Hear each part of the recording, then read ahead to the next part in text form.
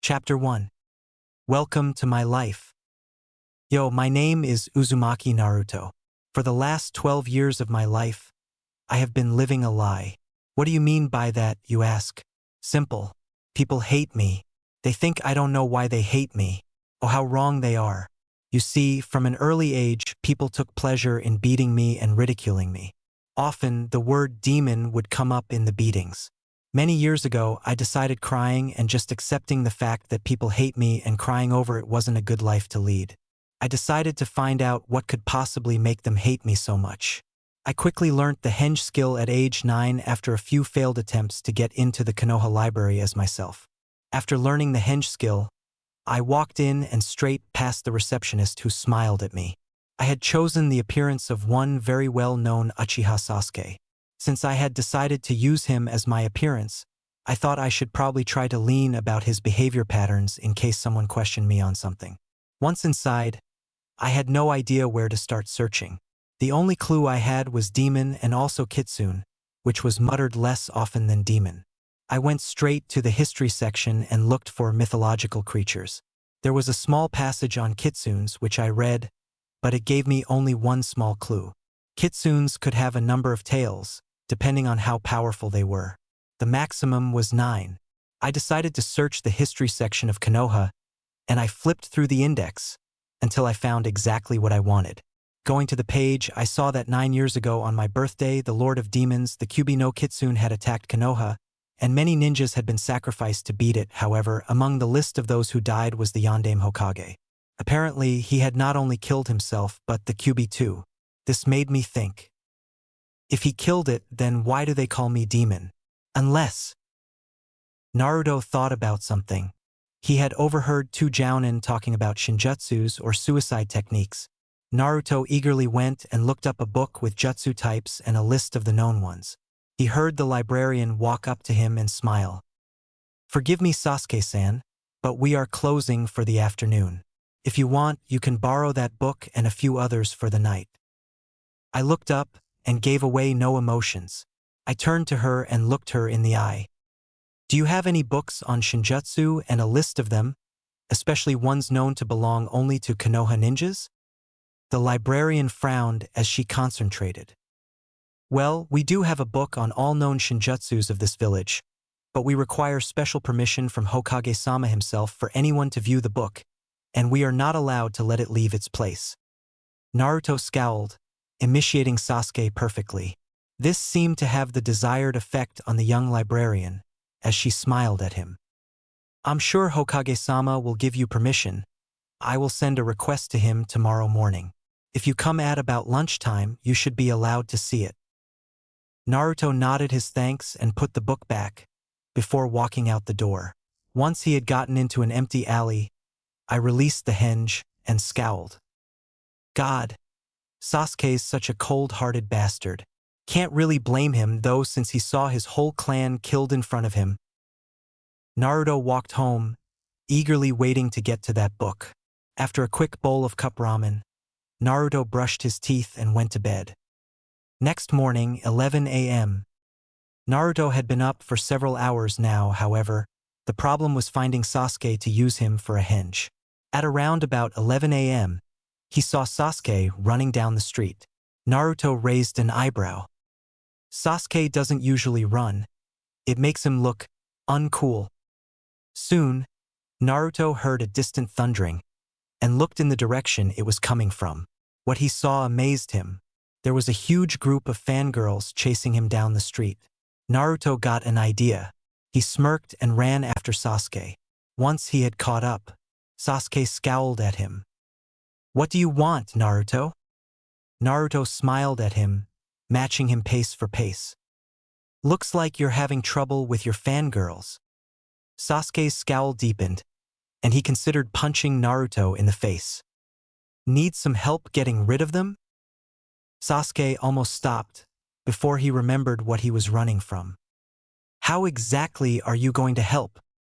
Naruto rolled his eyes and formed a ram seal as they rounded a corner, out of sight from everyone. "Like this. Henge." Naruto was surrounded by a puff of smoke, before the smoke rolled off him to reveal a perfect copy of Sasuke. Naruto used one of Sasuke's smirks. Get out of here, I'll get rid of them. Sasuke nodded dumbly and ran off to the only place he was safe from them, the Uchiha Manor. Naruto quickly pulled out some supplies he had gathered for a practical joke. Namely, a can of paint and an explosive note. Naruto quickly pried the can open and shoved the exploding note inside, resealing it just as the girls rounded the corner. They saw the man of their dreams and rushed forward. Naruto held up his hand in a motion that told them to stop, which they did before Naruto spoke. Have you taken in your surroundings? They had no clue what he was talking about and charged forward again.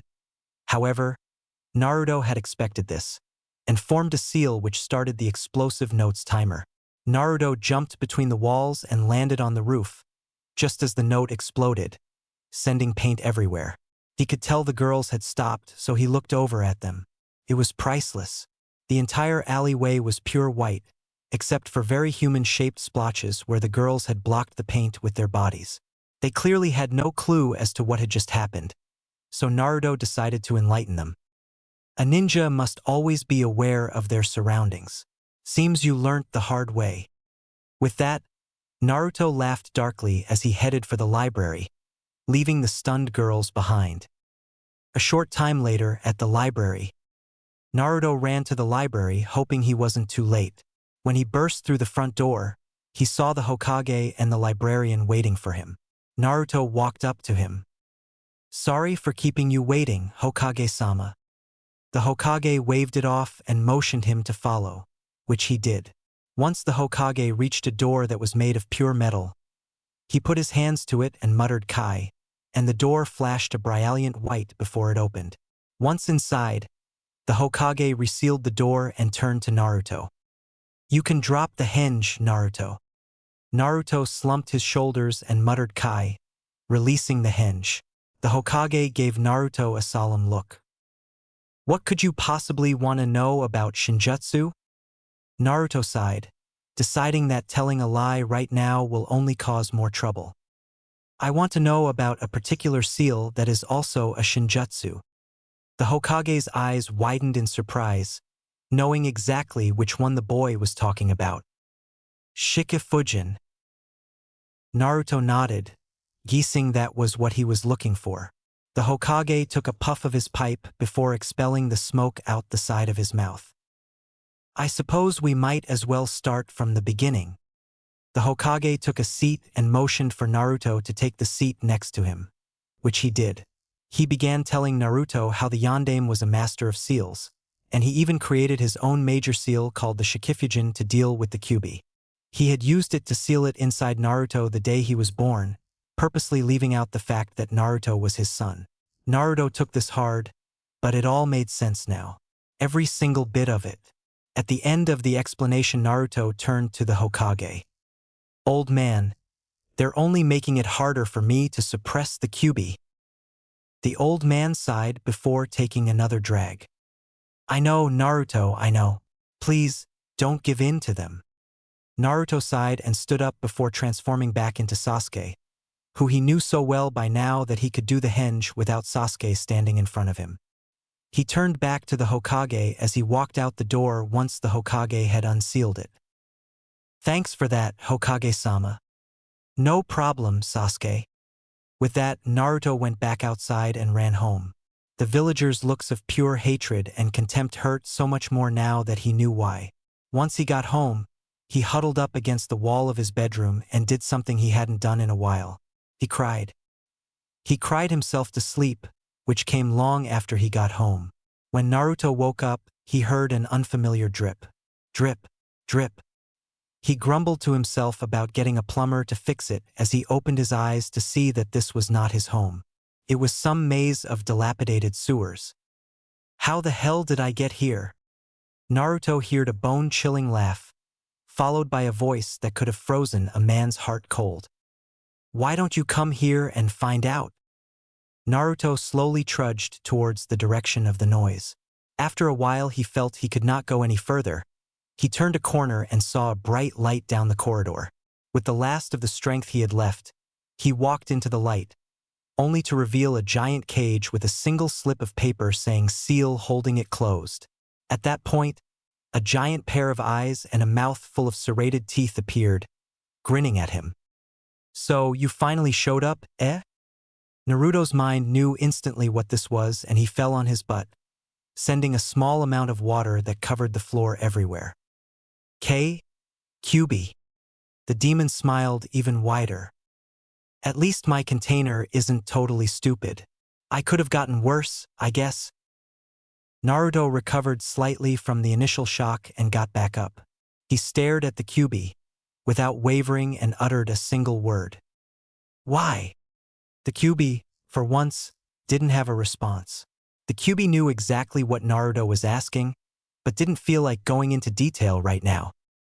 "I'll tell you some other time. Right now, I need to tell you something, so listen up and listen good, kid, 'cause I'm only saying this once." Naruto listened to the Kyuubi, waiting for what he had to say. "You have a hell of a life ahead of you. You will be hunted for me by some of the strongest humans in the world. Because I die if you do, I'm going to be your life support in a way. If you need it, just call me and I'll pump some chakra into you." Naruto nodded in understanding. The Kyuubi smiled at him. "It's about time you went back, kid." Naruto awoke to find that it was almost morning, so he crawled into bed, still puzzled by the Kyuubi's last words. He went to sleep in a complete daze. Next morning, Naruto had slept fitfully, images of the legendary demon fox flicking through his mind's eye as he slept. He woke with a start as he saw the fox coming towards him, grabbing him in his jaws and crushing down on him, completely mutilating his body, blood spraying everywhere. Naruto was hyperventilating and was bathed in a cold sweat. He shakily got out of the futon and stumbled into the shower, washing himself, before getting out and taking care of his other hygiene matters. He wandered into the kitchen. He was on autopilot as he boiled the water for some cup ramen. The only thing that his mind was focusing on was the disturbing conversation from last night. After Naruto had eaten, he went back to the bathroom to brush his teeth, checking the alarm clock beside his bed, noticing he had about half an hour to get to the academy. Picking up his bag and keys, he stepped out the door and slipped his mask on. Although this morning it was far more difficult than usual. By the time he got to the academy, he had managed to completely put his mask of the dobe on, as he called it. He walked through the academy halls into his homeroom. When he opened the door, he noticed, as per normal, everyone turned to see who it was and then turned back the second they saw the shock of yellow and orange, not giving a damn about the dobe, which was perfectly fine by Naruto. As he slipped into his usual place, he saw that Sasuke had taken the seat next to him already, looking at Naruto and slipping him a note, which Naruto expertly hid from the view of everyone. He read it, noticing it as a very Sasuke way of saying thanks for yesterday, which turned out to come in the words of "not half bad, dobe." Naruto nodded to him, indicating he understood and not to mention it. At this point, Naruto heard a group of high-pitched screams from his left, and turned to see the much-dreaded Sasuke fan club standing over him. Naruto did his normal routine as he winced at their scream and catcalls of things like, "How dare you sit next to Sasuke-kun?" and the like. However, everyone was surprised when Sasuke turned to them and scowled. "Let him sit where he wants. Do you have a problem with that?" The girls backed up at the tone that the object of their desires had shot them down with for doing something for their precious Sasuke-kun they believed was a favor. Eventually, all of the girls returned to their seats, and Naruto turned to Sasuke with a raised eyebrow, causing Sasuke to turn and look out the window, looking bored. "Now we're even." Naruto smiled and sat back. Just then, Irika came into the class announcing a history lesson on the Kyuubi. Naruto stiffened considerably, which a few people noticed, including Irika. Irika smiled sadly as he gave a look that said, "Please bear with me." However, Naruto barely suppressed his anger. By now, everyone could feel the absolute hatred rolling off Naruto and were staring at him in disbelief. Irika sighed and walked to the front of the room and began the lesson. After a while, Naruto shot up and stormed out of the room. Irika tried to stop him, however. Naruto turned back to him and growled at him. Don't you ever discuss this subject in front of me again. With that, he slammed the door, leaving Irika to try and suppress the students from causing an uproar. He decided a half-truth would suffice. Naruto has just found out yesterday that the Kyuubi killed both of his parents on the day of his birth. He's still taking it rather hard. Everyone saw Naruto in a new light. No wonder he was lonely. Sasuke seemed to have a rather hunted look on his face. He started conversing with no one in particular, although everyone heard him. He's lost everything, just like me. Coming from Sasuke's mouth, it meant so much more. Everyone tried to maintain some semblance of a regular class. After class was let out, Sasuke was the first out, running off to try and find out where Naruto was. His fangirls were hot on his heels. However, Sasuke turned and glared at them with nothing but absolute hatred in his eyes. Don't you damn girls have any tact? After what you heard today, do you really think Naruto would appreciate you hanging around him and me? Go home, and don't any of you dare follow me. With that, Sasuke went to start his search for the blonde-haired boy. Several hours later, out the front of the academy, Sasuke returned to the last place on the list he knew Naruto hung out, which was the swing in front of the academy. Luckily, the boy was there. Sasuke slowly approached him, causing Naruto to look at him with eyes full of pain, suffering, and loneliness. Naruto formed a weak smile for Sasuke. You felt it too, right? The pain of losing them. Sasuke nodded and sat against the tree. Naruto did one of his fake smiles to cover up his sadness. However, Sasuke stared at him. Drop the front. I've been watching you, and I know you're not who others think you are. Naruto's eyes widened and he smiled sadly at Sasuke. Thank you. Sasuke gave a and looked at Naruto. What he saw was a reflection of him in the first few months after the clan slaughter. Thank you. You're the first person to notice that I'm not the idiot I try and convince others I am. Sasuke smiled knowingly at him. When you go through the pain we have, it's impossible not to see others that have gone through it, not matter what kind of mask they put on.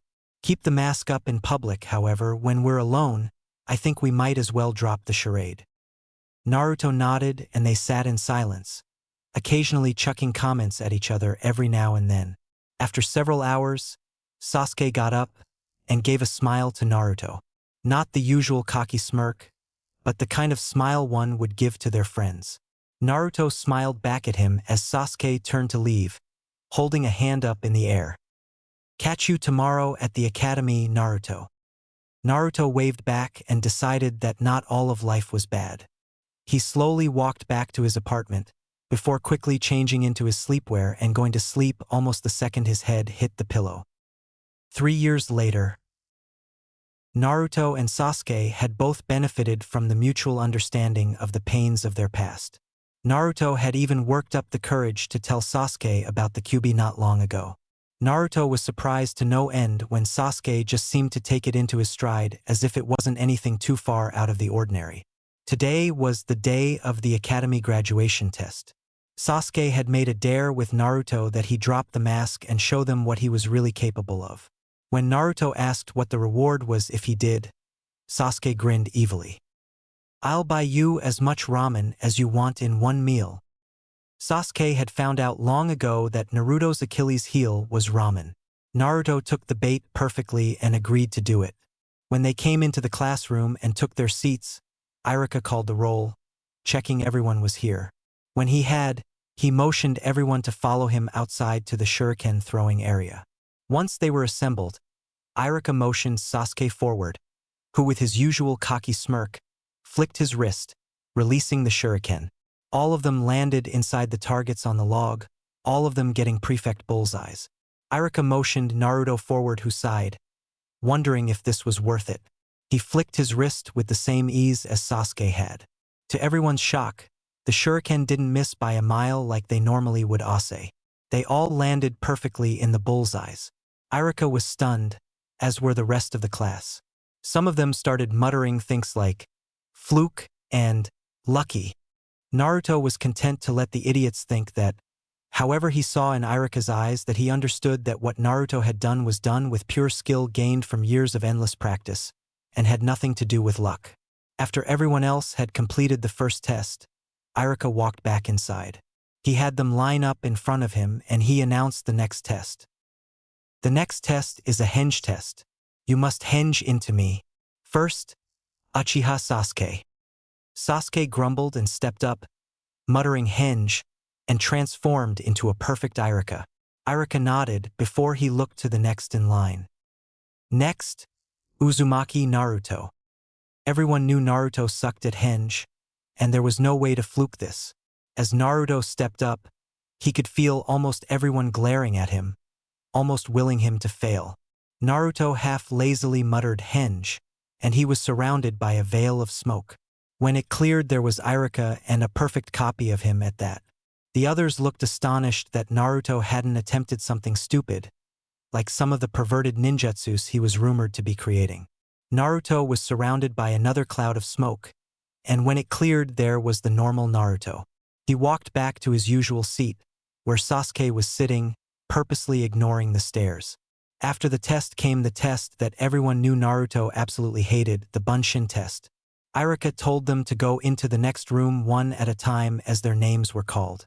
Sasuke was called first, who came out a few moments later and showed his Hittai to Naruto with a quick flash, then disappeared. Naruto knew if he tried to do a Bunshin, he'd fail miserably. However, he'd prepared something else. Irika popped his head in and called Naruto. Uzumaki Naruto, you're up. Naruto went with a grin on his face that rivaled a fox's. People could hear his cry from next door as he announced his technique. However, it was not what they expected. Kage Bunshin no Jutsu.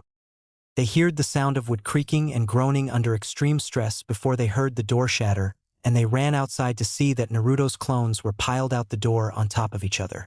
Shikamaru was the first to pick up that something was amiss. They're solid. Everyone noticed this as the clones poofed out of existence and they heard Irika stutter, trying to find something to say. Nah, Naruto. Naruto turned to Irika. What? Didn't I create enough? I can create more if you want. Irika madly failed his arms, indicating it was okay. Naruto, that's a Jounin-level jutsu. Naruto nodded. And? I can't do regular Bunshin, so I just had to try for the next level up. Irika waved him towards the table of the Hittai 8, where Naruto picked one with black cloth and fastened it around his head. Naruto charged outside to see Sasuke waiting for him with a look of pure amusement on his face. You really didn't have to go that far to win the dare, you know? Naruto snickered and walked up to Sasuke, who fell into step beside him, as they both walked towards Ichiraku's for the prize Sasuke had promised Naruto. Chapter 2. Formation of Team 7 and heading to the wave. Next morning at the academy, Naruto turned up early that morning and took his regular seat next to Sasuke, who gave him a nod, which was his indication of good morning while they were in public. Naruto returned it and then turned to the front of the class as Irika walked in. Iruka started a long-winded speech about how life would be hard from now on and they had many trials ahead of them. He looked over his graduating class and then down at his clipboard. I will now announce the teams, starting with Team 7, Uzumaki Naruto. Said student shot to attention at this. Irika continued. Uchiha Sasuke. Naruto didn't contain his joy as he pumped the air and gave a yada off, causing everyone to look at him. Sasuke was happy with that as well. Irika went and announced the last team member. And Haruno Sakura. Sakura jumped up with her own yada, while Naruto and Sasuke banged their heads on the desk in unison and groaned. Shikamaru looked at Irika in question. Irika-sensei, what's with putting the 3 strongest people on one team? Aren't they supposed to be balanced? Irika nodded. And they are Shikamaru. Although Naruto got the highest scores in the final exams, the placements take into consideration your entire year's mark, not just the tests. Even if Naruto came first in the final tests, he was still bottom of the class. Shikamaru nodded and went back to staring out the window, content with the answer. After Irika had announced the other teams, he told them which rooms to wait in for their new Jounin senseis. When Naruto heard the name of Cell 7's Jounin, he groaned and slammed his head on the desk multiple times, causing Irika to look at him. Is something wrong, Naruto? Naruto looked at Irika with a look of hurt in his eyes. Did you really have to give us that guy? He's 2 hours late to everything that's not life-threatening. Irika sighed, shaking his head. He personally asked to teach your cell, which Hokage-sama agreed to. Naruto just trudged out of the room. Sasuke followed him with the ever-loyal lapdog that was Sakura close behind.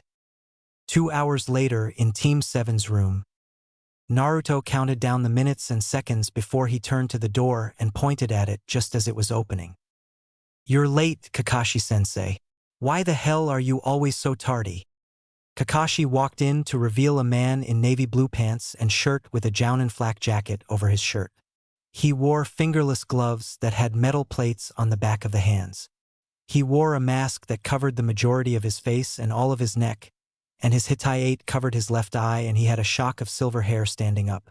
He smiled in that oh-so-familiar irritating fashion, making Sasuke doubt his capacity, while Sakura took her crush's example and doubted him. Kakashi looked at them before giving a My first impression of you guys is... Naruto knew exactly what was coming, and answered for them. Annoying, right? You should really watch what you say. You sound like a hypocrite. Kakashi looked at Naruto and smiled lazily. Meet me on the roof. With that, Kakashi poofed out of existence and Team 7 followed him to the roof. Once they were there, he motioned to the steps and they took their seats. Kakashi leaned up against the railing and folded his arms over his chest. Well, I need to get to know you guys first, so tell me your names, likes, dislikes, hobbies, and dreams. Sakura didn't understand, so she looked at her new sensei questioningly. Sensei, why don't you go first? Kakashi nodded and started. My name is Hatake Kakashi. My likes are none of your business dash. Naruto smiled and decided to toy with his new sensei. He means he likes to read little orange books. Kakashi continued. Neither are my dislikes dash. He means he doesn't like people who harm his precious books. My hobbies. Likes reading and collecting the books. As for my dream, you would never understand. He means he wants to star in the movie for his books and meet the author himself. Kakashi stared at the boy in interest. He apparently knew everything about him. He pointed to Naruto. Since you think you know so much about me, why don't you go? Fine.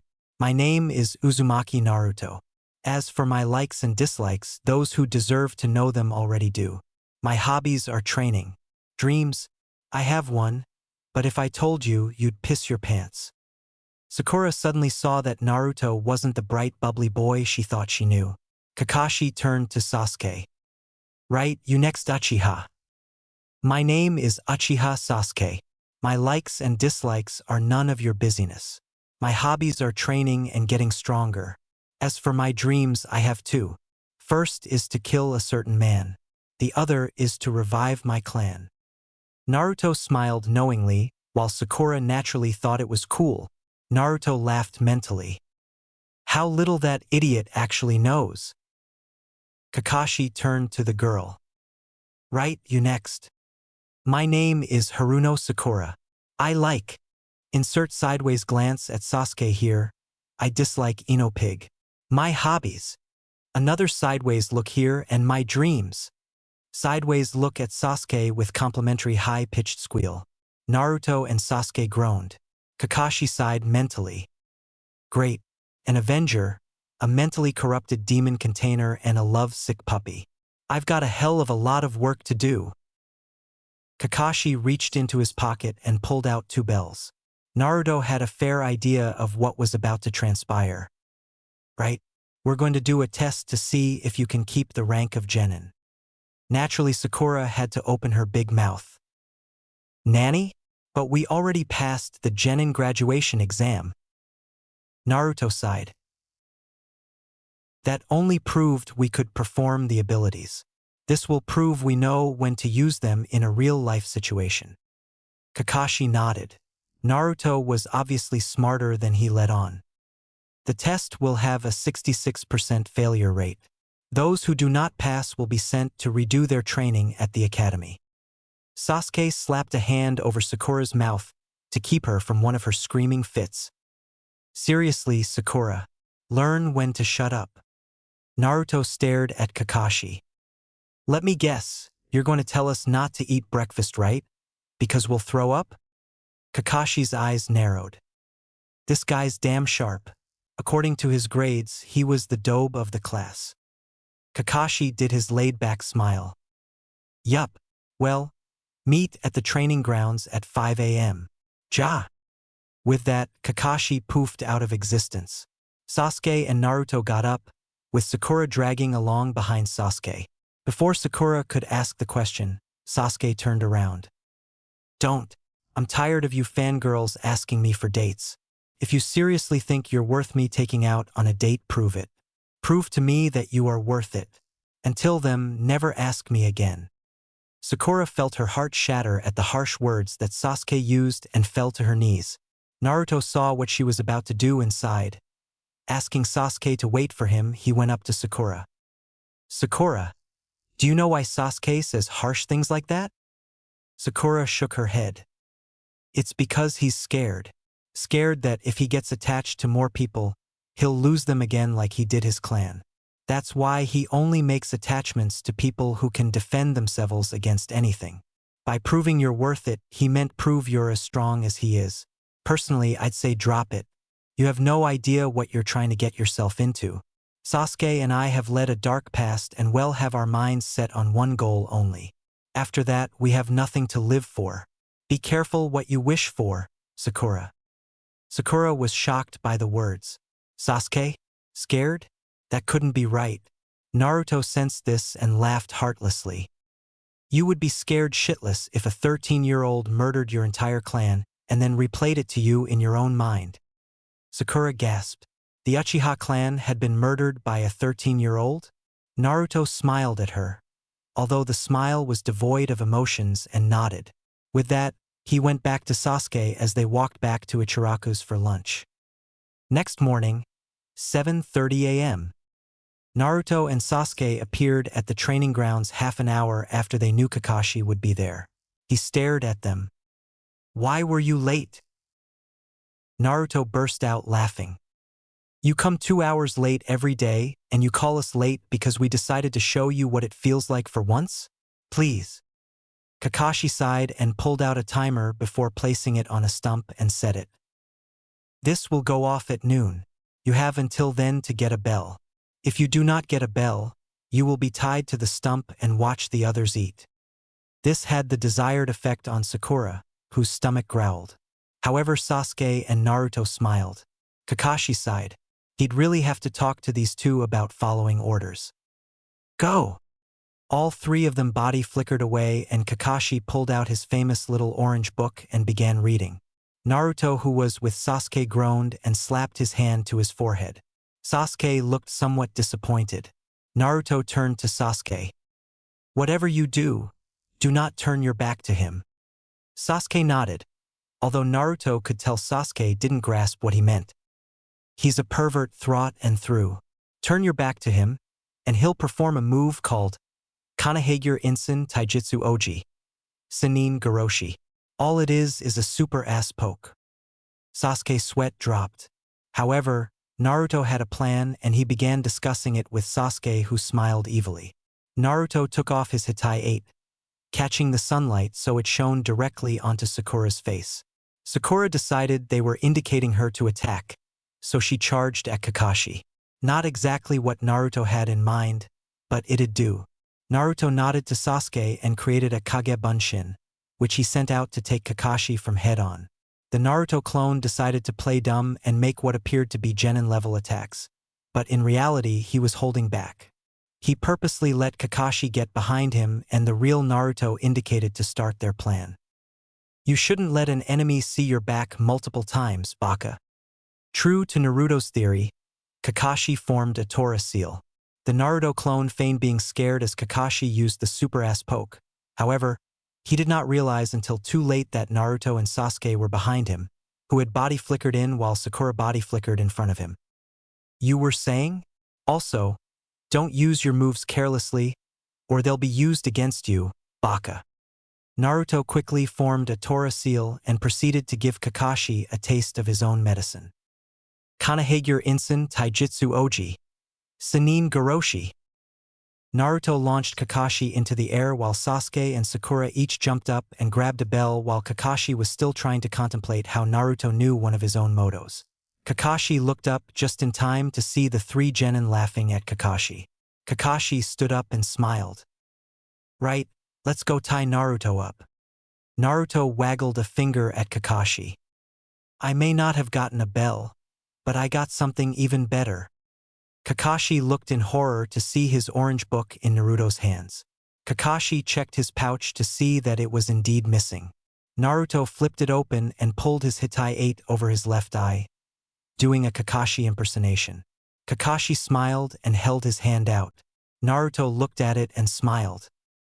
So, are you going to pass all of us? Kakashi sighed. Well, you did understand the true meaning of this test, which was teamwork. I've never passed a team before, because they were bakas who just followed my rules unquestioningly. So, Kakashi turned around and gave them a genuine smile. You pass. Naruto gave Sasuke a high five while Sakura gave her usual yata. Kakashi continued smiling. It seems that Sasuke and Naruto get along perfectly, however. Sakura seems to be the odd man out, so to speak. But you were able to put your differences behind you and work together to beat me. They were all smiles as Kakashi waved them to the three bento boxes on the ground. Eat up, guys and girl. Starting tomorrow, we begin missions as Cell 7. Also remember one rule. They looked up at Kakashi, waiting for his rule. Those who don't listen to orders are scum, however. Those who don't take care of their friends are lower than that. Remember that well. They nodded as they finished up their bento boxes and walked their separate ways. About a week later, in the mission office, Cell 7 had been doing a hell of a lot of stupid missions that weren't even fit for an academy student. Finally, after returning a very troublesome cat, as Shikamaru would have called it, the feudal lord's wife left after paying, and the Hokage looked through the mission listing. Let's see. Your next mission will be babysitting an elder's grandson, shopping at a nearby village, digging up sweet potatoes dash. No. The single word made the entire room look at Naruto, demanding an explanation. How the hell could you classify these as missions? I wouldn't even subject academy students to this. I'm sure, being the Hokage, you've realized by now that every single mission we've been assigned is easily doable by non-ninjas? Why bother squandering village resources like this? Everyone looked at Naruto, trying to find some flaw in his argument. However, it was perfect. Every single part of it was true. Irika stood up to try and defend the Hokage, but the Hokage just motioned to sit back down. So, you think you can handle a real mission? Let's see. The Hokage shuffled through the papers before finding one in particular. What about a C-class mission to the wave? Naruto laughed mentally. This wasn't a C-class. The only person who would come to a ninja village from the wave would be to ask protection from Gato, making it at least B-class. Naruto saw that Sasuke had realized this as well. Naruto grinned and Kakashi nodded. We'll take it. The Hokage nodded. Then I'll introduce you to your client. You can come in now. The door opened to reveal a thick-set man with graying hair and beard. He also wore glasses and was obviously drunk. He looked at them and gave a hmm. These are the people that you assigned to protect me? They look like super idiots, especially the one in orange. Naruto smiled. I could kill you in one of 7 different vital areas in under a second without you realizing. I'd suggest you reconsider that remark. The man stiffened up at this remark, instantly becoming sober. He sighed and nodded to the Hokage as he led them out of the mission office. When Naruto got out of earshot of the room, he called to the old man. I know the wave country is poor, but it's not a good idea to deceive the mission handlers about the mission's difficulty. The man stood ramrod straight and looked the boy in horror. He decided a get trip was in order. Well, I don't mind if you guys dump the mission. It'll be sad when my daughter and grandson dies. Naruto smiled. Well, why don't we have a little discussion then? Tell us as much as you know about the enemy and we'll adjust accordingly. If you don't tell us all you know, we will dump the mission, which we have every right to do so. The man nodded and began telling them about the Gato Corporation, who it was known to hire, and its numbers, which was admittedly vague, but Naruto had expected this. Gato was known to keep his numbers and employees well hidden.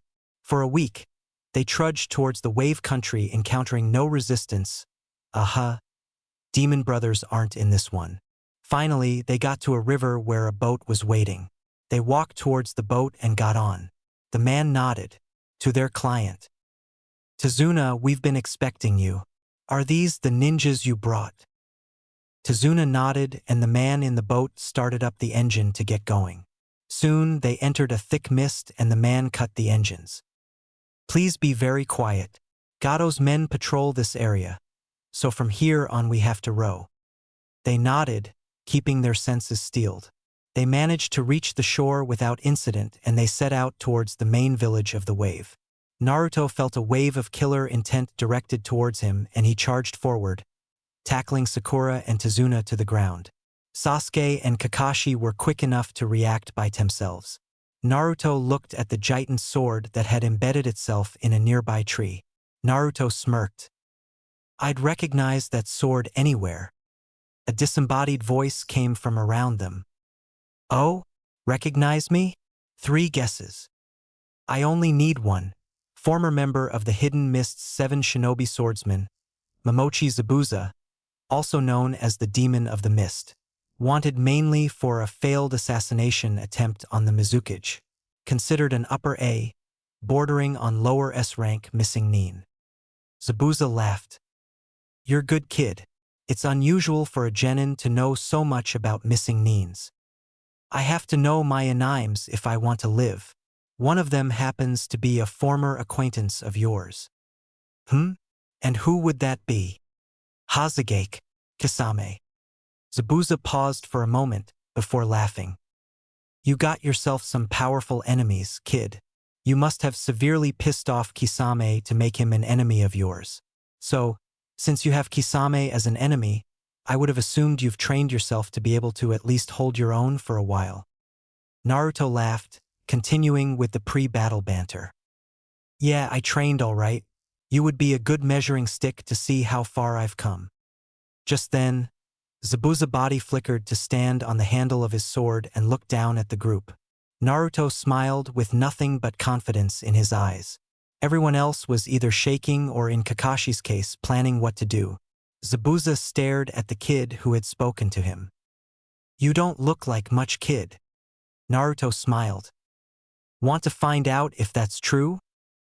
Zabuza smirked and pulled the sword out of the tree. Kakashi saw that Naruto was about to charge him, and put a hand on his shoulder. Naruto, he's out of your league. Everyone, get information and protect Tazuna.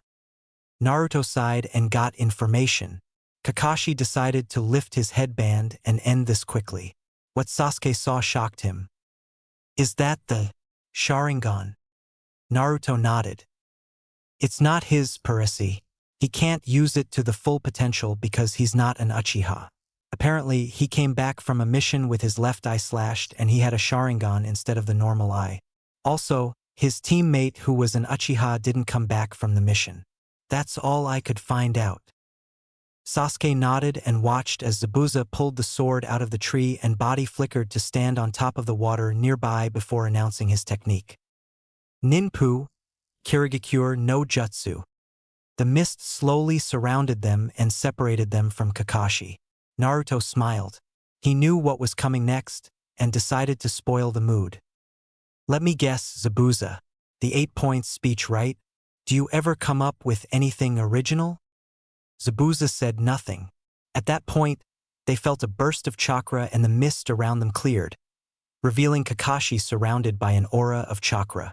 Naruto could sense the fear rolling of Sasuke in waves and turned to him. Sasuke, that is exactly how Zabuza wants you to react. Don't forget, I'm here. He won't get to you without a fight. Sasuke nodded, regaining his resolve and steeled himself. At that point, Zabuza appeared in the middle of them. I wonder if you can. This is it. With that, Zabuza swung his sword around, but to everyone's surprise, Naruto jumped in the way of the sword and stabbed his kunai into Zabuza's stomach before he could complete the swing. Naruto watched as a clear liquid came out of Zabuza's wound in a steady stream. Eventually, the entire clone turned to water and fell to the ground. Zabuza appeared behind Naruto. You're good for a genin, I'll give you that. However, you won't live through this. Zabuza cleaved Naruto in half only to find it poofed out of existence. Zabuza's eyes widened. Kage Bunshin? Kakashi appeared behind Zabuza with a kunai to his neck. None of us are to be underestimated, Zabuza. This is the end for you. Another Zabuza appeared behind Kakashi, sword poised to strike. Is it, Kakashi? Kakashi stiffened in surprise before he destroyed the Mizu Bunshin in front of him and ducked in time to avoid the horizontal swipe, only to receive a swift kick to the chin, sending him flying into the river. Zabuza ran at Kakashi, jumping over the caltrips and into the water. Kakashi broke the surface and looked at the water in worry. What's with this water? It's heavy for some reason. Zabuza's body flickered behind Kakashi and formed a short set of hand seals giving off a humph. Baka. Suru no Jutsu. Kakashi was immediately trapped in a sphere of water.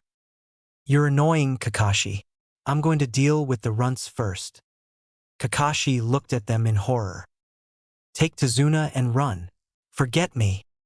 Naruto sighed. Do you still have so little faith in us, Sensei? I told you to run. That's an order. No. Kakashi turned to Naruto, realizing he had taken his lesson to heart. Zabuza formed a Muzi Bunshin and had it walk toward the genin and Tazuna. The clone laughed.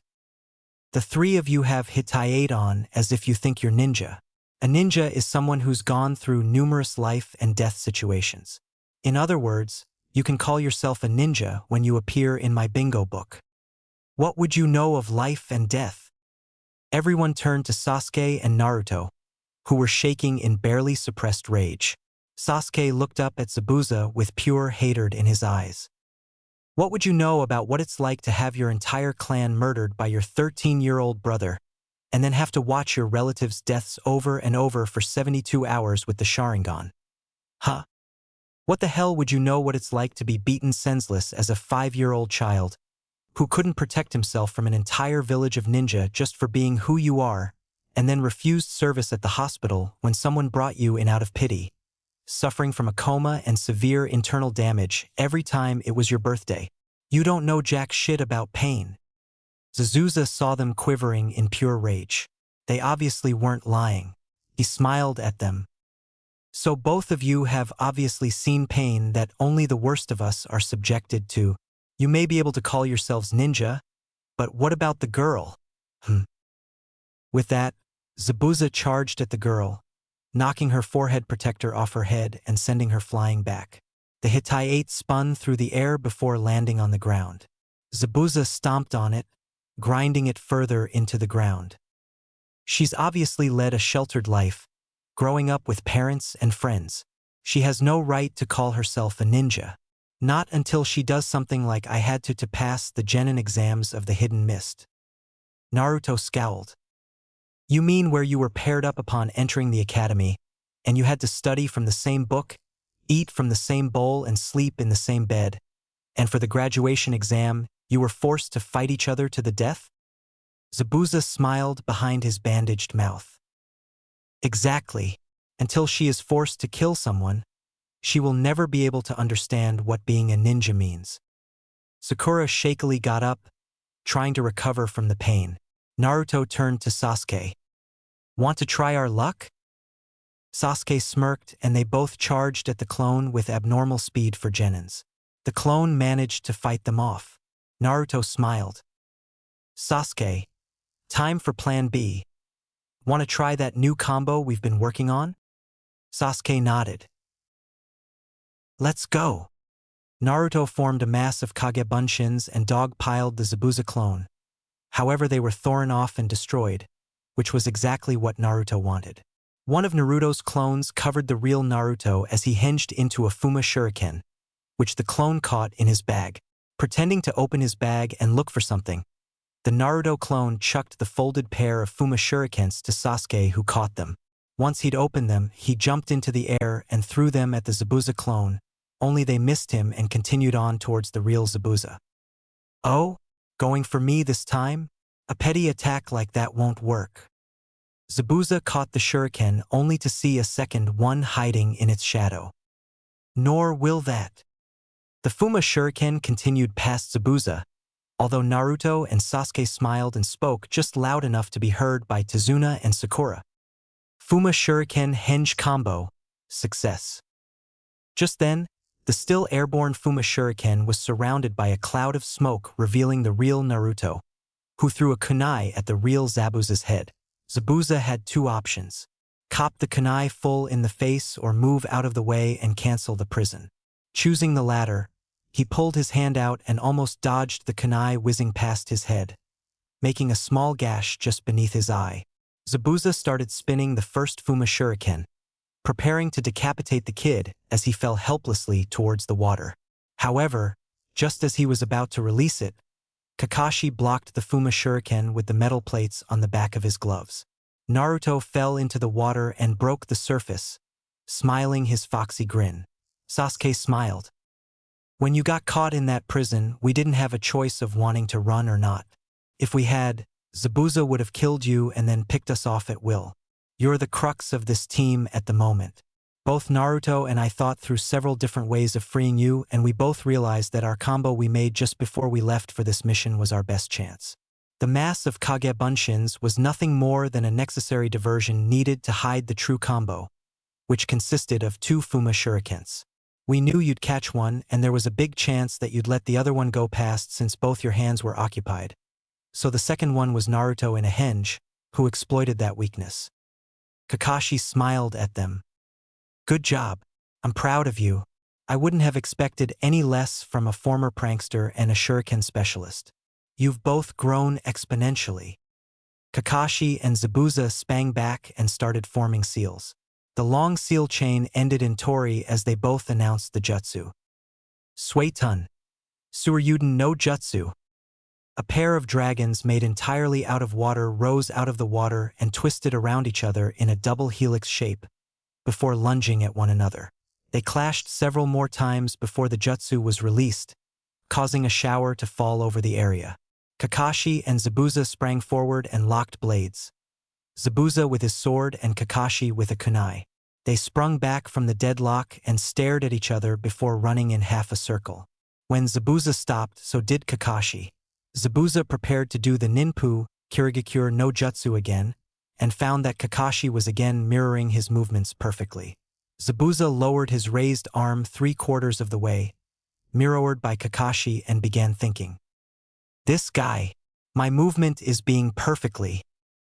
Kakashi finished his thought out loud for him. Predicted by him. Nanny? He read what I was going to say in my mind.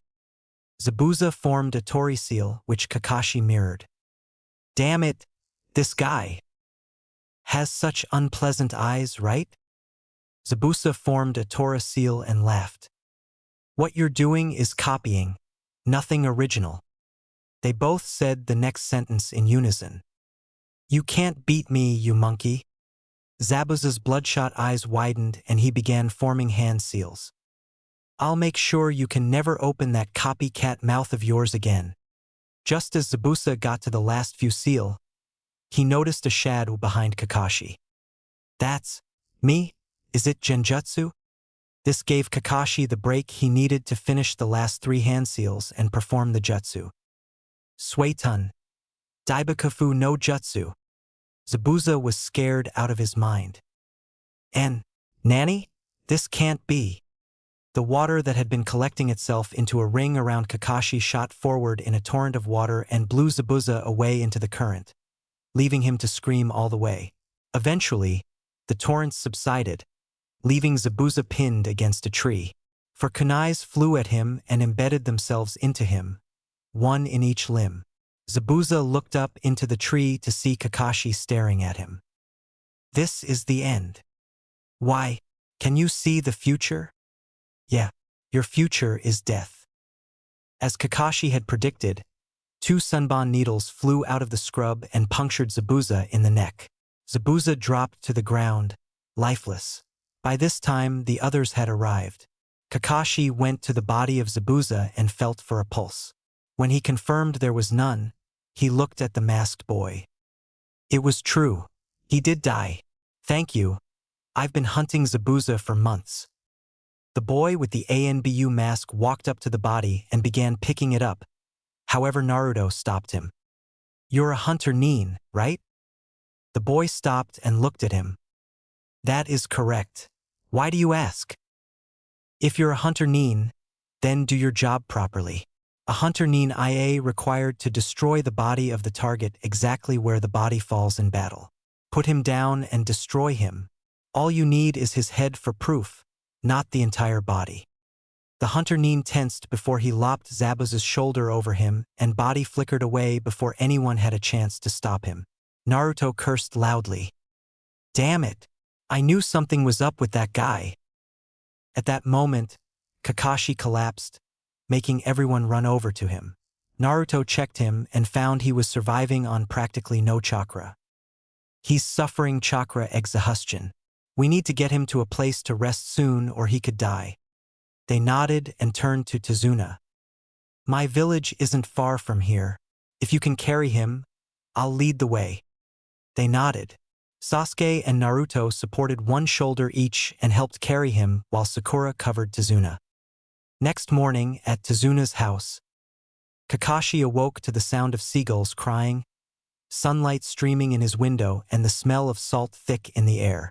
He moved his head to the side slowly and saw Naruto looking over a book with Sasuke and Sakura. Naruto turned his head to Kakashi. Morning, Kakashi-sensei. When Naruto said that, they heard footsteps approach the door. When they reached the door, it slid open to reveal a woman with long black hair and a pink jumper with red highlights. She smiled. I'm glad to see you're awake, Kakashi-san. How are you feeling? Kakashi groaned. I used my Sharingan far too much yesterday. I'll take a while to recover. Sasuke nodded. Due to the level of chakra exhaustion he's suffering from, I'd say about a week. Kakashi nodded. So, what are you 3 studying? Sakura looked at him with a look of concern in her eyes. We were studying the weapon that boy used and its uses. Apparently, it's a type of needle that is used for acupuncture healing, but it can be used to kill if you have perfect accuracy and a complete understanding of the human anatomy. Also, it seems that people who have that level of knowledge and skill can just as easily put someone in a near-death state. Kakashi-sensei, Zabuza is still alive. Tazuna gasped at this, but Kakashi nodded. I'm amazed you 3 were able to come to that conclusion, however, it is correct. Zabuza is still alive.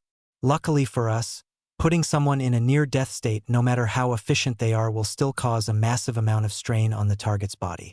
Zabuza won't be able to use his body for about a week either. Kakashi smiled at them. Not only have you 3 grown in skill, but also in knowledge. I'm proud of you. Naruto smiled. Seems things are starting to get interesting. No, they're not. They turned to see a small boy in a green one-piece that stopped just above the knees. Beneath that was a beige shirt. He was also wearing a broad-brimmed hat with 2 navy blue stripes. Naruto looked at him. Who are you? Tazuna bent down and put his hand on the boy's head. This is my grandson, Inari. Inari looked at them in contempt. Why did you hire them? They're just going to die. Naruto laughed. If you think I'm going to die to these chumps, you have another thing coming. Sasuke smirked. Naruto's right. None of us will die. We all have goals in life that we swore to complete, and we can't die until they are complete. We've been through a hell of a lot. A stupid jounin is nothing. You guys think too much of yourselves. Anyone who goes against Gato will die. Naruto narrowed his eyes. Let me tell you something. Every single person who has underestimated us, no matter what rank they were, have either died or been completely humiliated. Genin, Chunin, Jounin, Anbu, they're all the same. Those who underestimate us will pay. Sasuke nodded in agreement, however, Inari smirked. You have no idea what you're up against. Just go home. With that, Inari turned around and left the room. Naruto raised an eyebrow. He's got something big shoved up his dash. Sakura clamped a hand over Naruto's mouth when she saw Tsunami and Tazana's reactions. Tazuna sighed. I have to apologize for my grandson's behavior. Ever since he lost his dad, he's been like that. Naruto shook his head in disbelief. Kakashi decided to lighten the mood. Well, I think you three need to do some training to help you in the upcoming fight. Naruto looked down at Kakashi. What practical training can you show us in your state? Kakashi smiled and pulled a pair of crutches that had been laid beside his bed to him as he slowly got up. I'll show you.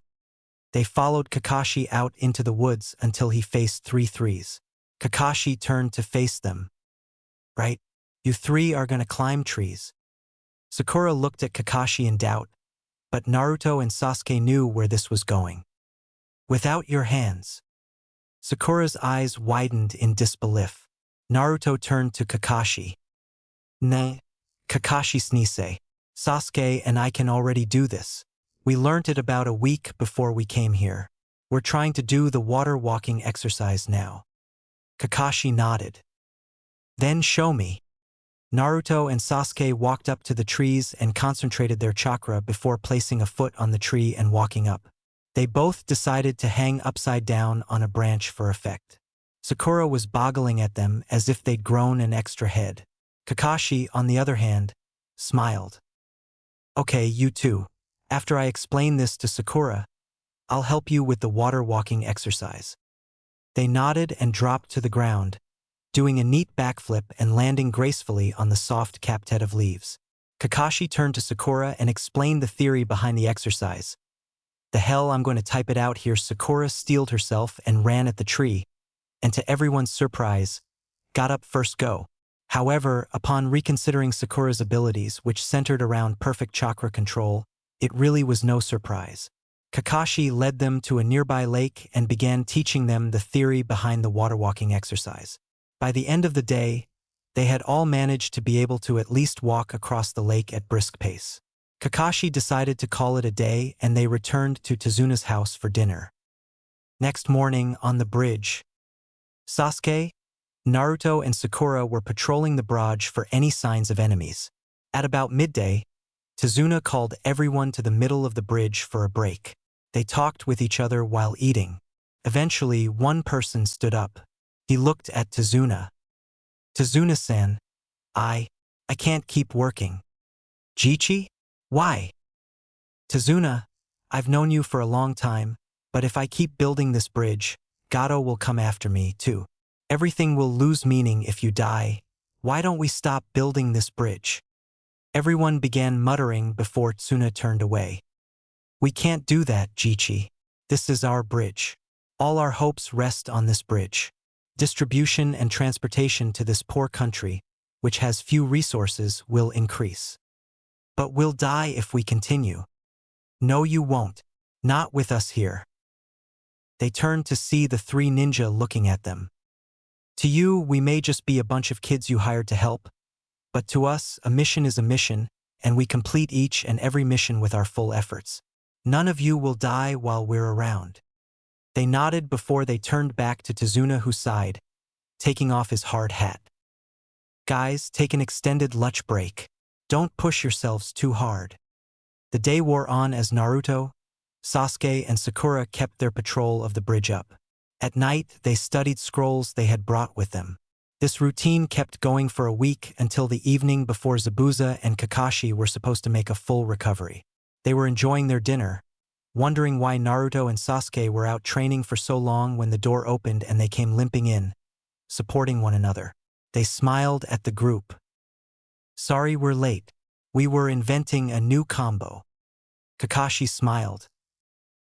"No problem. Take a seat and eat up." Tazuna sighed. "I've been meaning to ask you a question for a while now. Why did you keep going with this mission when you worked out I lied about the difficulty of the mission?" Kakashi folded his hands in front of him.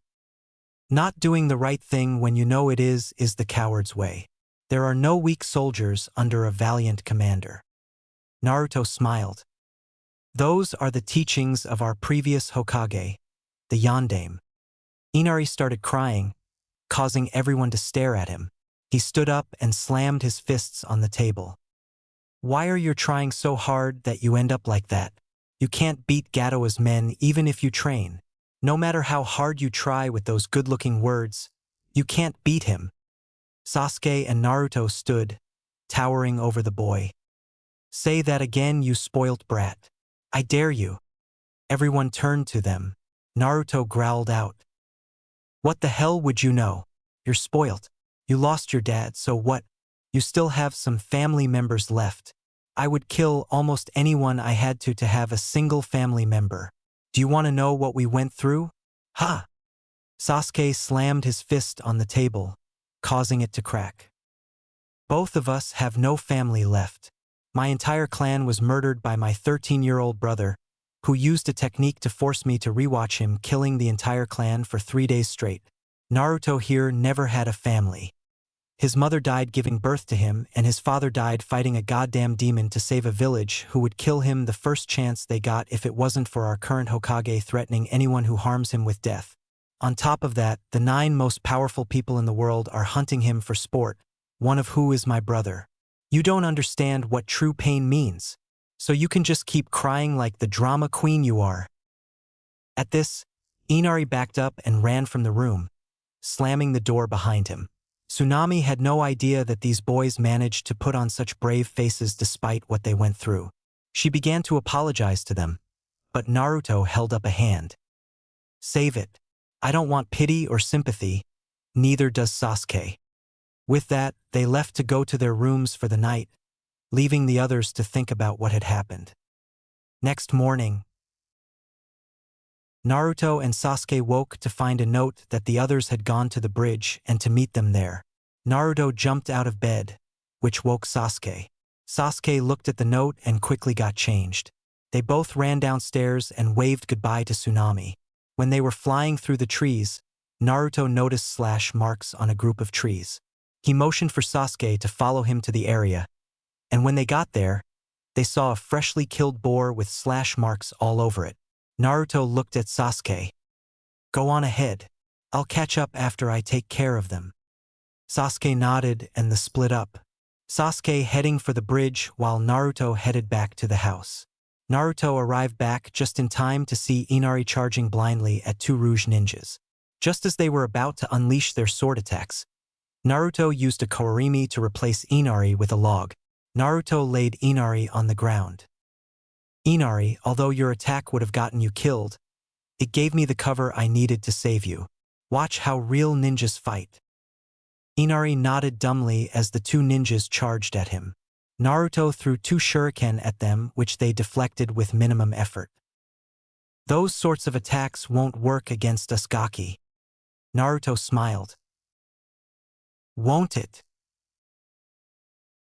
They turned around in time to see that the shurikens were actually clones of Naruto, who released the henge and gave them a roundhouse kick to the head, knocking them out. Once he'd tied them up, Naruto turned to Inari. "Inari, I need you to do me a favor." Inari looked up at Naruto. "Once you take your mum inside, get the villagers to come to the bridge with whatever weapons they can find. Gato and his men will die today. I'm counting on you." With that, Naruto waved and sped off to the bridge while Inari pulled Tsunami back inside and ran off to get the villagers. Back at the bridge, Kakashi was in a stalemate with Zabuza, while Sasuke was just beginning to experience Haku's Gek Genkai. At that point, Naruto threw a shuriken and scored a direct hit on Haku's mask. Naruto pressed his advantage and charged at Haku, stunning everyone. However, Haku was able to get back inside the mirror just in time. Naruto didn't expect this and plowed through the mirror, which promptly replaced itself. Naruto looked at Sasuke. "Have you managed to work out how this thing works yet?" Sasuke shook his head. Just as they got to their feet, Haku appeared in all of the mirrors, surprising Naruto. Soon after, they were peppered with a shower of sunbon needles, causing them to scream in agony. Kakashi looked in their direction when he heard the sound, causing Zabuza to laugh. "No one has ever survived Haku's Gek Genkai. Those kids have had it." Kakashi looked at Zabuza square in the eye. "No, they'll live." What makes you say that?" Sasuke is one of the two last surviving members of Konoha's Uchiha clan, and Naruto is also the container for the Kyuubi no Kitsune. They will not lose. At the description of what Naruto was, Zabuza stared at Kakashi in disbelief. "What did you say?" "You heard me, Zabuza. They won't lose." Zabuza was about to turn his back on Kakashi and deal with the punks, but Kakashi stopped him. "You shouldn't turn your back on an opponent." Zabuza sighed. "Let's continue then." Back in the room of ice mirrors, Naruto decided to try something. "Sasuke, watch him closely." Sasuke nodded as Naruto formed the hand seal for Kage Bunshin, creating a clone for each mirror. Sasuke stared at the clones, trying to see how he attacked. The clones were defeated before one of them could reach a mirror, and the real Naruto fell back to the ground, coming to a stop beside Sasuke. Naruto looked up at him questioningly, to which Sasuke shook his head. Naruto stood up. Again, Naruto formed the seal and sent the clones at the mirrors. Sasuke concentrated on a blob of water that was floating in mid-air, and saw that it was disrupted by something twice. Naruto crashed back to the floor and looked at Sasuke. Sasuke didn't make any movements this time, which Naruto had by now understood as an "I'm not sure." Again, Naruto sent another wave of clones. However, this time, Sasuke kicked water into the air and watched the water intently. He saw the water being parted and moved as if something was flying through the water. Once Naruto landed, he saw a slight nod, which wasn't a full "yes, I saw him," but more of a "I definitely saw something." Naruto formed another wave and sent them, while Sasuke formed his own technique. The clones were easily dispatched while Sasuke used his Katan Jutsu on a seemingly empty space. Once Naruto fell back to the ground, he stared at Sasuke. Sasuke pointed to a mirror, and Naruto saw that the boy's pants had been singed. They tried several times to get out, however, each time they failed. Finally, Naruto pumped chakra into his feet to increase his speed, but he was peppered with a bunch of sunbon needles, causing him to fall to the floor. Sasuke went to kneel beside Naruto. "Naruto, are you okay? Can you stand?" Naruto tried to get up, but fainted before he could even get onto his hands and knees. Sasuke looked around. Sasuke stood up, and Haku appeared in the mirror in front of him, pulling his hand back in preparation to throw the needles. Sasuke, however, picked up one of the many on the floor and parried the attacks before slumping back to his knees. Sasuke looked at Naruto. "Naruto, you have to get up. He'll kill us." Naruto slowly started getting up. Haku launched another round of needles from all mirrors, however, Sasuke not only covered from himself, but for Naruto as well. However, Naruto fainted from exhaustion and blood loss. Haku launched a round at Naruto's prone body, but Sasuke bent down, picked him up and powered his jump with chakra, missing a rain of needles by seconds. Haku stared at Sasuke, or more directly, his eyes. The irises were blood red. In his left eye, he had one mark, while his right eye had two. Haku decided to end this, and so launched an attack at Naruto's body. Sasuke, however, took the attack for Naruto before throwing Haku out of the way. Naruto opened his eyes to see Sasuke standing in front of him, barely clinging to life. Naruto stared at Sasuke in horror. Sasuke, why? Neither of us can afford to die. We still both need to kill them. I could have survived that. Why? Sasuke's lips formed the ghost of a smile. I didn't want to see my adopted brother die. Naruto looked up at Sasuke in both admiration and horror. You think I'm a brother? Sasuke nodded as he reviewed all of his memories of Naruto before falling backwards into Naruto's arms. Sasuke looked at Naruto.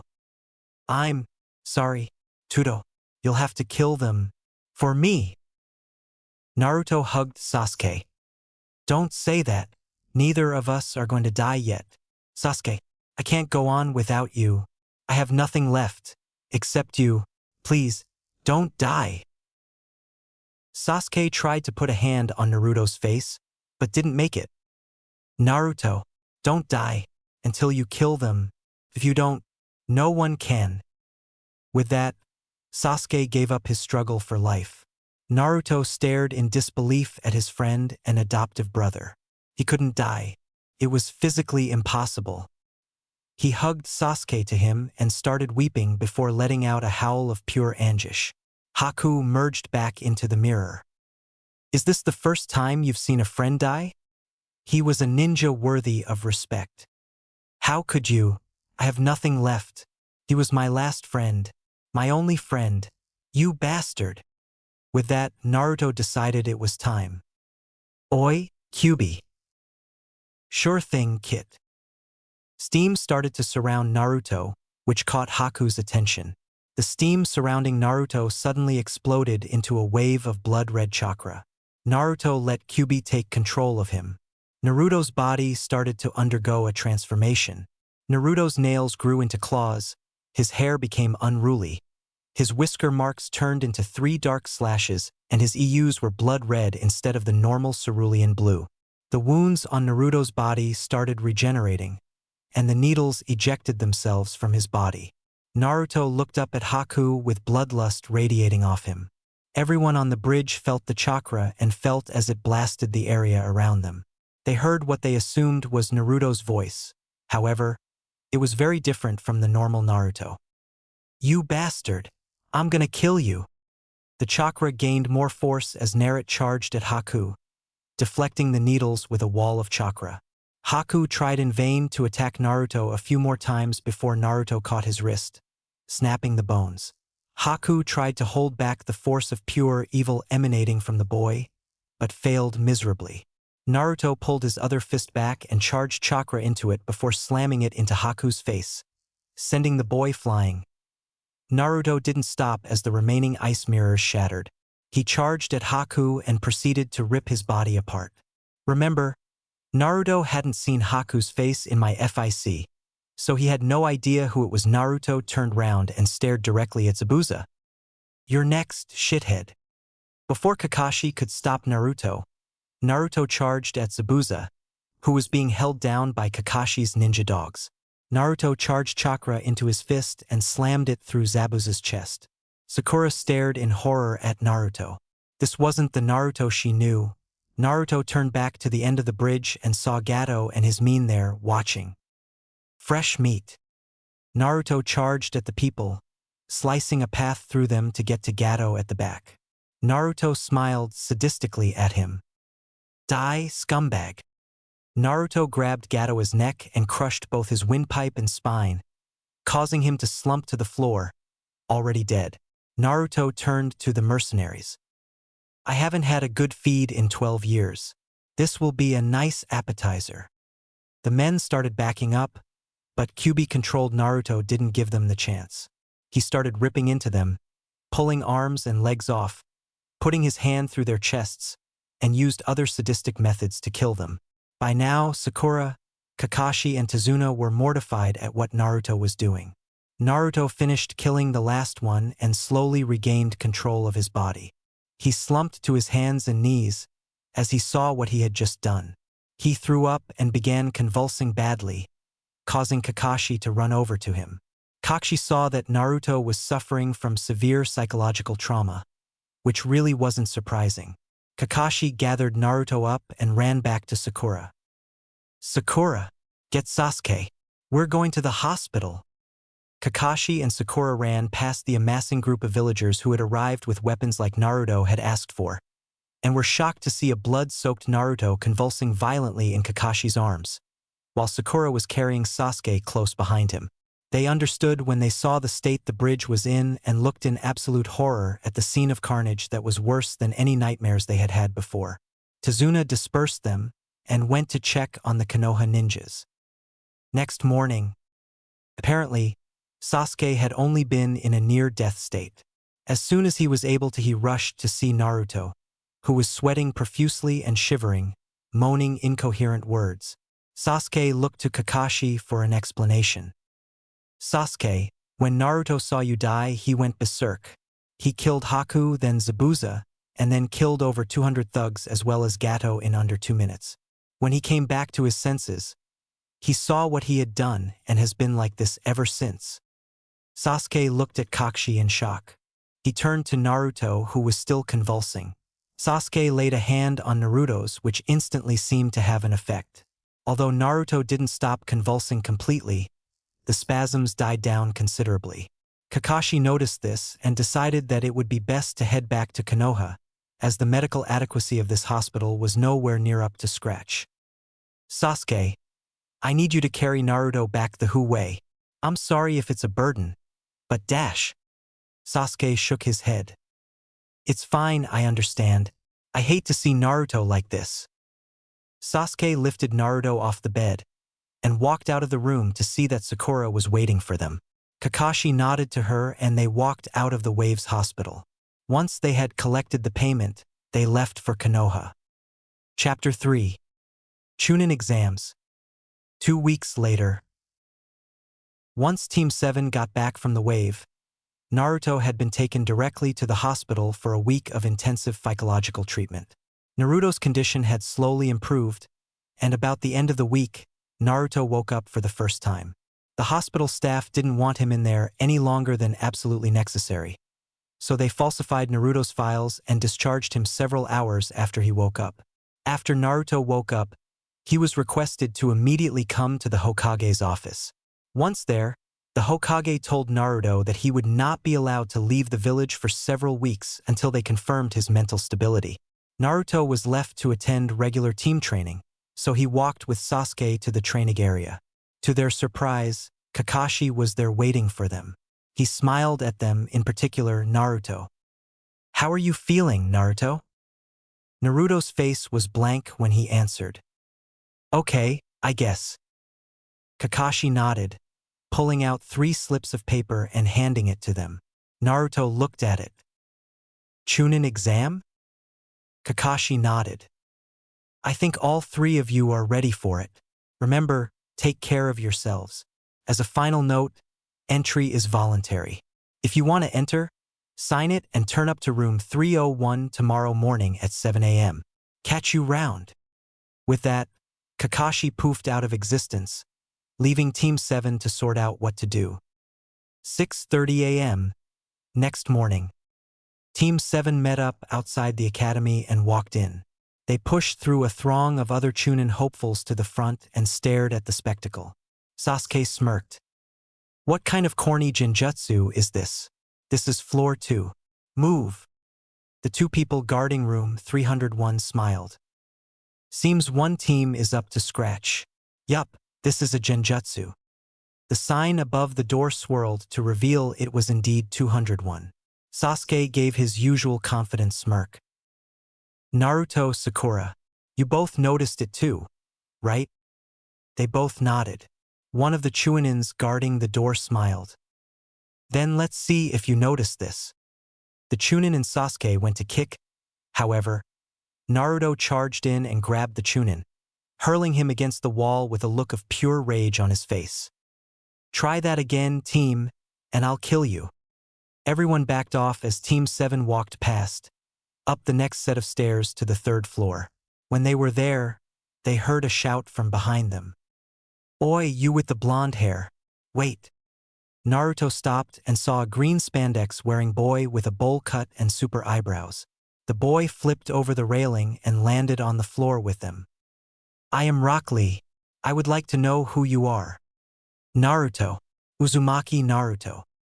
Lee smiled. Would you like to fight? Naruto stopped breathing. He turned around and continued walking. Lee had no clue what was going on. Are you running? Naruto stopped. If you value your life, then leave. If we fight, I may be unable to control myself. If that happens, I can guarantee your death. Sasuke nodded. I take his advice. I've seen what he can do. He's out of your league. Lee left to go back to his teammates while Team 7 walked up to the door to see Kakashi standing there. He smiled at them in that infuriatingly laid-back fashion. Good to see you're all here. Since all three of you turned up, I can let you in. Sakura raised an eyebrow. What do you mean, Kakashi-sensei? If one of you had not come, I would have had to turn the other two away, as this can only be taken in three-man cells. Since all three of you are here, you can go. I wish you luck. With that, they passed Kakashi and pushed open the door. What they saw they didn't expect. Over 100 people staring at them. As they walked in the door, they heard a squeal as a shock of platinum blonde hair in purple clothing attached itself to Sasuke. Sasuke immediately growled. Get off me. Ino got off Sasuke as she saw the look on his face. She could tell he really didn't want to be bothered right now. The rest of Ino's team made their way over. They nodded at each other. However, the resident loud mouth of their year decided yelling would be a good idea. Yahoo found you. Kiba and his teammates Shino and Hinata stood behind him. Hinata was concerned at the look on her crush's face. And Naruto-kun, are you all right? Naruto nodded his head slowly. At that point, a silver-haired bespectacled man came over. He had a Konoha symbol on his forehead. You guys should probably be aware of your surroundings. Take a look around you. They did so, seeing that people were glaring at them with hatred. They turned back to Kabuto. Maybe I should give my cute underclassmen some information. Then, Kabuto reached back into his bag and pulled out a stack of orange cards. He put the top one on the ground and began spinning it with his finger. He released a bit of chakra and the blank card let off a small amount of smoke to reveal a three-dimensional world map and bar graph. Kabuto looked up at them. Each country has sent participants to the exams this year. This gives a breakdown of how many from each country are attending. The newest village is the village of Odo. They only have 3 entrants and they're a small village, so I don't have much information on them. At this point, Kabuto became aware of 3 people rushing out of the crowd to attack him. One of them threw 2 kunais at him while another appeared right in front of him and struck at his face. However, he missed. Kabuto smiled. You seem to have missed. The bandaged guy smiled. Really? At that point, Kabuto's glasses cracked and he coughed up blood. Naruto's mind was still fresh with the scene of carnage back at the wave, and he began quivering. Kinda like Tsunade when she first appears. Sasuke turned to Naruto and pulled out a jar that the medical staff had given him in case Naruto relapsed again. The sound Nins laughed. He suffers that much from seeing a bit of blood? What a weakling. Sasuke glared at him. I'm sure you've heard the rumors of the massacre at the wave 2 weeks ago? They nodded. Naruto was there to witness it firsthand. Trust me, the rumors don't do the massacre justice. The sound Nin with the head guard looked at Naruto. So, you survived that, eh? You're lucky. Sasuke shook his head. Would you consider him lucky if he was the one who dash? Naruto cut him off. Sasuke, don't. Sasuke nodded and shut up. He decided to pop the top of the jar off and pulled one of the dark brown pellets out. Naruto, please eat this. It should lessen the backlash. Naruto ate it before finally calming himself after 20 or so seconds, slowly stopping his shivering. At that point, there was an explosion of smoke in the front of the room. Everyone turned to see the smoke clear, revealing a man in a black trench coat with a line of men and women in gray jumpsuits. Sorry to keep you waiting. I'm the Chunin exam's first examiner, Marino Ibiki. Ibiki leveled his finger at the tree from Oto. You three from the hidden village of Oto. Don't think you can do anything you want before the exam. Do you want us to fail you already? The bandaged one turned to Ibiki. My apologies. I was excited since this was my first exam. Ibiki smirked as he surveyed the genin in the room.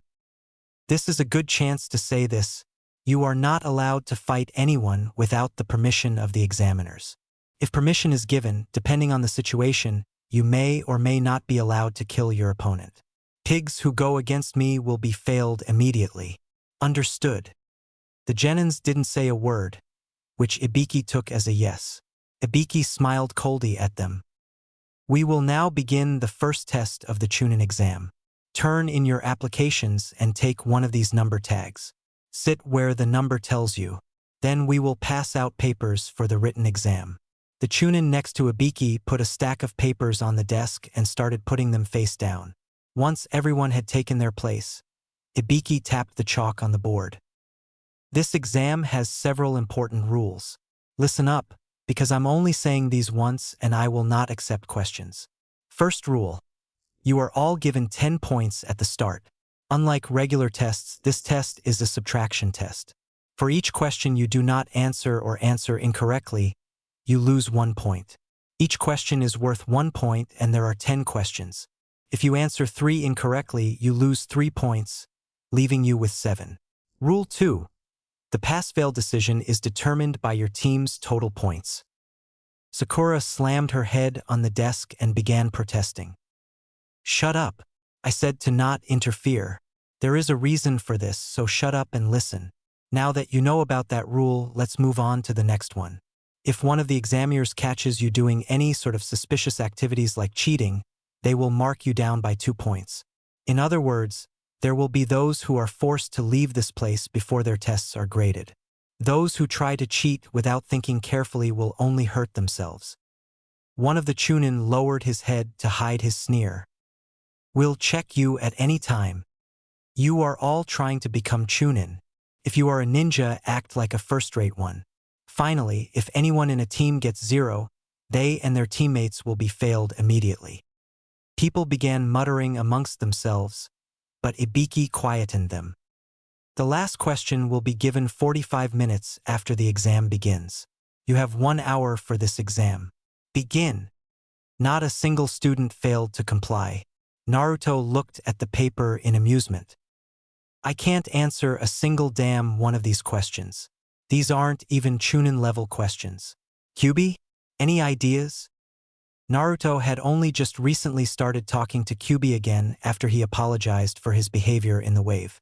Samoho, letting Kyubi control Naruto, had opened a telepathic link of sorts that let them communicate without entering the subconscious mind. I may not understand the questions themselves, but I understand the idea the questions are trying to get across. Tap the signal for Sasuke to copy you. Naruto tapped his pencil on the table 7 times, indicating Sasuke to use his Sharingan on Naruto. Sasuke immediately activated his Sharingan and copied Naruto's movements, which stopped at odd intervals before resuming. Sakura was fine answering the questions by herself, and they all finished at about the same time. Once they had finished, Naruto tapped the pencil on the table 3 times, indicating to watch each other's backs for cheating attempts. Naruto was the first one to notice one directed at Sakura from Ino, who had obviously been waiting for Sakura to finish. Naruto tapped once, indicating Sakura was under attack, so to speak. Sakura accidentally dropped her pencil on the floor, leaning down just as Ino's projected mind would have struck her body. Since Sakura wasn't there, Ino's mind passed her seat and shot out the window, not to return for several minutes. Sakura picked up her pencil and tapped once to indicate she was okay. There was only a minute left until the final question was given. When that minute was up, Ibiki addressed them. I will now give the 10th problem. Oh, but before that, there's one thing I must say. There will be a special rule for this last question. Just then, the door opened and Kankuro came back in. You're just in time. I trust your playing with dolls was beneficial? Kankuro said nothing as he walked past his blonde-haired teammate, expertly dropping a rolled-up piece of paper onto her desk before he took his seat. I will now explain. This is a hopless rule. The first part of that rule is whether you want to take the question or not. Temari called out to Ibiki. Choose not to take it? What if we decline?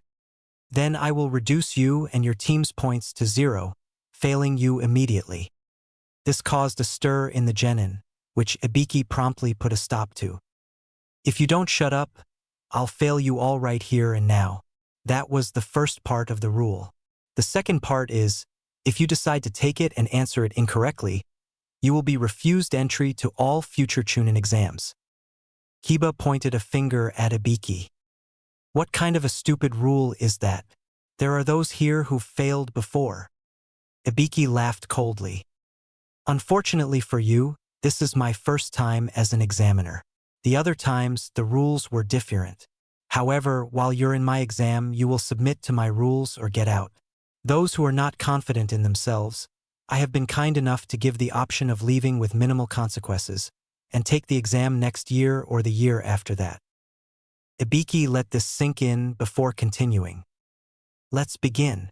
Those who do not feel confident, raise your hand. After we have confirmed your numbers, you will be required to leave. After about a minute, someone finally cracked and raised their hand. It was the guy right next to Naruto. I won't take it. I quit. Number 50, fail. Number 130 and 111 fail along with him. This set off a chain reaction, with over a quarter of the remaining people's hands being raised. After a while, people stopped raising their hands. Ibiki looked over the rest. The rest of them either showed no emotions on their face, or they showed pure confidence. Ibiki realized this wasn't going to get any further, and so smiled at them. Well then, the rest of you, pass. People had no idea how to respond. Naturally, Sakura was the first to respond. Wait, what's the meaning of this? What happened to the 10th question? Ibiki laughed light-heartedly. There was no such thing to begin with. However, if you really want to believe there was a 10th question, I guess you could call the take or not take decision the 10th question. Temari was next to question. Then the first 9 questions were useless. Ibiki smiled. Were they? No, they served their purpose. The first 9 questions tested your information gathering skills. First, this test's purpose lies in the first rule. Your pass-fail decision OS based on your 3-person teams. By giving you that idea, we were placing a huge load of pressure onto each of you to not let your teams down. As the majority of you noticed almost straight away, these are not Genin-level questions, and some of them are not even Chunin-level questions. So the majority of people must have come to the conclusion that you had to cheat to get the answers. Naruto sighed and thought. I wonder if consulting a 4,000-year-old demon is considered cheating. Therefore, this test was made with the idea in mind that each and every one of you were going to cheat. So we snuck 2 Chunins in who knew the answers to be the target of cheating. Naturally, those who cheated poorly were failed. At this point, Ibiki began undoing his Hitai 8, which covered the top of his head. Naruto knew what was coming and looked away, stopping himself from relapsing. Everyone else looked at Ibiki in horror. Ibiki continued his explanation. Why? Information can have a greater value than life sometimes, and in missions and battlefields, information is contested for with people's lives. The information that an enemy gets after being noticed by a third person will not entirely be accurate. Remember this. Getting incorrect information can cause great damage to your teammates and your village. So we all made you gather information in the form of cheating. We kicked out those that were lacking in that field.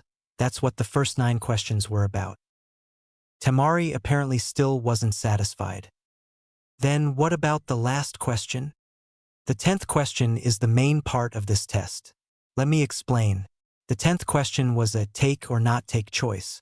Needless to say, it was a painful 2-choice problem. Those who did not take it failed the entire exam along with their team. If you did take it and got it wrong, you had your right to take the Chunin exam permanently revoked. It was a very insincere problem. Let me put this problem into a real-life situation. Let's assume that you have become Chunin. Your mission is to capture a secret document. The number of enemy ninja, their abilities and armaments are unknown, as well as the fact that the enemy ninja may have set traps for you. Now, will you accept this mission or not? Just because your life and the lives of your teammates are on the line, are you able to avoid dangerous missions? The answer is no. There are missions that will carry heavy risks that you will be unable to avoid. The ability to show your courage to your teammates when needed, and the ability to get through a bad situation. That is what we look for in a chunin, a squad leader. Those who cannot bet their lives in a critical situation. Those who give up when given the chance because there is a next year, and let their minds sway over an uncertain future, do not deserve the right to wear a chunin jacket. That is what I believe. I am saying that those of you here who have chosen to take it have given the correct answer to the difficult 10th question. You will be able to deal with the difficulties a chunin must face. You have broken through the entrance. Congratulations on passing the first test. I wish you all luck. At that point, a Gant black ball smashed through the window before unfurling itself, with two kunai driving into the roof to reveal. Everyone, there's no time to be happy. I am the second examiner, Mitarashi Anko. Everyone looked at her as if she were an alien. Behind her, the black piece of cloth read, "The second examiner, Mitarashi Anko is here." Anko wore a very short brown mini-skirt with fishnet leggings that went halfway down her thighs. She wore a beige trek coat and a fishnet shirt underneath that left practically nothing to the imaginaton. She wore metal greaves and black sandals. She had purple hair that was pulled back into a very shikamaru-like pineapple hairstyle. Let's go to the next exam. Follow me. Ibiki came out from behind the piece of cloth. Grasp the atmosphere before you barge in here. Anko looked over the remaining genin. 78 genin? The first test was too soft this year, Ibiki. Ibiki shook his head. No, they're all exceptional genin. This year's crop is something far out of the ordinary.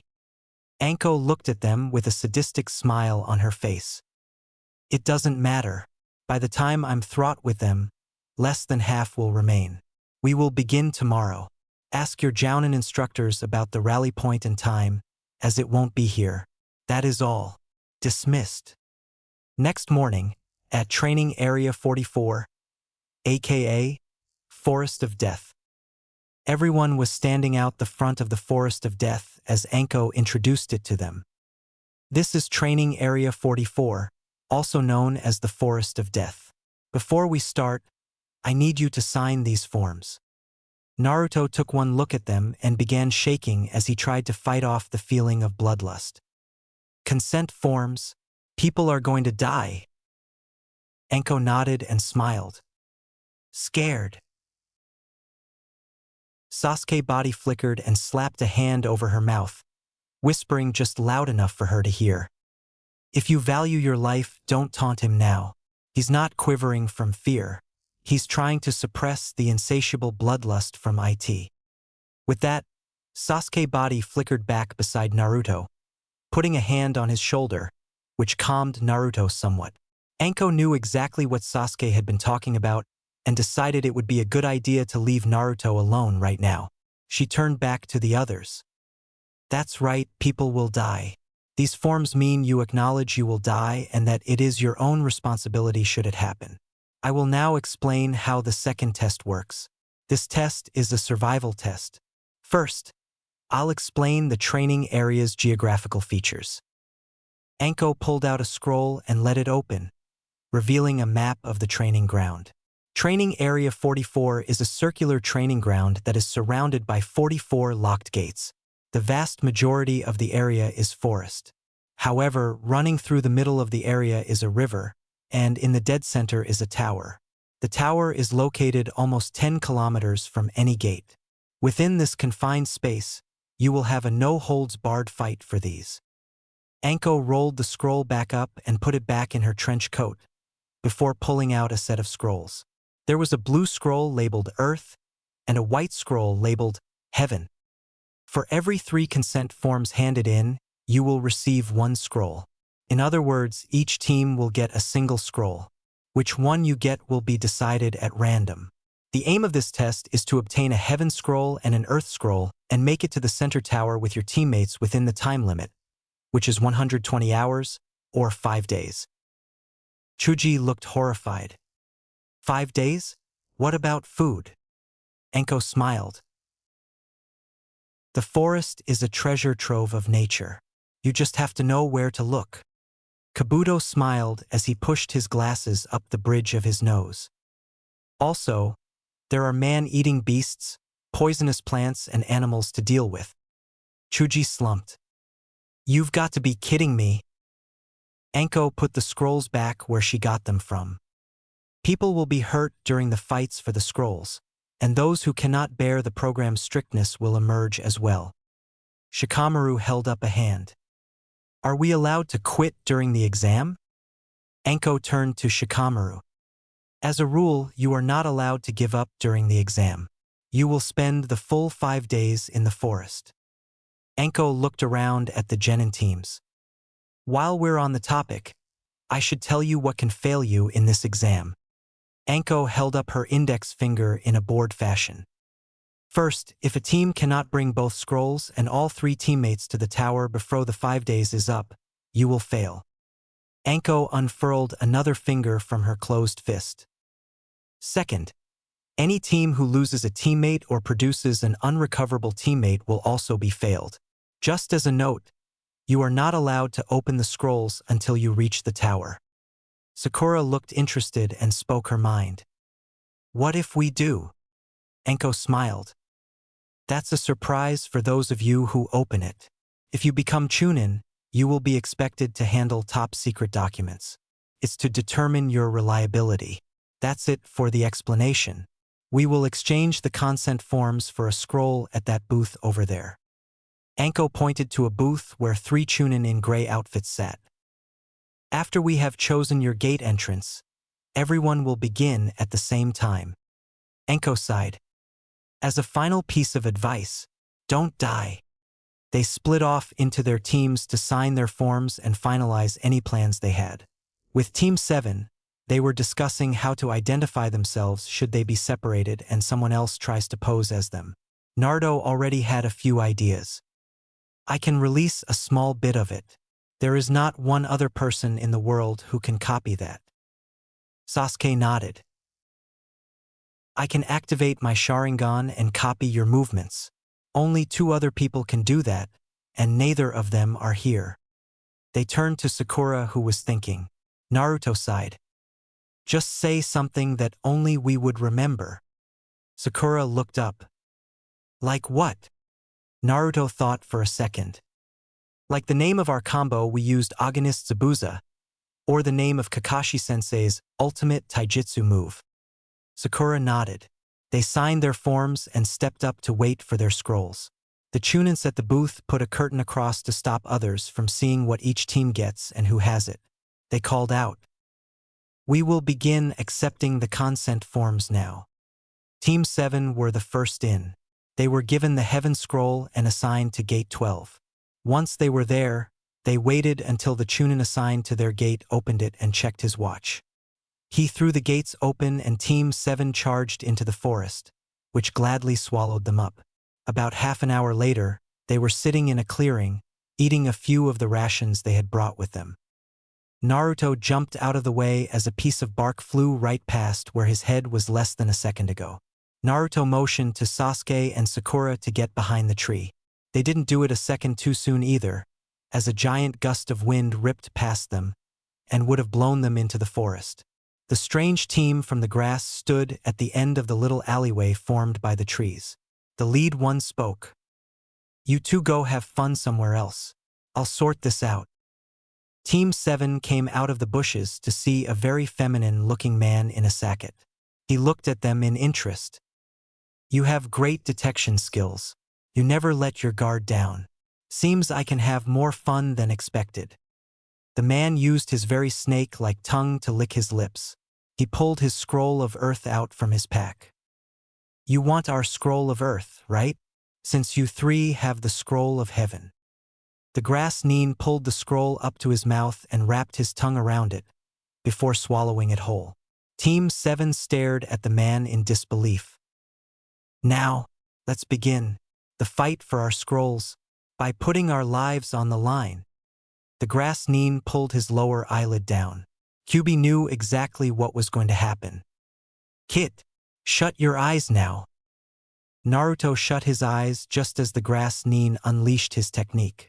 Naruto felt Sasuke and Sakura fall to the ground and he opened his eyes.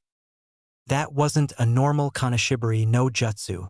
Normally, only a few Tokubetsu Jounin and Anbu can perform that technique, and only then give off an intent to kill. You're not a genin. In fact, due to the effects of it on Sasuke and Sakura, it seems you actually imprinted them with an image of their own death. I'd be willing to say you're one of the former Sannin, Orochimaru. The grass Nin looked at Naruto. You are correct, Naruto-kun. I am indeed Orochimaru. Naruto began trembling. He knew he'd have to face Orochimaru eventually, but he never in his wildest dream expected to face him so soon. At Naruto's current level, Orochimaru could kill him without breaking a sweat. I can't die. Not yet. Orochimaru threw 3 kunais at them. Naruto and Sasuke tried desperately to break out of the body freeze to escape. Eventually, Sasuke and Naruto managed to pull out a kunai and stab themselves to make their mind focus on the physical pain, which let them gather Sakura and flee just before the kunai would have hit them in the center of the forehead. Orochimaru smiled. I see. Sasuke and Naruto leaned up against a tree while Sakura looked at them. Still recovering from the last traces of the Kanashibari, no jutsu wore off. Sakura gasped when they both simultaneously yanked the kunais out of their legs. Naruto motioned Sasuke to look one way while Naruto looked the other. Sakura could tell by the utter seriousness on their faces that this man was not a genin with a few unusual jutsus. This man could end their life at his leisure. Back with Orochimaru, he was analyzing what exactly they had done. How surprising. They got rid of the fear with pain. They are by no means normal prey. With that, Orochimaru went off after them. Sakura was trying to ask if her teammates were all right, but they just clamped a hand over her mouth. They were trying to think of how to escape. However, Naruto screamed out a warning. Sasuke, Sakura, Hibi. They turned around and jumped out of the way as a giant brown snake clamped down around the tree trunk they were previously seated on. The snake went for Naruto, who could clearly sense Orochimaru's chakra coming from the snake. Don't come near me, you snake freak. Naruto threw 2 handfuls of shuriken at the snake, who caught them full in the face. It hissed in pain and slammed into the ground, dead. All 3 of them saw a crack appear in the snake's skin and Orochimaru emerged from it. You really never do let your guard down. Prey needs to strain their minds all the time and run around, in teach presence of a predator. Orochimaru somehow managed to extend his torso so he could wrap around the tree and go for Naruto. However, he was stopped by a hail of shuriken and kunai from Sasuke's direction. If you want to try and kill my Otudo, then you have to try me first. Orochimaru looked at Sasuke. Very well, Sasuke-kun. Orochimaru retreated back to his body and went after Sasuke. However, again he was stopped by a barrage of kunai and shuriken. If you want to kill my Nizan, then you have to kill me first. Orochimaru sighed and plotted his next move. Naruto smiled. Going with your prey theme, even if we were to give you a replacement for our lives, namely the scroll, I highly doubt that the scroll is your objective. What do you want with us? Orochimaru laughed. You are indeed sharp, Naruto-kun. I am not here to take this petty chunin exam. I'm here for a very different reason. And what would that be? Why don't we find out? Naruto nodded to Sasuke and they both charged at Orochimaru. Orochimaru bit his thumb and wiped it down a tattoo on his forearm. Naruto knew what that was. That's Kuchiyose no Jutsu. Orochimaru was surrounded by a large cloud of smoke from which burst a giant snake with Orochimaru on top of it. The snake slapped both of them away with its tail. Both of them slammed through a branch before hitting a much thicker branch with a resounding thunk. As they both plummeted back to earth, Orochimaru laughed. Eat them. However, they both opened their eyes. Both of their eyes were different. Naruto's were blood red instead of cerulean blue. Sasuke's were also blood red instead of their normal obsidian black. Naruto and Sasuke both landed and gave the snake a massive punch, making the snake buckle under the power of the impact. Naruto and Sasuke continued their endless combo of beast-like punches and kicks, ripping the terrain up as they did. Most of it was done by Naruto, however. Their attacks were so well-timed that it was impossible to tell to others. They both back-flipped off the snake and landed next to Sakura. The snake came back and whipped its tail at them. They didn't have time to take Sakura with them, so they could only hope she managed to avoid it. Luckily, she dodged the tail by mere meters. Naruto and Sasuke stood side by side, panting heavily. Orochimaru looked at them. "What will you do? You know you cannot win. How about I pick you off one at a time?" Sasuke sneered. "Don't you dare. I don't care what you do to anyone else, but if you lay a finger on Naruto, I'll kill you." Naruto growled. "I don't care what you do to Konoha. Burn it, kill everyone in it, it doesn't matter as long as you leave Sasuke alone. I'll let you live." Orochimaru's eyes widened in surprise. Originally, he only planned on marking Sasuke, but Naruto's personality made him a perfect potential applicant. Orochimaru smiled. "Well then, show me it's worth letting you live." Naruto looked at Sasuke. "Let's get the snake bastard." They both charged at him before splitting off and coming at him from both sides. Orochimaru's body flickered out of the way, leaving Naruto and Sasuke to do a 180 and press their backs to each other's. Orochimaru's body flickered all over the place, but Naruto and Sasuke kept up with his movements. They both dodged as Orochimaru slammed into the trunk they were just standing on, snapping it like a twig. Sasuke unleashed a Katon Gukakyu no Jutsu while Naruto unleashed a wave of chakra at Orochimaru, effectively pinning him from both sides. Orochimaru came out of the fire and challenged Sasuke, who dodged the attack and stood ready. Orochimaru unleashed a wave of chakra like Naruto had, but Sasuke jumped out of the way again. Sasuke jumped up and attached himself to a block upside down which Naruto mirrored. They both launched themselves at Orochimaru, grabbing him. Sasuke from behind and Naruto from in front. They dragged him off the branch and prepared for a combo brain smasher. Orochimaru screamed on the way down, while Naruto and Sasuke screamed back, but with words. "We've got you." They slammed Orochimaru into the branch with such force that he shattered through it and kept going to the next one. This time, however, the branch held from the impact, splintering and almost absorbing Orochimaru's head. They both jumped off and landed on opposite sides of him. What they didn't expect was that Orochimaru was actually a mud bunshin. They watched as the body turned to mud and fall into a pile of goop on the tree branch. They dodged the blizzard of kunai and jumped off the branch. Sasuke brought out some ninja wire to aid his descent, while Naruto attached his feet to the side of the tree and followed Sasuke, landing on another branch. However, they were caught off guard when Orochimaru attacked from behind with taijutsu, landing a combo on both of them at the same time before kicking them to the ground. "Pathetic. You're not living up to your family names." Naruto smiled. "Really?" Just then, some explosive notes that they had attached to Orochimaru's back exploded, propelling him forward. Naruto looked at Sasuke and nodded. They both announced their plan in unison. "Combo time." Sasuke nodded and prepared for the new part of the combo he and Naruto had developed for forest warfare. Naruto formed the hand seal for his favorite technique. Kage Bunshin no Jutsu. 5 clones of Naruto appeared and charged forward. Orochimaru was still recovering from the unexpected explosive notes, so he didn't get a chance to defend against Naruto's clones. They kicked him up into the air, beginning the combo. Uzumaki Dash. The clones kicked Orochimaru up to the required height and Orochimaru looked down at the clones in interest. They smiled back up at him. "We're not what you should be concentrating on." Orochimaru looked around to see the real Naruto flying through the air and colliding with him head-on in the gut, sending him flying back against the trunk of a tree. Naruto dash. Just as Orochimaru started recovering, he saw a set of shuriken fly past him with wires attached to them. Orochimaru noticed what they were.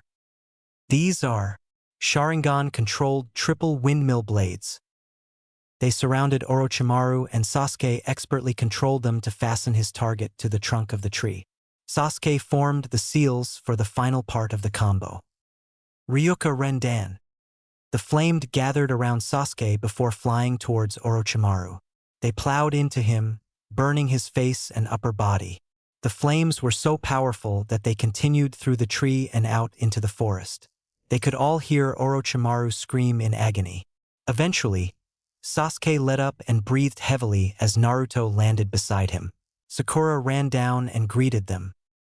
Sasuke-kun, Naruto, you did it. Sakura saw them both panting hard and she became concerned. Are you okay? Hang in there. They were too busy to notice that Orochimaru had freed himself and had used Kanashibari no Jutsu on them, freezing them in place. Orochimaru called to them from across the clearing. I'm surprised you can use the Sharingan so well at your age, Sasuke-kun.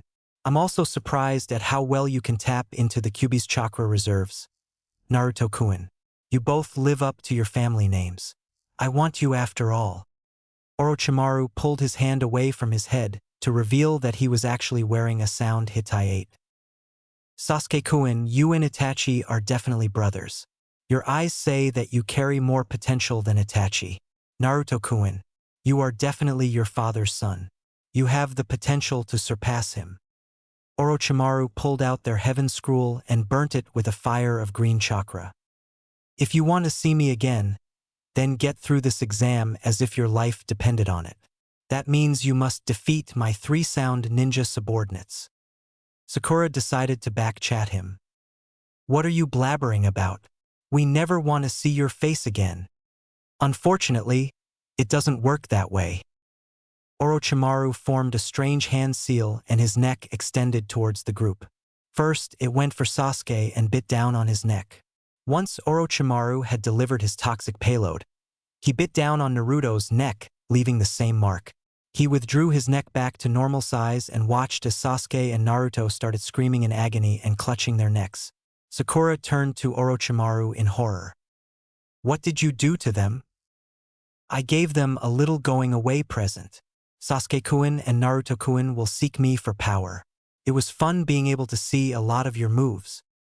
Orochimaru melted into the tree branch, leaving Naruto and Sasuke to scream and writhe in agony. Sakura had no idea what was going on. Sakura watched as both of them finally fell unconscious, leaving Sakura alone to defend herself and her teammates. Next morning, Sakura awoke with a start when she realized she had been sleeping. She saw that both her teammates were struggling with their unconscious battles. Sakura snapped her head up when she felt something running at her. She saw it was a squirrel. Smiling, she watched the squirrel run towards her. She became alert and threw a kunai at the squirrel to stop its advance. That was far too close. Unknown to her, the 3 from the sound were watching this observantly from the scrub nearby. Oh, she's an observant one. She noticed the explosive tag? No, that's not it. Then what was it?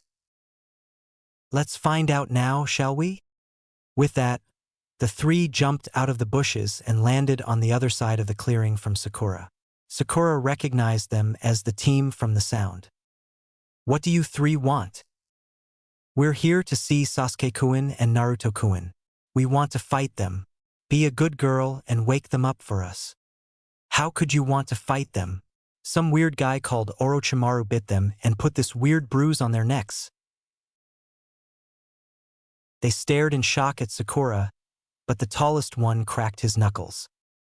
Well then, I'll just have to kill this girl and wait for them to wake up. The other boy on their team held up his arm. Wait, Zaku. What's wrong, Dosu? Dosu walked forward and stopped at a patch of ground that would be no different to anyone who wasn't looking. A recently overturned stone, different colored dirt. Grass doesn't grow here. This is obviously a booby trap, and a very poorly made one at that. Frankly, you have no skill as a ninja. Pfft. How stupid. Since we have no use for this girl. Sakura readied herself. Kill her. With that, the three sound nines jumped at Sakura, who just smirked and cut a wire string she had been sitting in front of. The three from the sound looked up to see a Gantt log attached to a rope crash through the canopy and right towards them. Dosu just smirked and put his hand on the log and shattered it. Pathetic. People like you should work harder before you mess with guys like us. Sakura just sighed and waited for the end. However, one green spandex-wearing ninja had seen this whole engagement and decided to intervene at that point in time. Konoha Senpu. Lee smiled as he sent the three from the sound flying back before taking his personalized taijutsu fighting stance, with the squirrel that the explosive tag had been strapped to on his shoulder. Then you guys should aslo work harder. Who are you? I am Konoha's beautiful green beast, Rock Lee. Sakura mumbled. Why, are you here? I will always appear when you are in trouble. Lee put the squirrel on the ground and watched it scamper off. Well, thank you, you saved me. I said it before. Sakura wondered what that meant. I would protect you until I die. Lee smiled to himself for his small victory.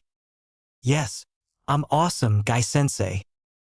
Dosu was the first into action. I'll take care of them. With that said, Dosu ran at Lee.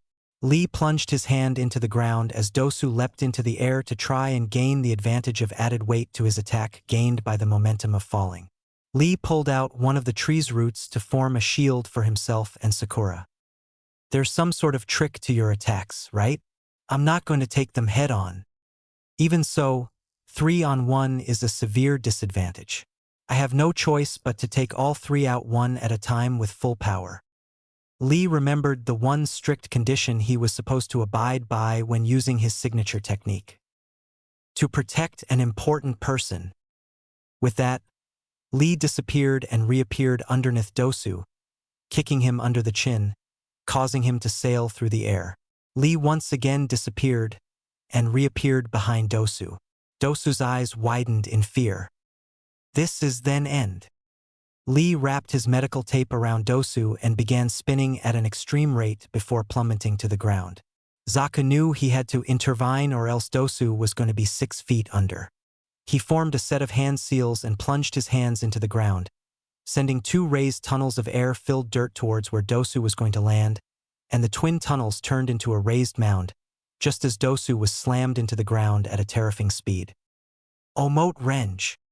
Lee smirked while the sound ninjas stared in awe. Dosu started to pull himself out of the mound. Lee was shocked at this. Nanny! What a truly terrifying technique. I landed on a sponge of dirt and air, and it still hurt like hell. However, it's my turn now. Dosu ran at Lee, who was still recovering from the racking pain of opening the first celestial gate. Damn it, I can't dodge. Dosu aimed a punch at Lee's head, but Lee managed to block it, or so he thought. His head started to swim. If your moves are at high speed, then ours are at the speed of sound. I'll show you a wall that no amount of hard work can surpass. Lee lost his balance and fell to the ground, throwing up. Lee-san. Heh. You see, there's a little trick to my attacks. You can't just dodge them. Our attacks are made purely of sound. Even if you dodge my attack, sound will still reach you. Do you know what sound actually is? Vibrations. Exactly. Hearing sound means that your eardrum is catching the shaking of the air. And the human eardrum will break if it picks up any sounds in excess of 150 megahertz. Deeper in the ear still lies the semicircular canals. If they are damaged, you lose your balance. You won't be able to move your body for a while. Ha! Lame old taijutsu won't work against us. I have to say though, you were doing well enough to force me to use a jutsu. I can freely control supersonic sound waves and air pressure to the extent that I can destroy rocks with ease. Blasting air into the dirt and creating a cushion is nothing. Our techniques are far superior to your stupid ones. Dosu raised his right arm. God damn it, why does everyone have to be right-handed? Yes, I'm a lefty. To reveal a device strapped to his forearm. All right, your turn. Sakura readied herself. Lee, on the other hand, had other ideas. He charged in and performed a half-strength Konoha Senpu. Dosu looked on in shock. Man, don't scare me like that. Heh, although you somehow managed to move, it seems you're at your limit. I'll finish you off now. Dosu gave a sweeping right hook. Lee brought his hand up to block it. Dosu just smirked at this. This arm amplifies the small sounds produced to their ultimate level. You could say it's a speaker. However, the direction of the sound does not follow the arm. I use my chakra to make sure it reaches its intended target. The sound waves were indeed bending and aiming towards Lee's ear. When they hit the ear, Lee screamed and dropped to the ground. Dosu turned back to Sakura. Now, let's finish this. Sakura suddenly got a burst of determination. She picked out some shuriken and kunai and threw them at Dosu. I won't let you. Dosu just sighed. Oh, please. Unknown to them, Ino, Shikamaru and Choji were watching from some nearby bushes. Choji was the first to speak. We should get out of here. They're too strong. It seems like Naruto and Sasuke are knocked out and now it's just Sakura against those three. Even Lee's been defeated. What will you do? What do you mean, what will I do? Well, you and Sakura used to be good friends, right? Ino took a little trip down memory lane to the time when Sakura had declared that they were rivals from now on. Why am I remembering that? Hey Ino, what are we going to do? What can we do? If we go out, we'll just be defeated. Sakura had just unleashed another wave of shuriken at Dosu. However, Zaku intercepted and blasted the shuriken back at Sakura, forcing her onto the ground. Just as Sakura was about to get back up, she felt someone appear behind her and yank on her hair. Sakura turned to see the female sound Nin holding onto her hair. Much glossier than mine. If you have time to take care of your hair, then train some more, you female swine. Zaku, kill Sasuke in front of her. Sakura stiffened visibly at the mention of killing Sasuke. This did not go unnoticed by the female sound Nin. Don't move. Sakura began to cry. I am still just getting in the way, always being protected. I can't stand it. This time I thought that I have to protect those who are important to me. Zaku began walking over to Sasuke. Now, shall we? Sakura knew this was her last chance to prove herself to Team 7. She pulled out a kunai. That won't work against me. Sakura just gave the female ninja a cocky smirk. What are you talking about? With that, Sakura used the kunai to cut her hair, releasing her from held in place. This shocked everyone beyond belief. I always said I liked Sasuke-kun. I used to always lecture Naruto, but all I ever did was watch your backs. Now, it's time for you two to watch my back. Zaku snarled and turned to his female teammate. Kin, kill her. Kin responded by stabbing Sakura in the back with a kunai, only to find Sakura had used Kawarimi no Jutsu.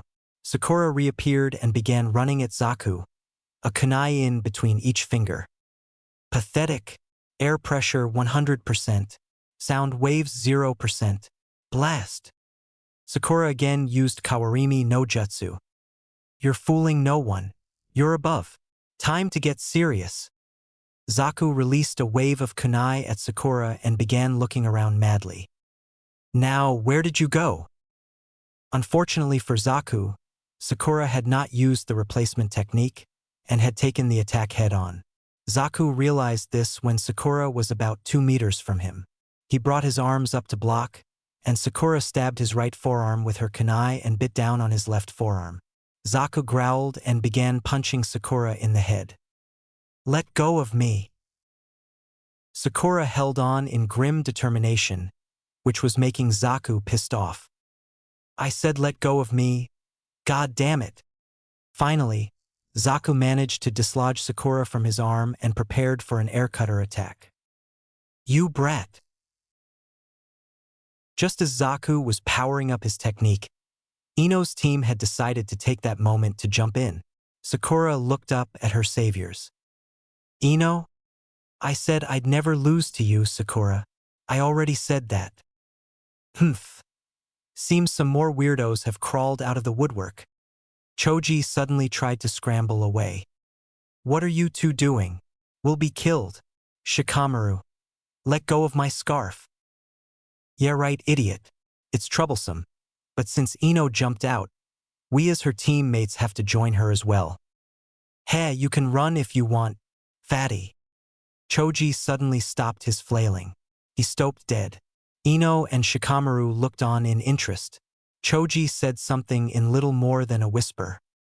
I'm sorry. I think you just said something, although I didn't quite hear it. Care to repeat it? Zaku looked at him in confusion. Eh? The word fat is taboo for Choji. Say it twice and… Gathering his composure again, Zaku repeated what he said. I said you can just go jack off in the woods, fattass. Choji whirled around. I'm not a fat-ass, damn it. I'm just chubby. Hooray for chubbies. Zaku looked amused. Choju turned to his team mates with fire in his eyes that would make Lee turn even greener than he was already with envy. You too. You know this is a war between the leaf and the sound, right? Shikamaru let go of Choji's scarf. Man, this is going to suck. That's our line. Ino called out to Sakura over her shoulder. Sakura, take care of Sasuke and Naruto. Yeah. All right, time for Ino team's full power. Let's go. Choji, do your thing. Okay. Baika no Jutsu. Choji suddenly turned into a giant sphere with arms, legs, and a head. He drew his appendages in and began rolling towards Zaku. Ha! What kind of a technique is this? It's just some fat-ass rolling. Air cutter. The stream of air seemed to stop Choji until Choji bounced into the air, attempting to land on top of Zaku and squash him. Dosu began running at Zaku to tackle him out of the way. However, Shikamaru wasn't going to have that. Oh no you don't. Ninpu. Kagemain no Jutsu. Shikamaru's shadow shot out and touched Dosu's feet, stopping him in his tracks. Shikamaru made a strange gesture with his hands, which was mirrored by Dosu. Kin screamed at her teammate. Dosu, what the hell are you doing? Ino, now there's just the girl. MHM, take care of my body. Shikamaru, Ninpu, Shintenshin no Jutsu. Suddenly, Kin seized up and the howl of a wolf could be heard inside everyone's minds. Ino slumped to the ground, and Shikamaru caught her and leaned her up against a tree. Kin pulled out a kunai and held it to her own throat. This is it. If you guys move an inch, I'll kill this Kin girl. However, the two other members of the sound team were just snickering. Zaku raised his hand and let loose an air cutter on the Ino-controlled Kin. Zaku smiled as he got up. You guys are confused. Our mission is not to get the scrolls or even to pass this exam. It's Sasuke Kin. Shikamaru's Kagemain no Jutsu had drained all of his chakra. Sighing, he released it. Oh, it looks like the limit for this jutsu is about 5 minutes. It also seems from the internal bleeding of your teammate, if we kill Kin, she'll die too. Then, another voice came from above them. Oi, what the hell do you think you're doing? Everyone looked up to see Lee's teammates standing up in the tree. Zaku was the first to reply as per normal. It seems you guys keep crawling out like cockroaches. Why don't you come down here and fight us?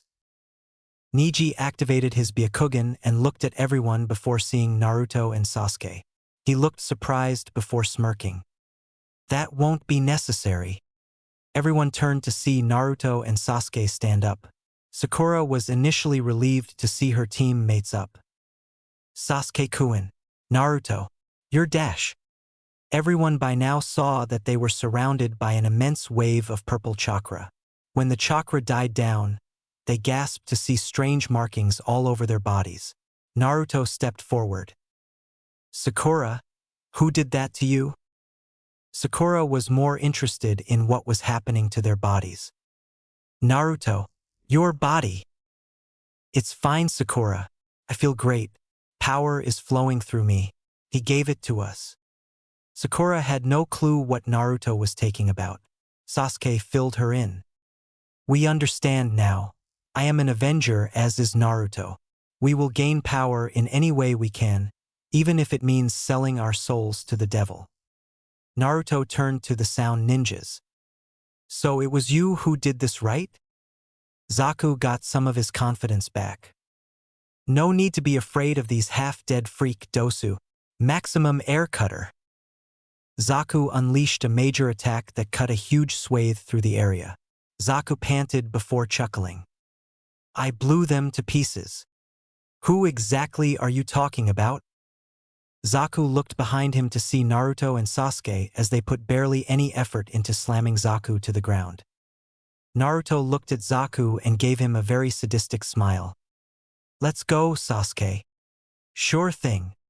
Sasuke used a Katan Hausenka, which Zaku extinguished with an air cutter. He realized far too late that the fireballs were actually protecting a shuriken each. These shuriken ripped into Zaku. Naruto and Sasuke took this time to body flicker behind him and each put a foot on his back while holding one of his arms. It seems you're pretty proud of these arms?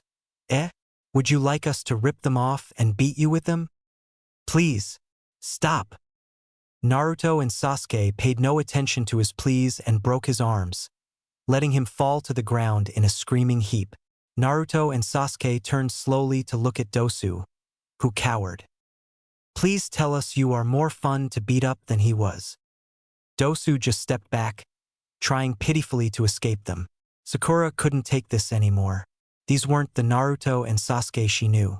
She charged at them and flung her arms around them, causing them to stop. Sasuke-kun, Naruto, please stop.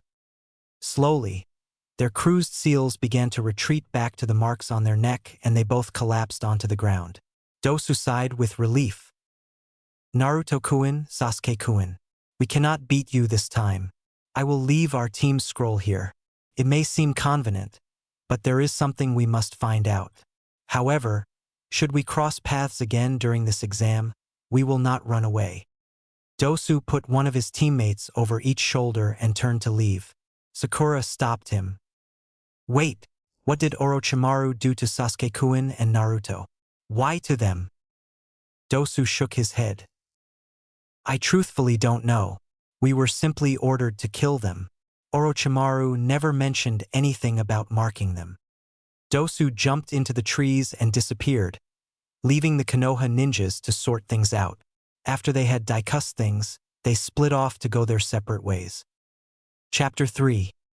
Chunin Exams Part 2. Day 3 of the second test.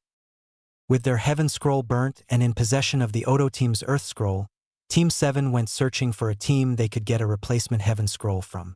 Ever since Naruto had regained consciousness after the fight, he had attempted to contact Kyuubi to find out what was happening to his body. Naruto became increasingly worried when Kyuubi either refused to respond or was unable to respond to his questions. Finally, Naruto decided to see exactly what was wrong and called a stop in a clearing next to the river. Naruto formed a quick hand seal Kyuubi had taught him that allowed him to enter his mind and visit whenever he wanted.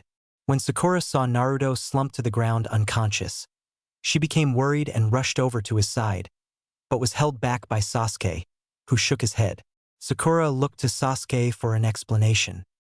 He's fine, he's just checking his subconscious mind for any damages. He was taught that technique by a medical specialist when he was in the wave. Sakura nodded and watched Naruto, silently praying he would be okay. Meanwhile, when Naruto awoke, he was horrified at what he saw. The regular yellow sewer with yellow pipes was still there, however. There were a mass of pulsing purple pipes that outnumbered the yellow ones by 3 to 1. Naruto strained his ears and just heard a growl from the cage's direction. He ran to see what the problem was, twisting through the maze of corridors before emerging into the light, which faded to reveal the cage. Naruto noticed that Kyuubi was panting from exertion. "So you finally turned up, eh, kid? Kyuubi, why haven't you been responding to me?" The Kyuubi lowered itself onto its haunches. "I have, but it seems you never received my replies. That cursed seal is disgusting. I'm sure you noticed those purple pipes on the way here." Naruto nodded. The corridors represent the major chakra paths, while the pipes represent the minor ones. That cursed seal has created completely new chakra paths that gorge themselves on the major ones, draining you of your chakra when you try to mold it and puts incredible strain on your cells. It seems that the people who don't have a large chakra reserve have all their chakra eaten during the initial stages, and that causes the person's cells to self-destruct from the strain. You have no idea how close you were to dying, even with my help. If this keeps up, you will never be able to use my chakra again, because all of it is devoted to keeping the cursed seal at bay and healing the wounds you get in combat and the wounds the seal is causing. Kit, here's a warning. Until you can find someone who can put an overlaying seal on it, do not use jutsus. The only way I can think that would give you an edge would be to directly convert your stamina into speed and strength, like that green spandex-wearing freak does. Naruto nodded as he took Kyuubi's advice in. He'd practiced stamina increased speed and power before several times. The speed and power it granted were unbelievable, but it drained stamina at a horrifying rate, even for him, as Sasuke had deemed him the stamina fiend. The most Naruto had managed was 25 minutes before he collapsed, and that was with Kyuubi's help. Without it, he guessed he could last or so minutes before exhaustion set in. Naruto broke his chain of thoughts and looked at the Kyuubi. "Hold on for another 2 days. I'll get Kakashi-sensei to fix it." "Fine. Now get out of here. I hate being seen in this state." Naruto raised an eyebrow. "The only one seeing you like this is me, and I personally don't think any less of you for it." The Demon Lord raised its head and stared at the boy in disbelief. "You don't think I'm weak now?" Naruto shook his head. "No. I would take an inhuman amount of power to keep the cursed seal at bay and heal me at the same time. Now, I'm leaving before your head inflates and this room shrinks." The Kyuubi stared at the boy and laughed as he retreated back to the real world. Kyuubi mused to itself. "He's not like the rest of those pieces of trash. Not by a long shot." Naruto woke up to find that Sakura had started a fire, and Sasuke was brining back fish for them to cook and eat. Sasuke saw Naruto sit up and rub his eyes. Sasuke skewered the fish with a stick and put them against the fire to let them cook. He sat on the opposite side of the fire from Sakura, next to Naruto. Sasuke turned to his adopted brother with a look of concern on his face. "What did you find?" Naruto returned the serious gaze. "If we use jutsus, I use it, or you use your Sharingan, we're pretty much stuffed." Sasuke nodded slowly. "I had a feeling it would be something like that." Naruto smiled. "I did find out that we do have one thing going for us though." Sasuke turned to Naruto with interest. "What would that be?" Naruto smiled sadistically. "We may not be able to mold chakra, but we can still use stamina in its raw form." Sasuke had been training with Naruto during the stamina-induced speed and strength training. Remembering this, he smiled. "It's not all bad, I guess." Naruto laughed half-heartedly. "Imagine the look on that green freak's face when he sees it." Sasuke smirked. "Priceless." They both shared a chuckle as they pulled one of the fish off the fire, now that they were cooked, and began eating. Sakura had no idea what they were talking about, but then again, she'd found out early they were able to make obscure references or hint at things that would leave anyone else with no clue, but the other would pick it up flawlessly and run with it. She'd gotten used to the fact that she was the odd one out of this group. She could tell, even if she refused to believe it, that they would both be content if they could get rid of her off the team. After they had finished with their fish, Naruto looked at Sasuke, who nodded. They turned to Sakura. Sasuke spoke for them. "Sakura, we're both still hungry, so we're gonna go catch another bunch of fish. Give me your canteen, We'll fill it up while we're there. Sakura handed her canteen to Sasuke, and the two boys left to go to the river. However, they were only using the ruse they were still hungry to get away from her. It was true, but it still provided an excuse to talk privately. Once they emerged from the foliage, they sat at the riverbank, talking about everything that had happened so far, while skewering any fish stupid enough to jump out of the water to a tree with a thrown kunai, which was apparently a lot of them. After what they deemed was as long as they could stay without making Sakura worried, Sasuke got up and filled the canteens with fresh water while Naruto retrieved the fish. Once they finished, Naruto jumped over the river to land next to Sasuke with their kunai and fish. He sighed as they began walking back to camp. Sakura's a total nuisance. It seems all she's good at is using that abnormally large brain of hers to answer theoretical questions and use the most basic skills in the most predictable manner. Sasuke nodded in agreement. Naruto had only said his true feelings for his female teammate in Sasuke's presence, when he was certain Sakura or anyone else was out of earshot. Naruto had very bad experiences with giving his opinions to friends. As he found the next day, the person he had talked about cornered him with a group of friends. If they were male, they'd beat him. If they were female, they'd cuss him out. He'd quickly learnt that Sasuke was the only person in the entire village he could really trust to keep secrets. Sasuke also felt the same way about Naruto. It was one of the core parts of their friendship. Everyone else was not to be trusted because even after multiple chances, they all screwed up every time. They were brought back from their perspective memories when they saw Theta Ninja was standing in a very imposing position over Sakura. Both boys noticed it was Kabuto. They took an offensive stance and charged in, however, Kabuto stood up and smiled. "No need to attack me, you two. I was actually stopping Sakura from opening the scroll." They looked to see that Sakura was indeed beginning to open the scroll. Sasuke sighed and Naruto growled through clenched teeth. "Can we really not leave you alone for 10 minutes without you getting into some sort of trouble?" Sakura looked at Naruto and tried to apologize. "I don't want to hear it. Give me the scroll." Naruto took the scroll out of Sakura's hands with more force than was necessary. Naruto turned to Kabuto. "Thanks for that, Kabuto." Kabuto smiled warmly at them. "No problem." Sasuke raised an eyebrow. "By the way, Kabuto, what are you doing here by yourself? Are your teammates nearby?" Kabuto shook his head and explained what his team had planned. "Originally, we planned to separate. I was charged with recovering the other scroll while my teammates would head to the tower. They would also grab a set of scrolls from other teams who came close in case I returned empty-handed or without the scroll we needed." Sasuke nodded. It was a decent plan, providing you could beat 3 other genins by yourself. Kabuto smiled at them. "Since I'm here, would I be able to ask you guys for escort to my teammates?" Naruto smiled. "What's in it for us?" Kabuto rubbed the back of his head and smiled sheepishly. "Well, I managed to get a second heaven scroll before I found the earth scroll we needed." Sasuke humphed. "Deal. Let's get going." Kabuto led the way to the tower. However, Naruto called for a stop. They looked at him expectantly. He closed his eyes for a moment before opening them. Straight ahead is a large area surrounded by concealed chakra. It's very faint, but I can feel it. The only thing I can think of is an area genjutsu. Sasuke nodded. "I felt something was wrong.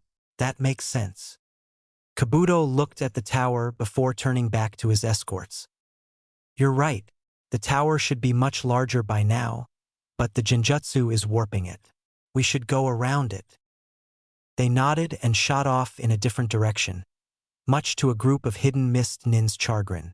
Within several hours of tree jumping, they had reached the base of the tower. Kabuto smiled and pulled out the heaven scroll, handing it to them. They heard rustling in the bushes next to them, and they tensed before Kabuto's teammates stepped out. They looked at the scroll Kabuto was giving Naruto and looked back at Kabuto. The one with the clear glasses frowned. "Kabuto, what is the meaning of this?" Kabuto smiled in his usual friendly way. "Well, I happened to find an extra heaven scroll before I found an earth one, and as a trade for them escorting me here, I gave them the extra one. The one with the black glasses nodded. That's fine. However, Sensei's expecting us. You know he doesn't like to be kept waiting. Naruto smiled. Thanks for your help, Kabuto. We'll see you in the finals. Kabuto smiled and waved at them. Take care. With that, Capsuo increased his walking pace and caught up to his teammates, and they entered a door of the tower. Team 7 took the one next to them and took out the scrolls. Naruto handed one to Sasuke and they looked at each other, nodded and ripped the scrolls open. The main part of the written seal raised and smoke emitted from the lump. Sasuke knew exactly what this was. Naruto, these are summoning scrolls. Get rid of them. Naruto and Sasuke threw the scrolls on top of each other on the floor in front of them. The smoke increased in volume before it exploded into a cloud, revealing their academy teacher when it cleared. Sakura was the only person who was happy to see him. To Naruto and Sasuke, he was just another person who couldn't be trusted. Iruka smiled at them, pulling a watch out of his pocket and opened it, checking the time. He sighed before snapping the watch's lid closed again and putting it back in his pocket. Congratulations on passing. I knew you could do it. Naruto wanted to know why Iruka had appeared.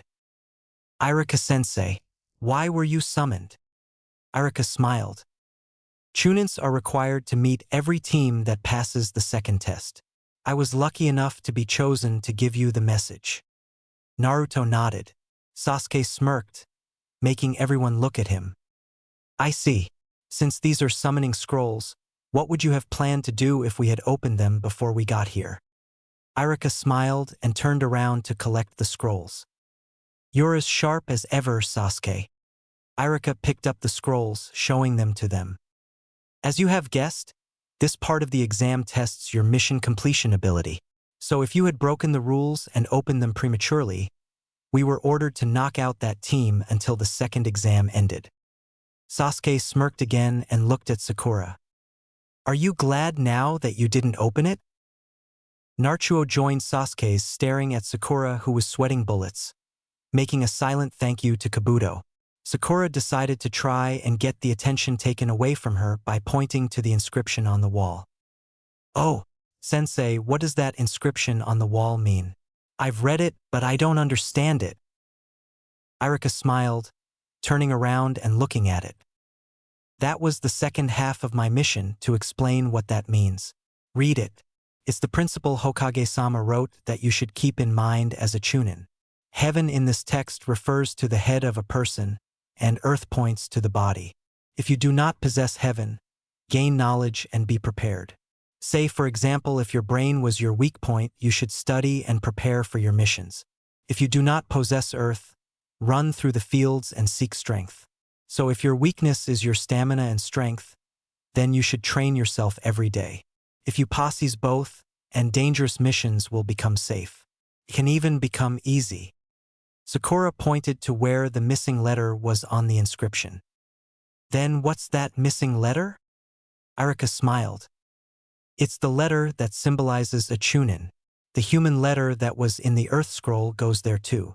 The survival mission you took part in these last 5 days tested the basic abilities of the examinees as a chunin, and you guys completed it. A chunin is a commander class. He has a duty to lead his team. Deeply inscribe into your heart the importance of knowledge and strength in missions. Never forget that chunin principle and go on to the next step. That's all I was ordered to tell you. Team 7 nodded in understanding. Iruka smiled and waved to them. I'll catch you guys later. With that, Iruka puffed out of existence, leaving Team 7 to go to the central hall, where they found every other team that had passed was mulling around. They also noticed that all of the examiners, jounins, and even the Hokage was standing up the front of the room. Anko turned away from the circle of jounins and faced the genin. Her voice rang out from every corner of the room, indicating she was using a PA. All right, line up in your teams. We have an announcement to make. The genins lined up. The Konoha ninjas saw that the entire Rookie 9, Team Guy, and Kabuto's team, as had the Odo and Suna teams, had made it. They turned back to Anko as she cleared her throat. First of all, congratulations on passing the second test. We will now have an explanation on the third exam from Hokage-sama. Everyone listen well. The Hokage stepped forward, cleared his throat, and began. The third exam will begin, however, before that, there is something that I want to make clear to all of you. Several people in the room knew what was coming next. Kabuto's team were some of them. Naruto had a fair idea, but he kept his mouth shut. It's about the true purpose of the exam. Why we do a joint exam with the allied nations. Naruto and Sasuke knew exactly where this was going now, but they still decided to shut up, mainly bows of the constant pain they got from their seals. To maintain good relations with the allied nations, and to heighten the level of the ninja, do not let those reasons deceive you. This exam, so to speak, is really just a replacement for war. A lot of the genin gasped. Tenten decided to question what this meant. What do you mean? If we go back into the pages of history, the current allied nations now were in fact bitter enemies, fighting for the right to rule. To avoid the massive waste of military power that is the result of war, they agreed to localize the fighting to one area. This was the beginning of the Chunin selection exams. Ino still didn't understand. What? So this isn't for Chunin promotions? This exam is indeed examine those who are worthy of the Chunin title. But on the other hand, it is also a place where ninja fight and carry their country's dignity. In the third exam, feudal lords and famous people from varying counties who may be potential clients are invited here as guests. Feudal lords from countries with hidden villages and ninja leaders will see your battles. If there is a significant difference in power, the strong country will be flooded with jobs. If a country is seen as weak, their jobs will decrease, and at the same time, countries are able to show how their village has grown and posse's excellent military power to the adjacent countries. In other words, they can put foreign pressure on them. Kiba obviously still didn't get it and proved it by questioning the Hokage further. So why do we have to fight with the risk of losing our lives? Naruto sighed mentally. No wonder he doesn't get it. His dog has brains that rival his. Naruto looked to the Hokage as he had a fair idea of what speech the Hokage would use to answer it. A county's power is the village's power. The village's power is the shinobi's power, and a shinobi's Tuesday power is only manifested in life or death situations. How true that is. Naruto knew if he managed to get this cursed seal at least suppressed, and he was put into a life or death situation, he felt sorry for his opponent. He tuned back into the Hokage's speech. This exam is also a place to show off the ninja power of one's country. Since this is an exam where you fight with your lives on the line, it has a meaning, and your predecessors have fought and dreamed of being in the Chunin exam because of it. Apparently, no one had any more questions, however. Gaara was obviously impatient. I don't care. Tell us the details of this life or death exam. The Hokage nodded. Then I will begin explaining the details of the third test, but dash. The Hokage was interrupted by a jounin whose body flickered in front of him. Excuse me, Hokage-sama. Geku Hei-8. The judge will explain. Please do. Geku slowly stood up, not turning to face them. It's nice to meet you, everyone. Everyone, before the third test, there's something I want you to do. Fight in some preliminary matches to see who gets to progress to the main matches. Most of the genin started murmuring to each other. Sakura wanted a further explanation. Sensei, I don't understand. Why can't we just progress to the main matches with the remaining examinees? Geku coughed again and looked over them. It may have been that the exams were too easy this year, or you're all exceptional genins. However, there are far too many of you left. The time of the feudal lords and other important people is precious, and we cannot afford to waste it with endless battles. Therefore, only 10 or less people are allowed to enter the main matches. According to the Chunin exam regulations, we are required to hold preliminaries to decrease it to a suitable number. We are also limited on time, so those who do not feel well and wish to quit, please raise your hand now. You can do so without hurting your team, as from now on, it will be one-on-one matches. The preliminaries will begin immediately. Would anyone like to quit? Sasuke and Naruto were steeling their determination to keep going when a particularly bad pulse from the seal went off, causing them both to unconsciously grab their necks. Sakura noticed this. Sasuke-kun, Naruto. Sasuke saw that he and Naruto were thinking the same thing. The time intervals between the pain spikes was getting shorter. Sakura saw where they were both clutching and guessed what the problem was. Sasuke-kun, Naruto, you should both withdraw from the preliminary matches. Both of their eyes widened at this. Sakura pressed on. Both of you have been acting weird since that Orochimaru guy beat you. Naruto, you're acting more like when you fought Zabuza and Haku. The bruises hurt even now, right? Please stop. I'm afraid. Anko, Ibiki, and the Hokage began discussing what they should do with the two. The suggestion of forcing them out of the matches and surrounding them with ANBU escort in isolation when Kakashi butted in. Neither of them are the sort that will listen to you that easily. They both have backgrounds that give them a stubborn will to try their hardest, after all. Anko got pissed off and started chewing Kakashi out for his lack of seriousness at the situation. Stop fooling around. I'll make them both quit. Even if I have to use force. The cursed seal reacts when they try to mold chakra and it will try and extract power from them. It's a forbidden jutsu that undermines the affected person. It amazes me that they're both able to withstand it. A normal person would be dead. Anko turned to the Hokage. Hokage-sama. Sakura still hadn't let up trying to make them quit. Neither of you are in any condition to fight. You should just dash. Both of them turned to her, glaring at her despite the pain. Shut up. I knew it. Sasuke whispered to her. Just be quiet. Sakura couldn't take the hint. You've both been bearing this pain the whole time. Naruto tried in this time. Sakura, learn when to take a hint and shut it. Sakura still didn't get it and decided to go to the next level. Whatever you say, I'm still going to tell the teachers about it. Sakura started raising her hand, but she stopped when she saw Kabuto had already raised his own. The Hokage looked at him. What is it? I quit. Everyone stared at him and Geku flipped through the clipboard's paper, stopping at a certain page. You're Konoha's Yakushi Kabuto, right?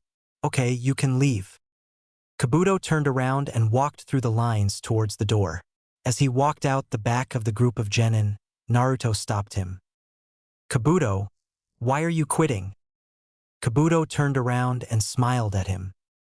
I'm sorry, Naruto-kun, but I'm exhausted of chakra.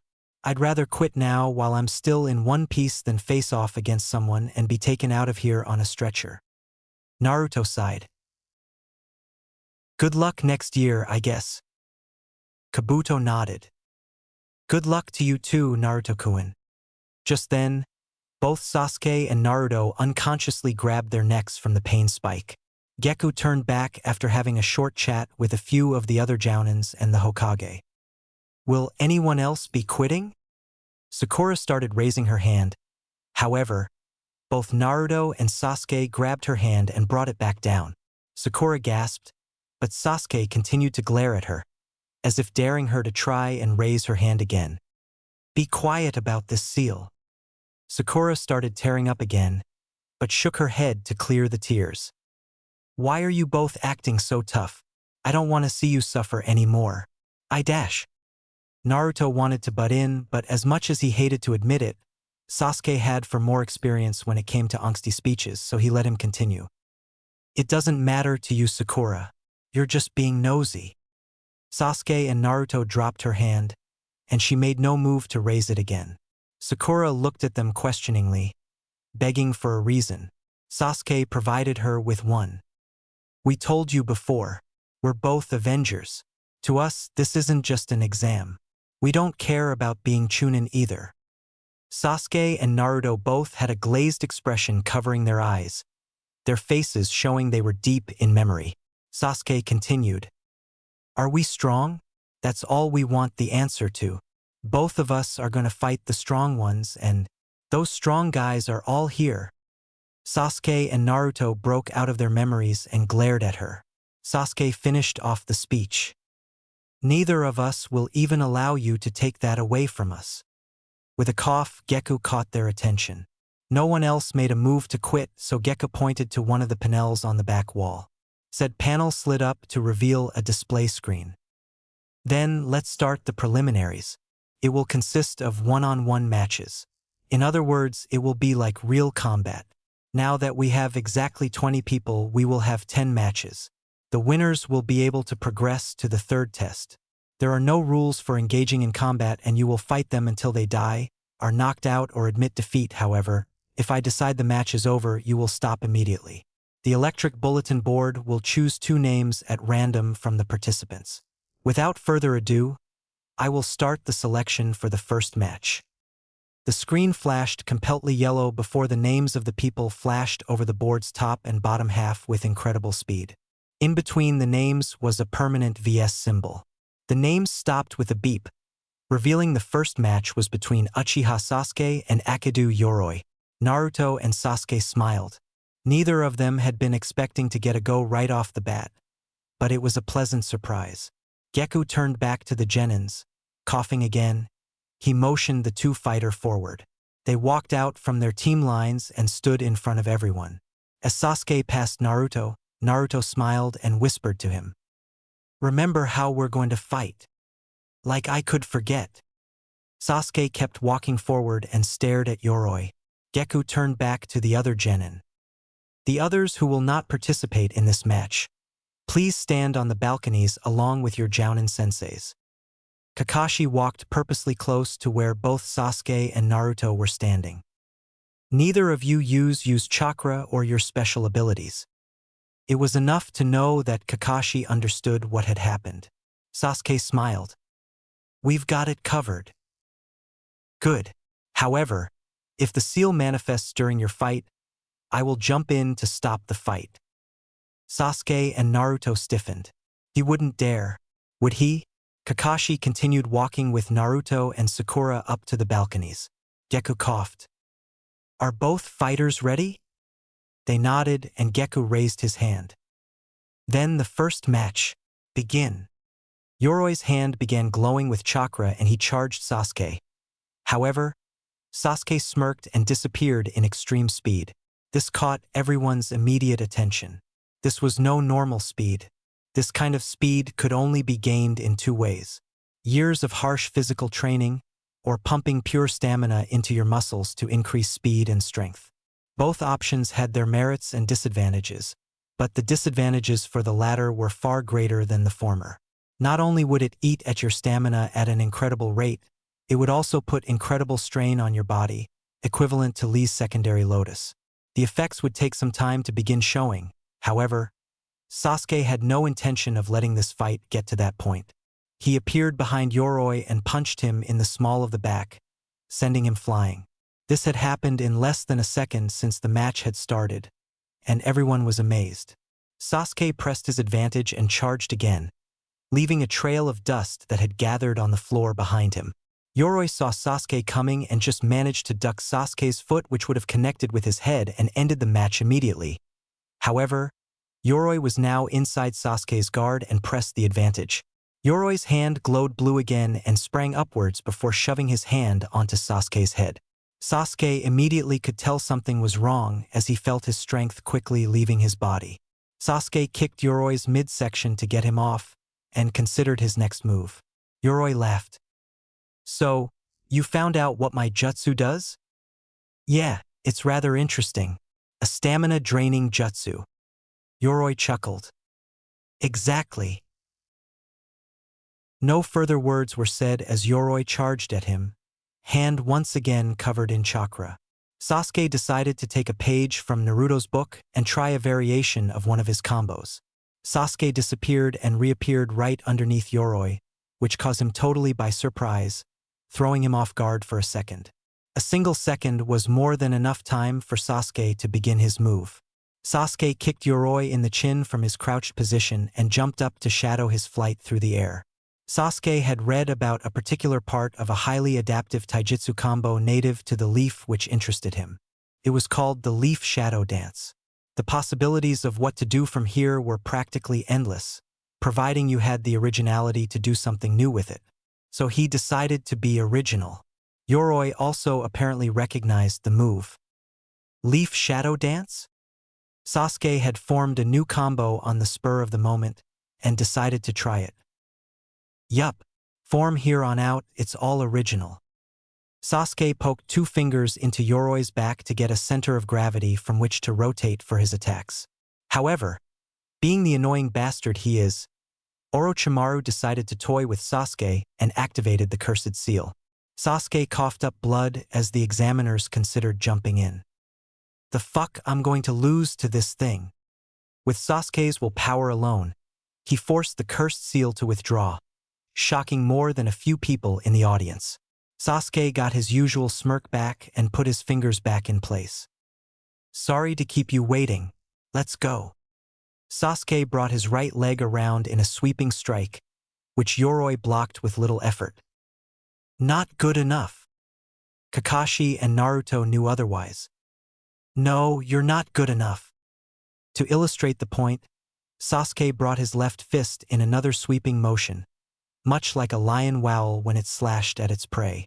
This hit Yoroi couldn't guard and it caught him full on the face, sending him plummeting to the ground. I'm not done yet. Sasuke landed another few sweeping strikes before he finished it off with an axe kick straight to Yoroi's midsection as he came into contact with the ground, essentially doubling the damage it would have done. Sasuke announced his combo to the crowd. Sure Rendan. Lion combo for those of you who couldn't guess. Naruto smiled. He was absolutely flattered that Sasuke would take one of his original moves and modify it so that to others it would look original. However, this was one of the subtle ways Sasuke would acknowledge Naruto in public, which made it all the more sweeter. Apparently, Rock Lee was getting ideas. That's my dash. Naruto cut him off. That move does not belong to you or anyone else.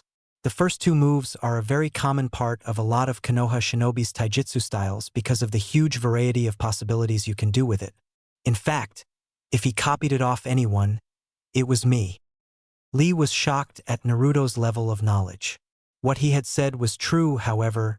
Lee had never met a person before who used it apart from himself and his sensei.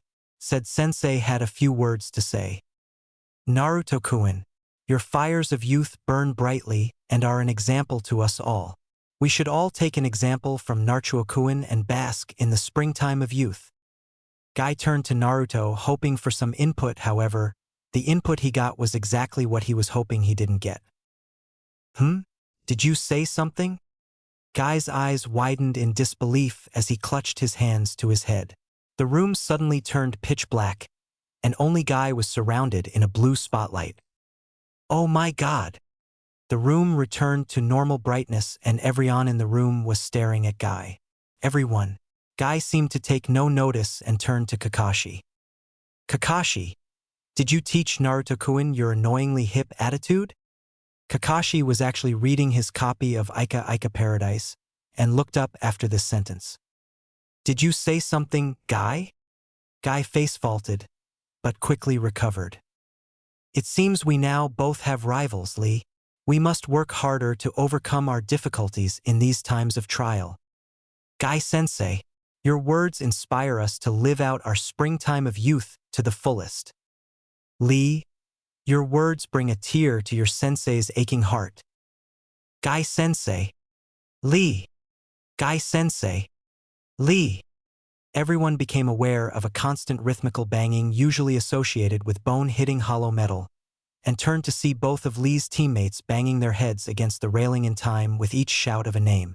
Naruto was interested with this, so he walked up to Tenten and tapped her on the back, causing he to startle out of her head-banging trance. What are you doing? Tenten looked at him sadly and recounted her tale. We have to put up with this regularly. So both Niji and I tried to find ways to block it out. Even earbuds didn't work, but then I started hitting my head against something solid when they degraded to calling each other by their names. Surprisingly, The quick jolt of pain manages to block out their voices for the second it takes to call each other. Naruto was laughing up a storm mentally. He saw that the heir to the branch family of the Hyuga was also doing this. The Hyugas may be bastards, but not even I would subject them to this on a daily basis.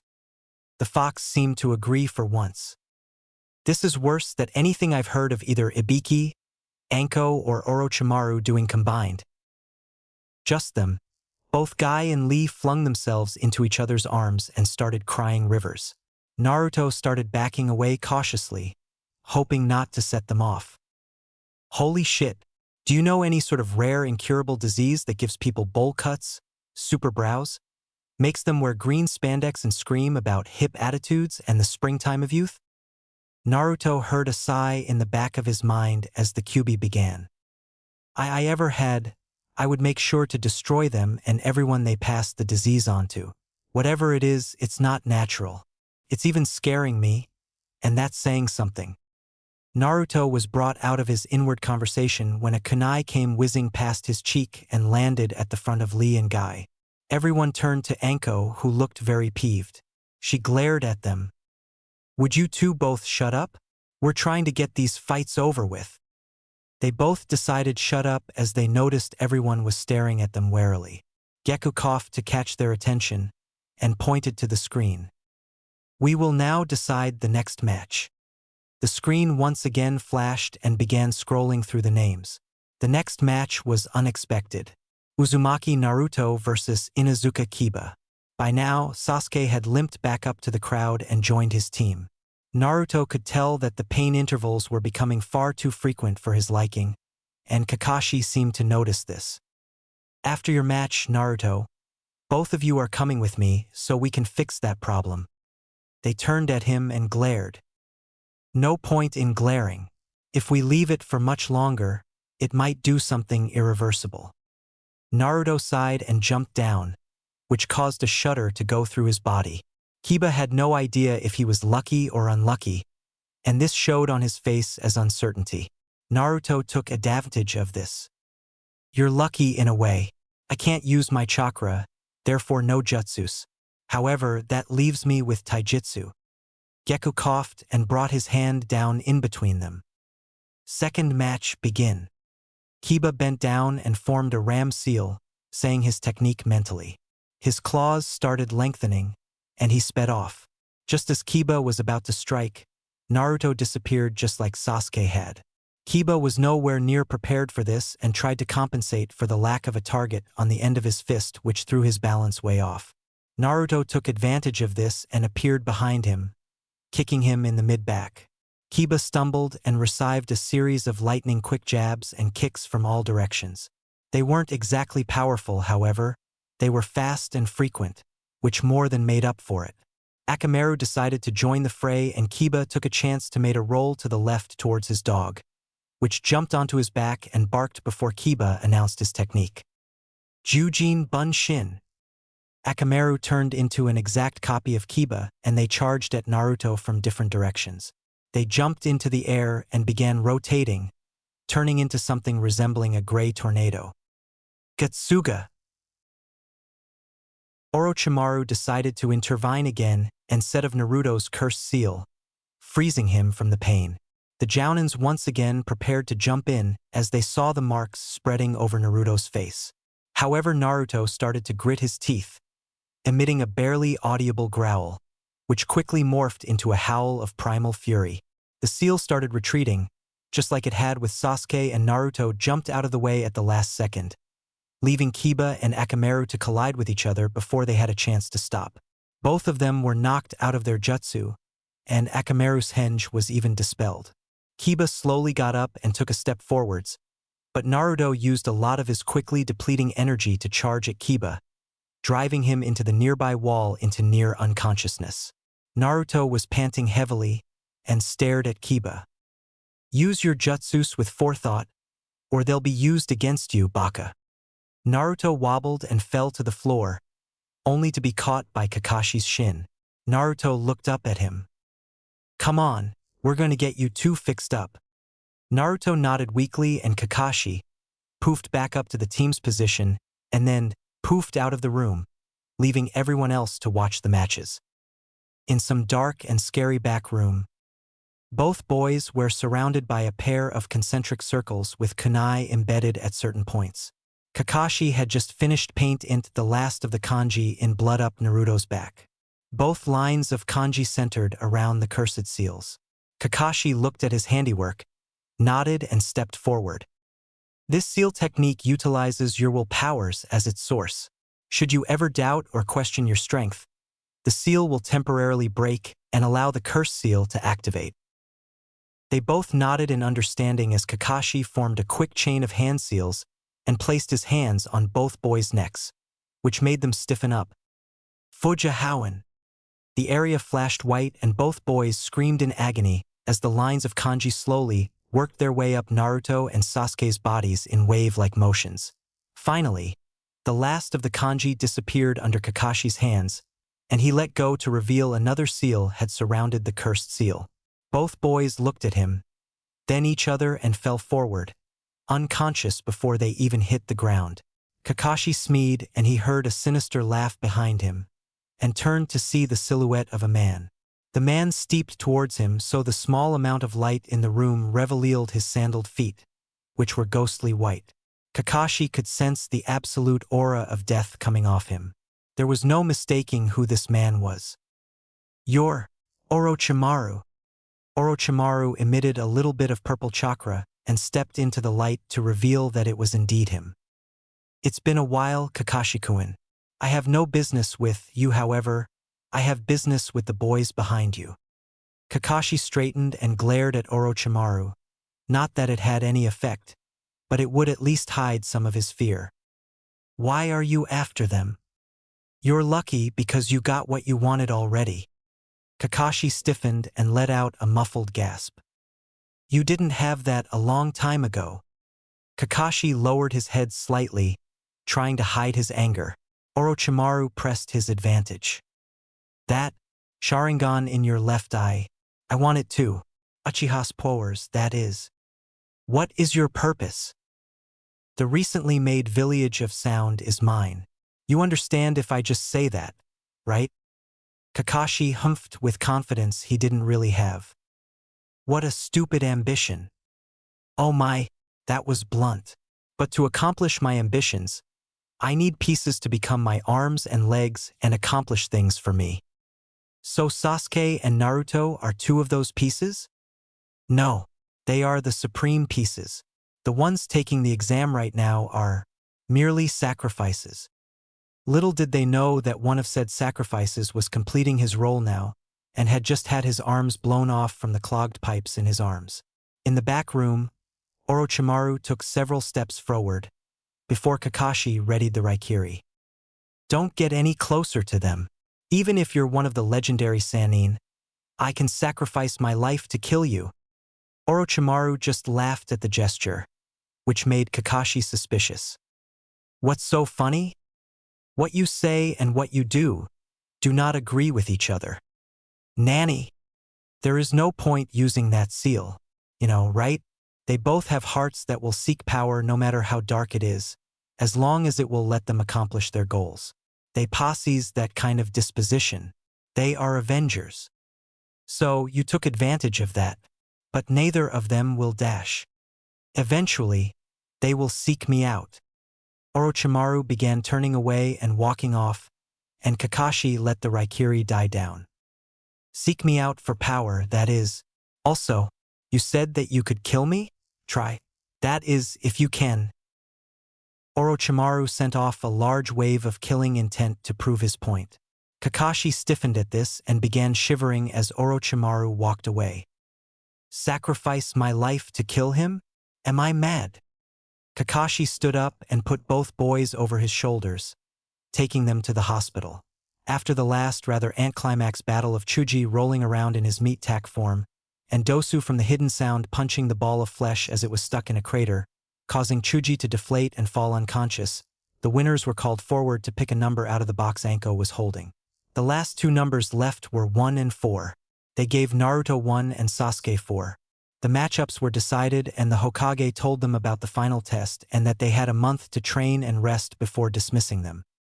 Chapter 4. Training Month, the Finals. A few days later, outside a heavily guarded hospital room, Naruto and Sasuke had been placed in the same room under heavy guard. Kabuto had broken in once, but had been foiled by Kakashi, although the sneaky sound Nin had actually escaped.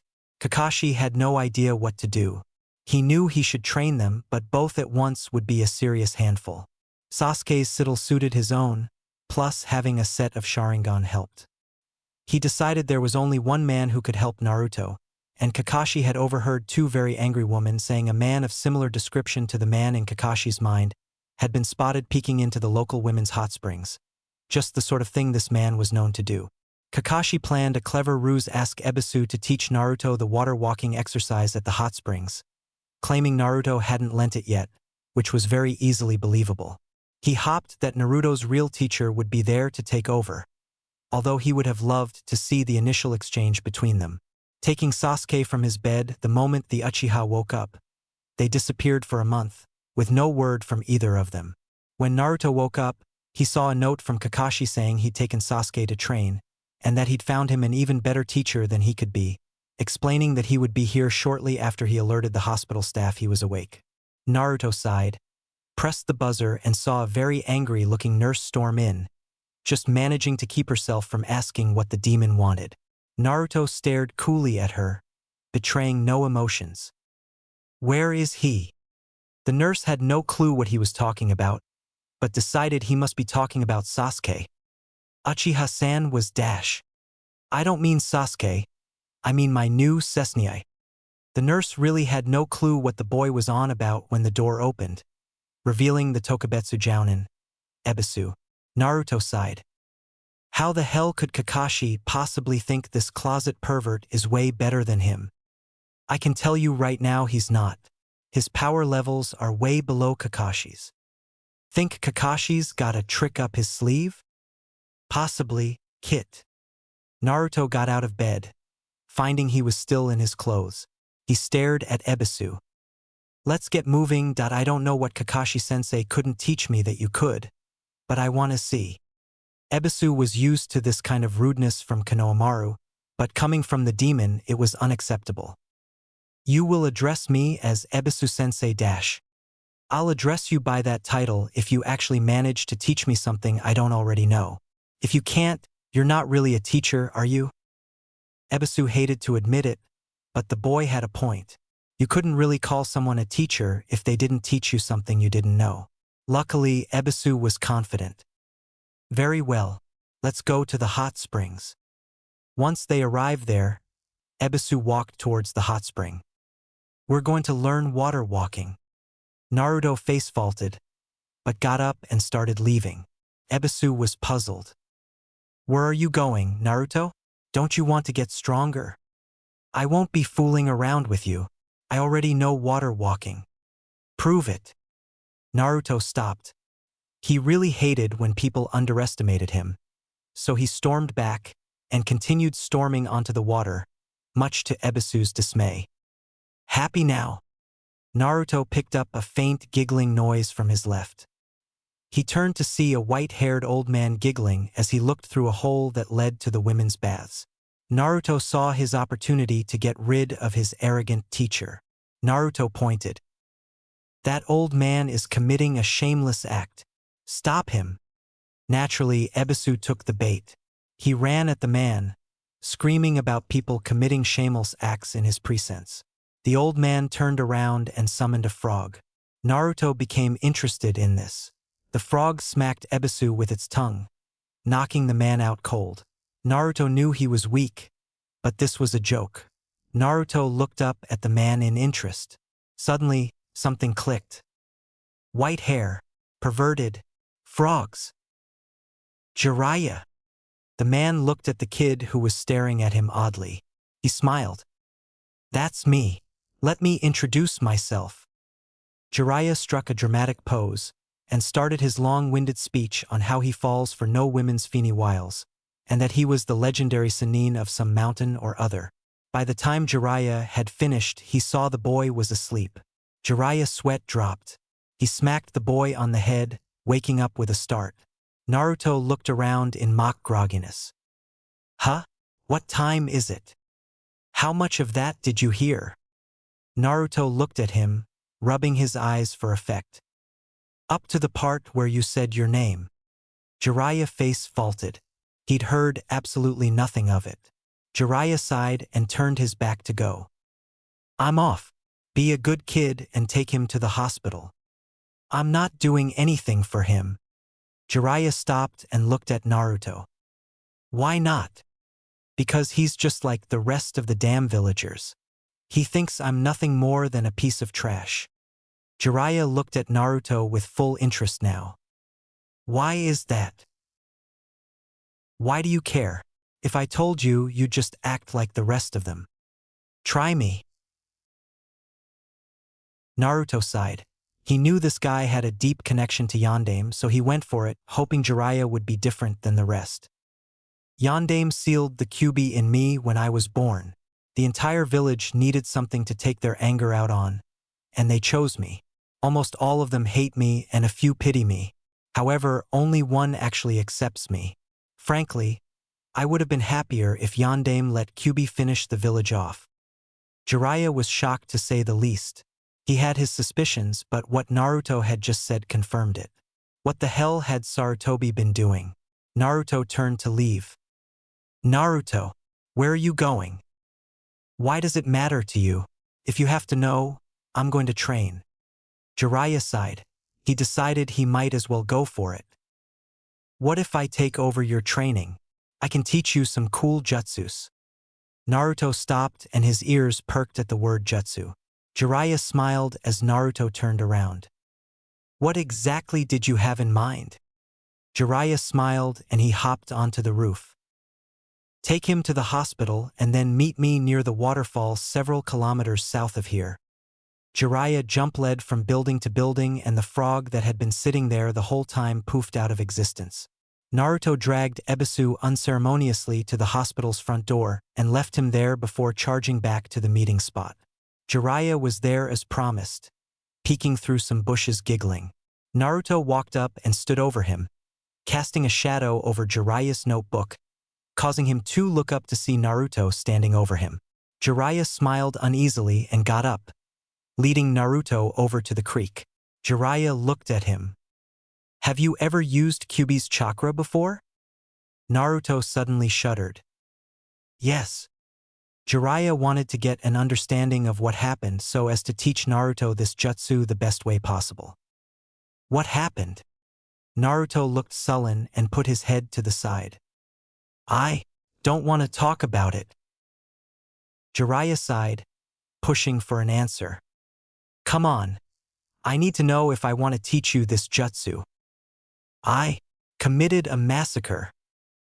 This was not the answer he was expecting. Not by a long shot. It also didn't answer Jiraiya's question he had meant to ask, so he had to keep pushing. What did it feel like when you released the chakra? Describe everything. Leave out the bits of your actions. Just describe what it felt like. I felt so bloodthirsty. I also had no control over my actions or senses. I can't put the feeling into words. Jiraiya nodded.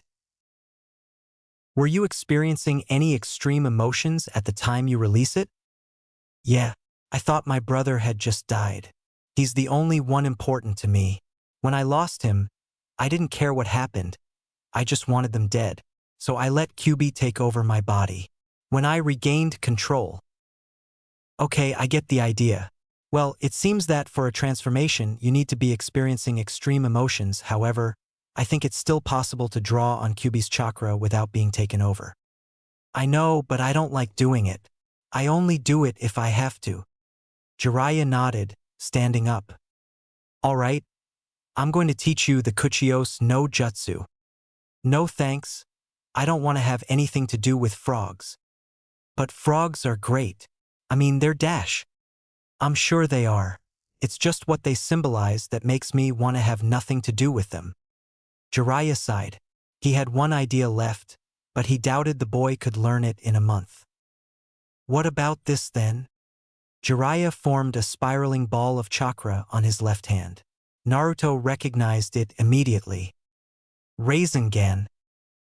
Naruto thought over the pros and cons of learning the jutsu. The villagers would be severely pissed off that one of their almighty Yandame's trademark justice had been passed on to the demon boy, but it would come in handy for his goals in life. Naruto nodded. Sounds good. Jiraiya sat back down. We'll need some training materials. Get me a small number of water balance. Naruto nodded and headed into town again, finally finding a place that would let him buy the damn things, even if it was at 3 times the normal price. It was a small price to pay for learning a powerful jutsu. Naruto returned with the water balance. Jiraiya filled one up with water from the river and held it in his palm. Naruto, you remember when I showed you the full Rasengan, right? Naruto nodded. What did you see? Naruto thought about it. You initially condensed a huge amount of chakra into a single point and then let it radiate out while pumping more into it. It got faster and faster the longer you held it. Jiraiya nodded. Exactly. This jutsu has to be learnt in 3 stages. The first stage is rotation. Watch.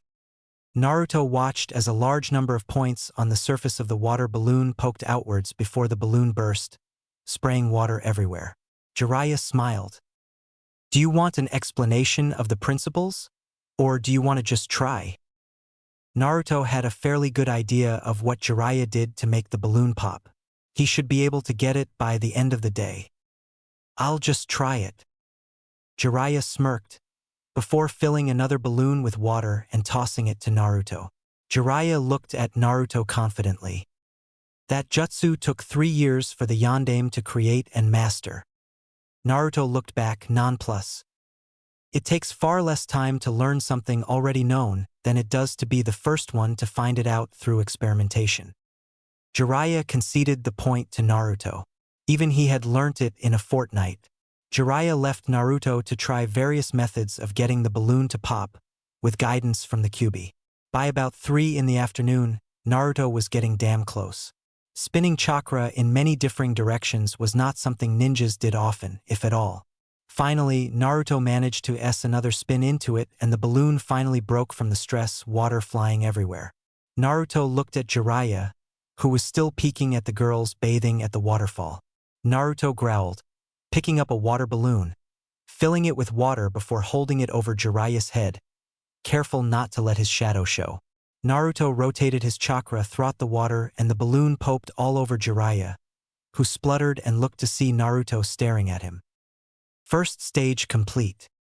2 days later, back at the waterfall.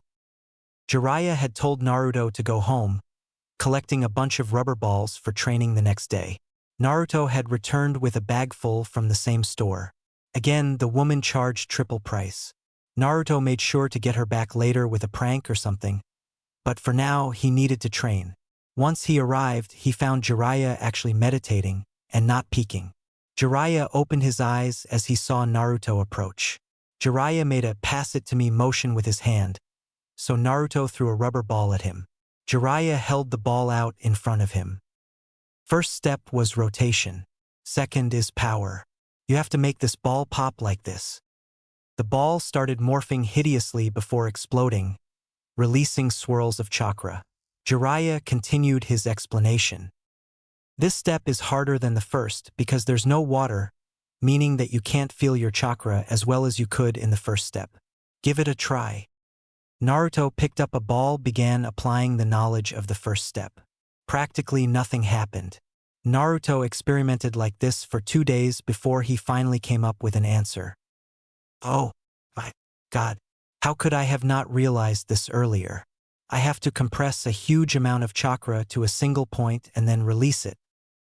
Naruto held the rubber ball and began trying to focus the chakra to a single point. However, keeping the point exactly the same down to the millimeter was hard, to say the least. Naruto sighed.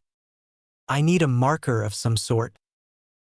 Naruto realized he had none, and Jiraiya only used a pencil for his notes, and so thought about what he could do. Kyuubi came to the rescue. I can put a mark on your hand. It'll hurt a bit, but it'll be permanent. Don't have much of an option right now. Go for it. Naruto was aware of his hand tingling. The tingling became a burning sensation, which Naruto barely managed to contain himself from howling in agony from. Smoke came off his hand, indicating that indeed it had been burnt. Naruto looked at his hand to see what the mark looked like. Much to his chagrin, it was a simplified fox's head. That's not funny. Deal with it, Kit. Naruto sighed and picked the ball up again.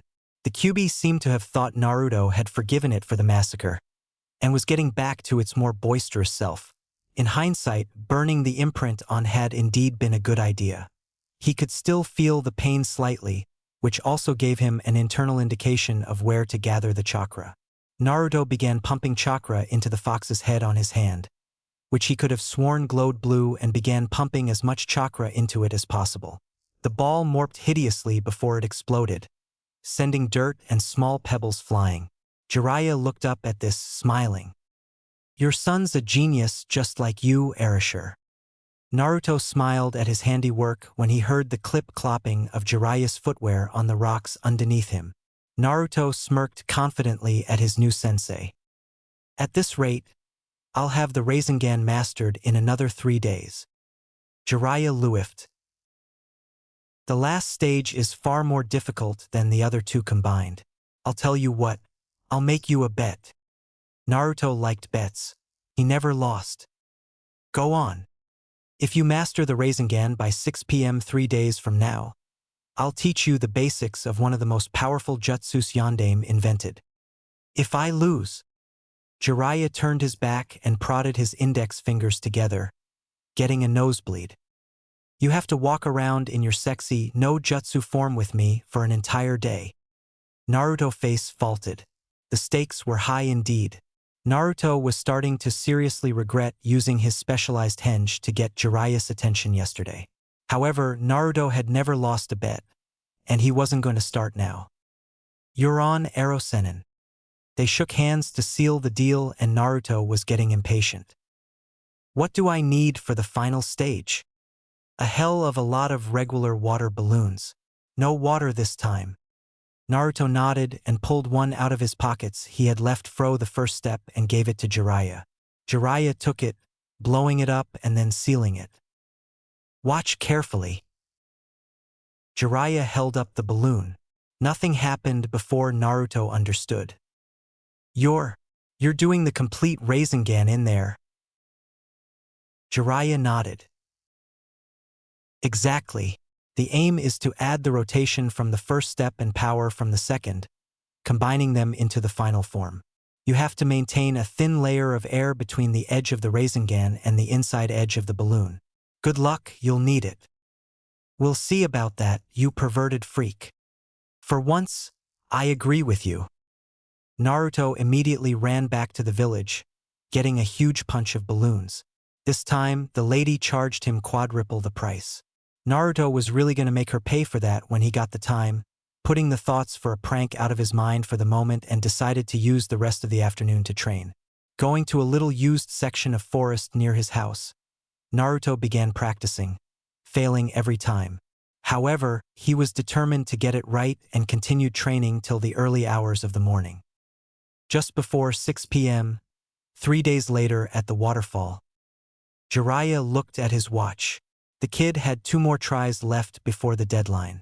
Jiraiya was already thinking of fun things to do with a cute naked girl following him around when he saw Naruto try again. Naruto was close to getting it. There was no doubt about it, however. He hadn't made the tiny final discovery that would ensure mastery of the Rasengan. Jiraiya wasn't surprised when the balloon burst, sending chakra everywhere. Naruto looked at Jiraiya for the time and saw him holding up a single finger. One more try. Make it count. Thanks for the moral support, Furball. Furball said nothing, as Naruto suddenly had an idea. It was his last hope, but he had nothing better to go on, so he prepared.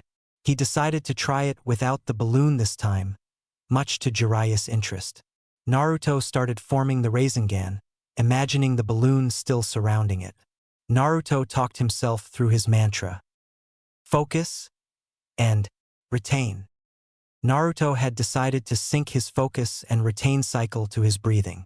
Focus the chakra with the breath in, retain it with the breath out. Jiraiya watched amazed that not even a single bit of chakra escaped the Rasengan. Jiraiya timed it, letting it go on for 30 seconds to make sure. Alright Naruto, you win. Naruto drove the Rasengan into the nearest tree, keeping his focus long enough to put a flag of sorts to mark his victory on the tree. Jiraiya smiled. Well done. First things first, tomorrow, you're going to get out of that tacky orange jumpsuit and get some decent clothing. Do you even know why I wear it? It makes you look like a target. Exactly. Jiraiya raised his eyebrow. Had this kid gotten a screw loose or something? How is that a good thing? The point is, I wear this to stand out. People think I'm stupid because I wear bright clothing. They usually find out that I'm smarter than they are when they find the orange-clad blonde standing in front of them with a kunai in their stomach. Jiraiya had to admit it was a clever strategy. However, he was not letting up. I don't care. Keep a little of the orange if you want, but change your clothes. The design looks like something those green spandex-wearing freaks would design. That settled it. Naruto was not wearing anything that could possibly be designed by those disease-ridden weirdos. He still wanted to keep some orange to maintain his look at me, I'm a bimbo appearance, but he would change it. Next morning, Naruto immediately went clothes shopping. To save time, he used Kagebunshin no Jutsu to scout all the stores, hoping that one store would let him in. Not surprisingly, it was the same store he got his old clothes from. The Naruto clone looked through the store's clothing racks and eventually found a jumper and pants set. The jumper had a small, neck-hugging black turtleneck collar with the top 1/4 of the jumper being black. The bottom half was orange, as were the pants. If you still can't imagine it, think Naruto's clothes. After the time skip, Naruto bought 2 sets and paid the regular price for them. He left the store with his clothes, quickly going to his apartment and getting changed, before running to meet Jiraiya at the usual place. When he got there, Jiraiya gave him the once-over and sighed. The boy could have gotten worse, but it was acceptable. Jiraiya got off the tree he was leaning against and pulled out a kunai. It wasn't just a regular kunai. It had 3 points and an orange tag wrapped around the handle. Jiraiya held it up to Naruto for inspection. Recognize this? Naruto shook his head, so Jiraiya began explaining. This is the kunai that allowed the Yondaime to use Hiraishi no Jutsu. Do you know the principle behind the jutsu? No, that was a very closely guarded secret. True. Well, Hiraishin is a mixture between 2 types of jutsus. You know what Hiraishin did, so take a guess as to how it could be done. Naruto thought about it for a while. Obviously, it requires a high rate of movement, so it may involve something like body flicker. However, the only faster way to move than body flicker would be to dash. It hit Naruto like a ton of bricks. Hiraishin was essentially a Kuchiyose no Jutsu crossed with the Shushin no Jutsu. Yondaime was able to summon himself. This must have showed, as Jiraiya was startled to no end that Naruto had been able to figure out what no one else had without being directly told with a tidbit of information. How the hell do you summon yourself? Jiraiya looked thoughtful. It was hard to explain without telling the secret of how to do it. Not that it would have mattered to anyone else, but with Naruto there was a distinct possibility he would be able to do it. Even Jiraiya couldn't do it. Well, how do you normally summon something? By sacrificing some blood, forming the hand seals and pumping chakra into it. Jiraiya nodded. Take a good look at this kunai. Jiraiya passed it to Naruto, who caught it deftly and began examining it. Now, Naruto considered himself his year's expert on seals with obvious reasons, but this was way out of his league. He'd never seen a seal so intricate. He looked back up to Jiraiya for an explanation. As you said, to summon, you need to sacrifice some blood, form the hand seals, and use chakra. What if you could somehow pre-make a seal that already had all of those in it? Naruto agreed. Although it would be instantly difficult, it was theoretically possible. Relooking over the seal, he noticed that the seal centered around three very distinct parts. The kanji for blood, seal, and chakra. What really surprised Naruto was that there was also several kanji surrounding each one that represented things usually associated with summoning contracts. In a sense, this seal was like a summoning contract, the signature of the person who signed it and the method for summoning all in one. This seal was in one word: incredible. Naruto wasn't surprised that no one had been able to copy the jutsu. Jiraiya looked at Naruto, seeing that he was appreciating the true way this jutsu worked. However, for each person who could even perform it, the seals would have to be altered dramatically for it to be usable. Jiraiya smirked, catching Naruto's attention. Erasure had once mused that successfully changing the seal, so another family member could be the equivalent of the Uchiha rite of passage into manhood by learning the Gokakyu no Jutsu for his family. That jutsu is nothing compared to this. That's erasure for you. Naruto looked over it a final time before pocketing it and stood up. Does the kunai itself have anything to do with the seal? Jiraiya shrugged. Erasure never told me. He said that the kunais were made of a special alloy of two metals, aluminium and titanium, for strength and also to lighten the weight. He told me that there was no secret ingredient in the kunais themselves, but I'm not sure if the shape of it has anything to do with the kunai's abilities. Naruto nodded as he shoved the information to the back of his mind for later processing and focused on the next thing. So, got any other cool jutsus? Jiraiya's sweat dropped. I've taught you enough for now. Go train yourself. I'd suggest trying better to harness the Kyuubi's power for when you need it. Later, Naruto. With that, Jiraiya poofed somewhere else, leaving Naruto to his own devices. Naruto decided to take the super pervert's advice and try harnessing Kyuubi's power without going on a killing spree. 3 weeks later, at the stadium, the feudal lords, head ninja and other important guests had all arrived and the last of them were taking their seats, anxious for the matches to start. The only participants that weren't there were Naruto and Sasuke. The examiner, does anyone actually know the guy's name? The guy always chewing on the senbon took stock of the 6 genin in front of him. Shikamaru had a question. Oi, what happens if Naruto and Sasuke don't make it in time? They'll be disqualified. How troublesome. Shikamaru suddenly became aware of a human-shaped shadow hanging over him. He turned to look at the shadow. It led towards the stadium wall and disappeared, meaning that whatever the shadow belonged to was standing on top of the stadium wall. Shikamaru looked up, covering his eyes from the sun to see the silhouette of a figure. The figure had spiky hair and struck a confident pose. The figure flickered out of existence and reappeared in between Shikamaru and Neji, who had conveniently left a space for him. They all looked at him warily, to which he paid no notice. He was more interested in the crowd. Naruto turned to Shikamaru. Yo, Shikamaru, who am I fighting? Me. Naruto turned to see a very confident Neji. Perfect, just perfect. Now I get to humiliate him and the entire Hyuga clan in front of the world. The examiner turned his head to them. Oi, you three, look at the crowd. You're the main stars for this play, so look the part. They looked back to see that every single set of eyes had been focused on them. The examiner turned to them. Take a good look at this. He held out a piece of folded paper which he deftly unfolded with a single finger. It was the tournament bracket.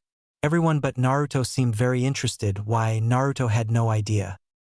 There's been a change in the matchups. Check again to see who you're going against. They did so. Naruto saw that he faced Neji, then the winner of Sasuke and Gaara's match. He had it tough. Beating Neji shouldn't prove excruciatingly difficult, but it was the next match that worried him to no end. Kyuubi had almost instantly picked up that Gaara was the container for Shikaku when Naruto first saw him. Naruto was drawn back to reality as the examiner folded the piece of paper and put it into his jacket. Although the terrain is different, the rules will be the same as the preliminaries. One-on-one, no rules. I will stop the match if one of you become unable to continue, give up or die. First match is Uzumaki Naruto versus Hyuga Neji. Everyone else, please go back up to the waiting room. Gaara led the way, and everyone else followed. Finally, just Naruto and Neji were left. They stood opposite each other, Neji looking smugly confident, as one would when victory is assured. Naruto scowled at Neji. It looks like you want to say something. You can't win. Neji smiled and activated his Byakugan. His eyes tell me he is totally confident in himself. He is not hesitant at all. This will make it all the sweeter when you realize the true reality. I will enjoy seeing. Neji became acutely aware of snoring coming from Naruto's direction. Nejo looked to see Naruto finding sleep while standing up. It was a fairly convincing act, too. When Naruto heard Neji had stopped, he looked up at Neji. So, have you finished your clan's ultimate jutsu yet? Neji raised an eyebrow, clearly not following the blonde's train of thought. Naruto explained. From what I've been able to work out, the Hyuga seem to enjoy talking their opponents to death. I'd say they've perfected it into the clan's ultimate jutsu. The boring monologue of doom, no jutsu. Neji's eyes twitched at the insult. However, he lowered himself into his Juken fighting pose. The examiner announced the first match. Then the first match. Begin. No one said anything. No one moved a muscle. They didn't even breathe. One breath might shatter the moment. Naruto decided to start things off by throwing a trio of kunai at Neji, who deftly blocked them. However, while Neji's concentration was on the kunai, Naruto body flickered directly behind Neji and aimed a punch at the back of his head. Neji blocked it with ease, before turning around and continued dodging Naruto's attacks. Just as Neji got inside Naruto's guard, aiming for a shoulder strike to close a major tenketsu, Naruto body flickered back to roughly where he had started. Naruto looked at Neji with feigned interest. Now you see you have no chance dash. Neji, do you ever learn? This fight isn't over until you're laying on the ground, not being able to move a muscle, and believe me, that's the way this fight is going to end up. Kage Bunshin no Jutsu. The entire arena was filled with solid Naruto clones. Everyone in the crowd was shocked. This genin had used a jounin-level jutsu better than most jounins who could use it could. This kid was full of surprises. Each clone pulled out a kunai and readied themselves. Neji had to come back with a smart answer. But there is only one real one. The Naruto clones smirked. Good luck finding it, Timmy. Come if you wish. With pleasure. The clones moved as a mass and surrounded Neji, exchanging blows with the lavender-eyed boy. Neji quickly die-patched a large group of the clones, before he charged for one in particular, giving it a vicious attack to the heart. The clones started poofing out of existence.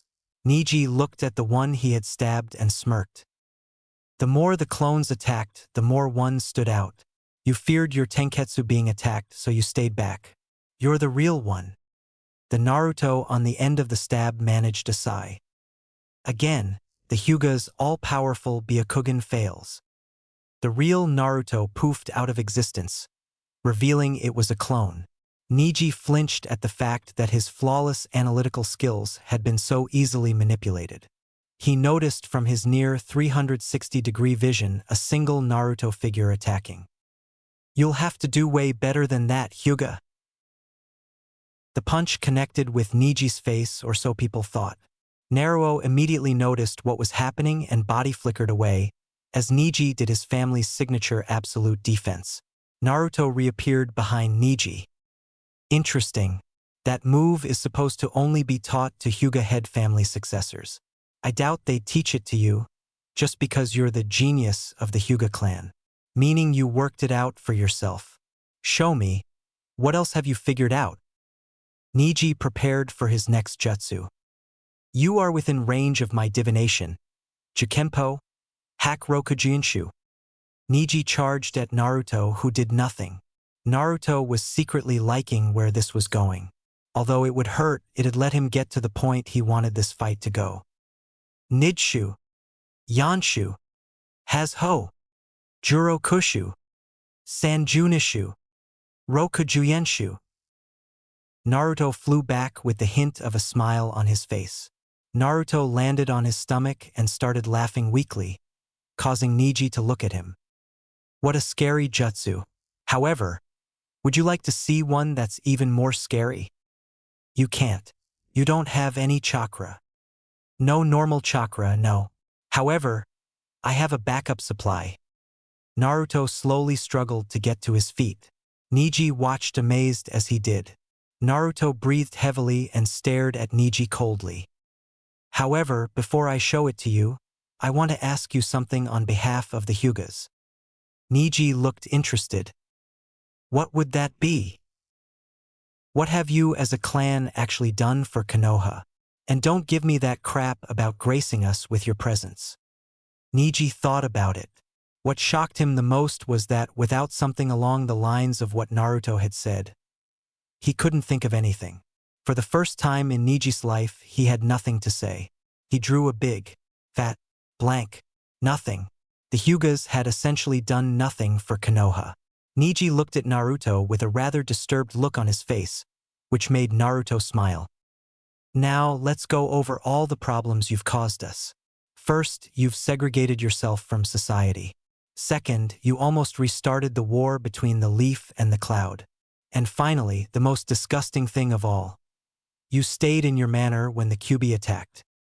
Everyone was completely wrapped in Naruto's accusations of Konoha's most powerful family. Niji was about to bite back when Naruto painfully held up a hand. Hear me out. Have you ever been to the war memorial for those who fell at the hands of Kyuubi? If you have, you'll notice something. There is not one single name from either the Hyuga or Uchiha clans on it. The Uchiha, however, had a valid excuse. They were the city's police force, and thus were completely taken up with evacuating the village civilians to safety. The Hyuga had no such excuse. I don't care how elite your clan is, it's impossible to go up against the Lord of the Demons and not lose a single life, especially considering your fighting style. The only reason your clan is as powerful as it is today is that it lost no one to the Kyuubi. And for some reason, your twisted minds think that's some sort of reason to become as arrogant as you have. You Hyugas are an eyesore. However, I'm willing to let you relive the situation on a watered-down scale. Let's see how you would have fared. Naruto immediately closed his eyes. Can you try to manifest the chakra into something recognizable? Easy. Naruto formed a ram seal and began a low growl as he bent his knees. Chakra started leaking out of Naruto. However, this chakra was not blue. It was red. Blood red. Naruto's growl turned into a roar as the chakra filled his system, flooding him with power. Niji was trying to understand what the hell this was when the chakra made its first manifestation. Niji and anyone else who had Byakugan could see that the chakra inside Naruto's body had formed a monster's head. The chakra wrapping around Naruto began manifesting in a visible way for everyone else to see. First, a tendril grew out of Naruto's tailbone. The tendril thickened and lengthened, before being quickly joined by 8 more. The chakra tails whipped wildly in the air while Naruto looked at Niji very smugly. Can you see them? Niji flinched, which Naruto took as a yes. Then let's step it up a notch. Naruto put his hands out to his sides and closed his eyes as the chakra tails wrapped themselves around him and finally re-entered his body. Nothing happened for a moment, until chakra started seeping up from the ground, surrounding Naruto in a barrier of chakra that looked surprisingly like a flame flickering in the wind. Like it did when Naruto fought Niji in the main matches in the anime/manga. Naruto had one final request to his tenant before the battle started. Could you try manifesting the tails as well? They were cool. You're still a kid in some ways. Fine. Naruto growled once more as the chakra tails returned, while he was still maintaining the aura. Naruto decided to drop to all fours for effect. He could tell Niji was scared beyond words, so Naruto decided to rub it in a bit more. Niji, this is only a chosen manifestation of the chakra. If I wanted, I could pull out a hell of a lot more. But for this match, this will do. Let's go. Naruto bounded towards Niji with incredible speed, tails flicking everywhere as he went. Niji just managed to dodge the swipe as Naruto body flickered out of the way of Niji's return strike. Niji looked through his almost 360-degree vision for any sign of the blonde and saw him out of the corner of his vision racing along the stadium wall. When Niji turned to look at him, Naruto jumped off the wall and straight at Niji, launching 3 shuriken at the Hyuga. Niji used a Kaiten to block them and pick them up as they fell to the ground, adding 3 of his own, hurling all 6 of them at Naruto with a war cry. Naruto made no effort to dodge, and simply swiped each one away with a different tail, much to Niji's dismay. Naruto was about to reach Niji when he body flickered directly behind him and aimed another punch to his head. Niji just avoided it by jumping sidewards and pulling out a kunai, which Naruto mirrored. They both threw the kunai at each other. The kunai hit in the middle, and they both jumped into the air, catching their kunai and jumping at each other, trading a mid-air blow before coming to a rest. Niji looked up at Naruto as he began speaking. "You're confident about close combat, right?" Naruto held out his right hand and everyone was shocked as the Kyuubi's chakra began forming a sphere on his hand. They were even more shocked at the noise it made. Few people recognized the jutsu. The Hokage had the most vocal reaction. "That's Yandame's." Naruto smiled as the jutsu completed and charged forward at Niji in a blind charge, jutsu at the ready. Naruto smiled and said just loud enough for Niji to hear.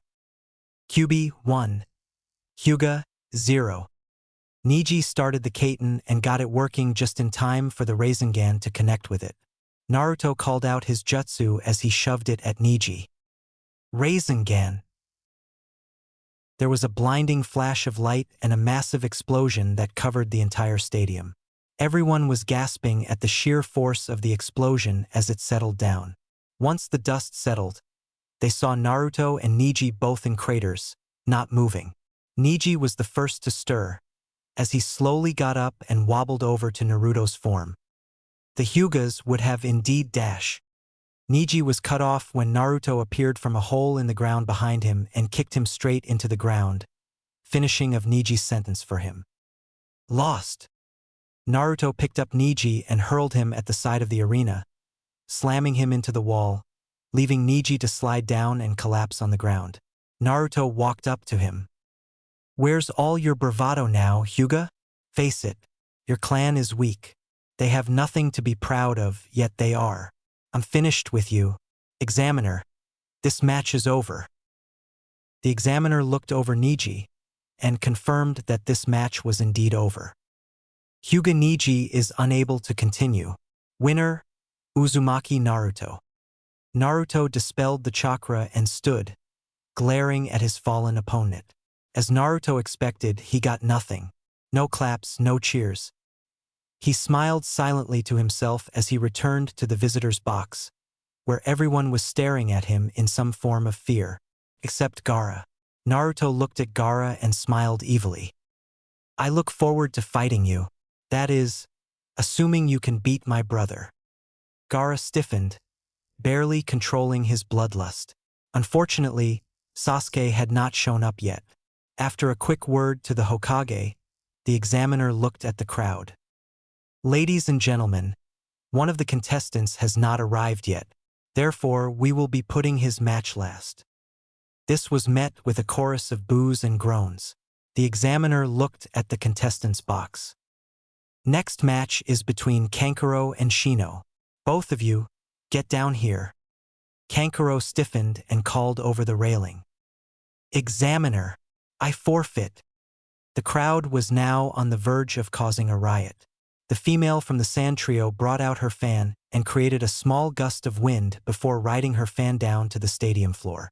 Once she was there, she exchanged a few words with the examiner before he looked back up at the examiners.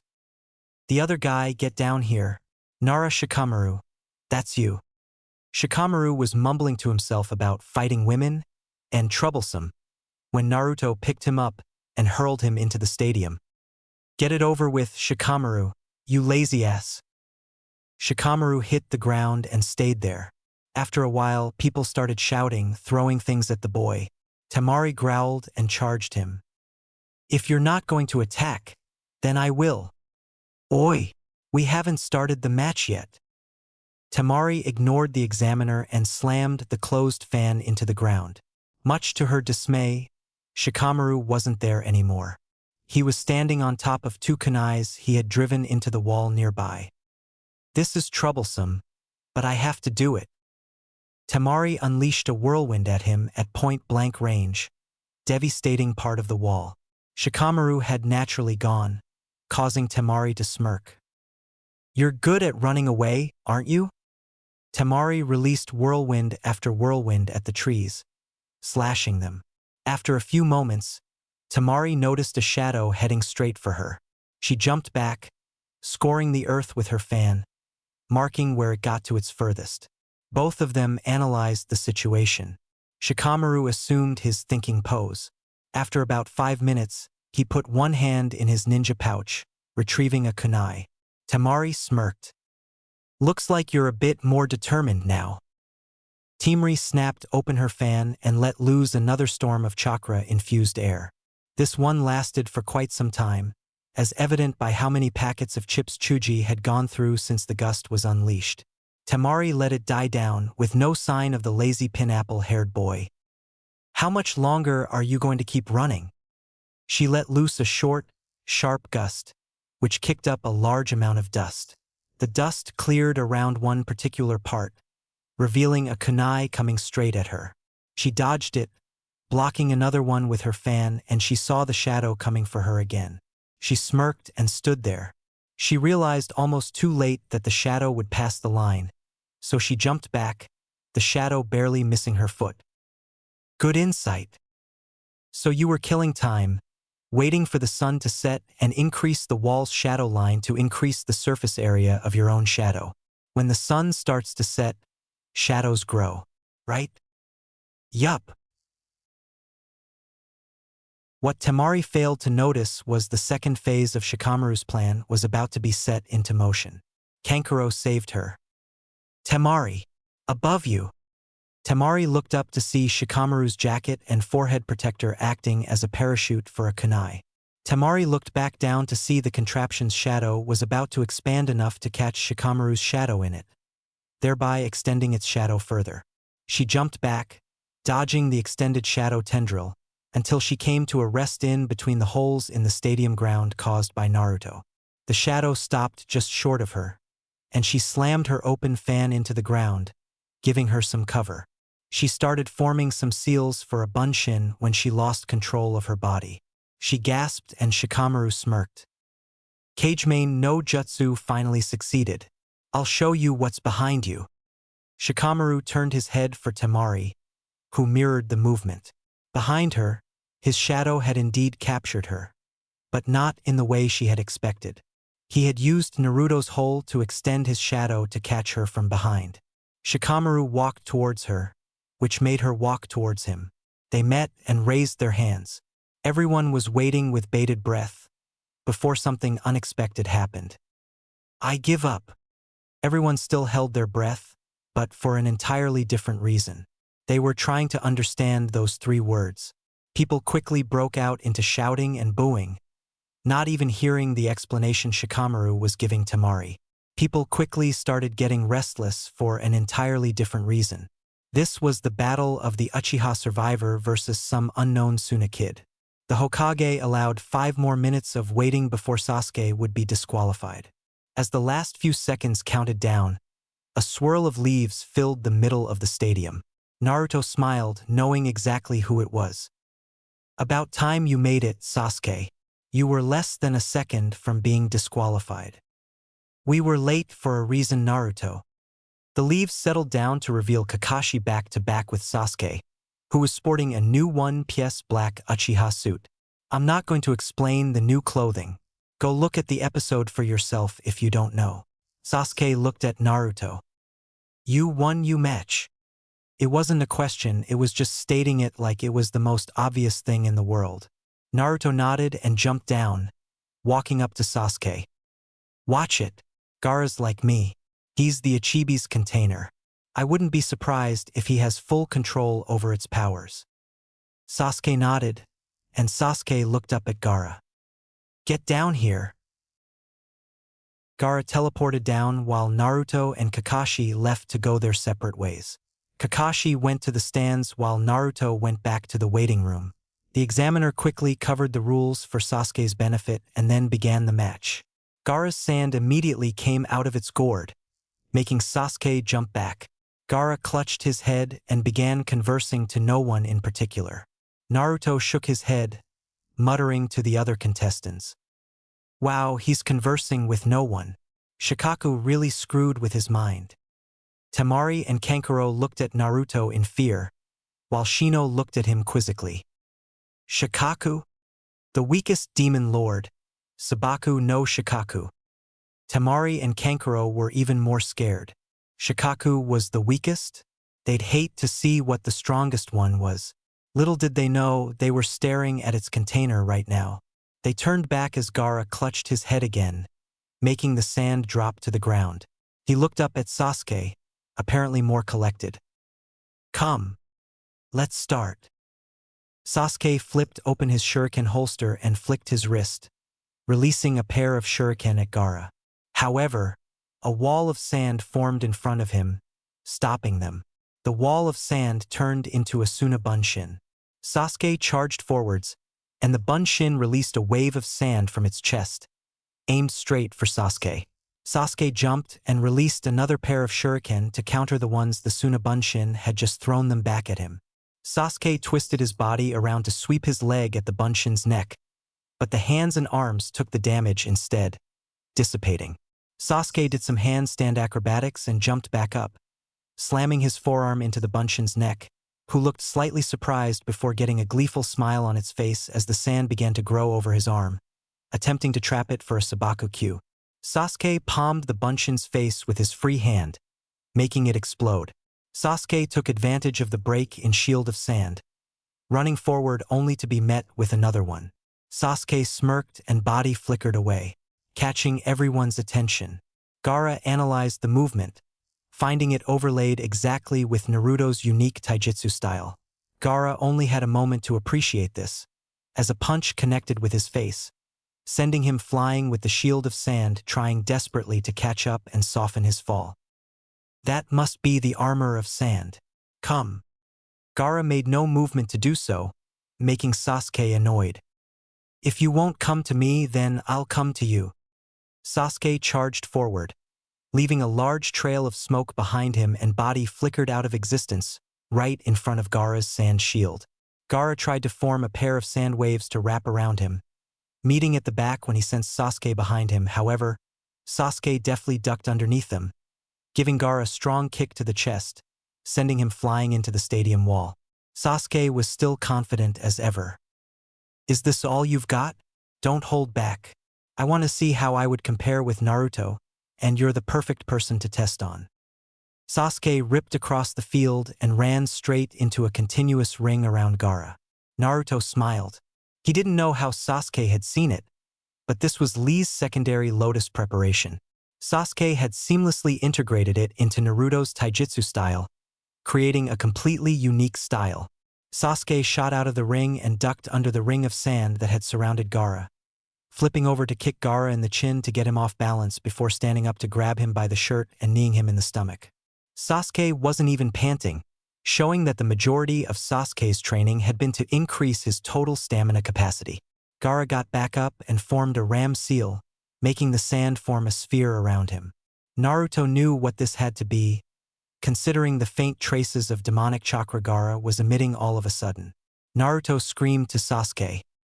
Sasuke, finish him now. He's going to bring it out. Sasuke knew better than to ignore such a dire warning from Naruto, so he ran at the sphere and kicked it, finding that it was harder than any rock. Sasuke could feel a spike in killer intent and flipped back as a wall of spikes grew out of the sphere and pierced the air he had just occupied. Sasuke knew there was no point using taijutsu or even low-level ninjutsu now. He had to go straight to the top. He ran back up the stadium wall and used chakra to stick to the vertical surface.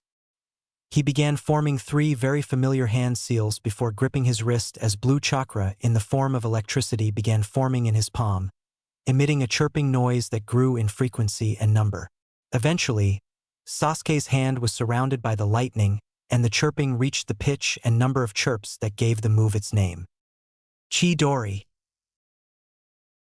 Sasuke dragged the Chidori down the wall, colliding with the ground, sending a blast of rock and dirt everywhere as he came charging from it.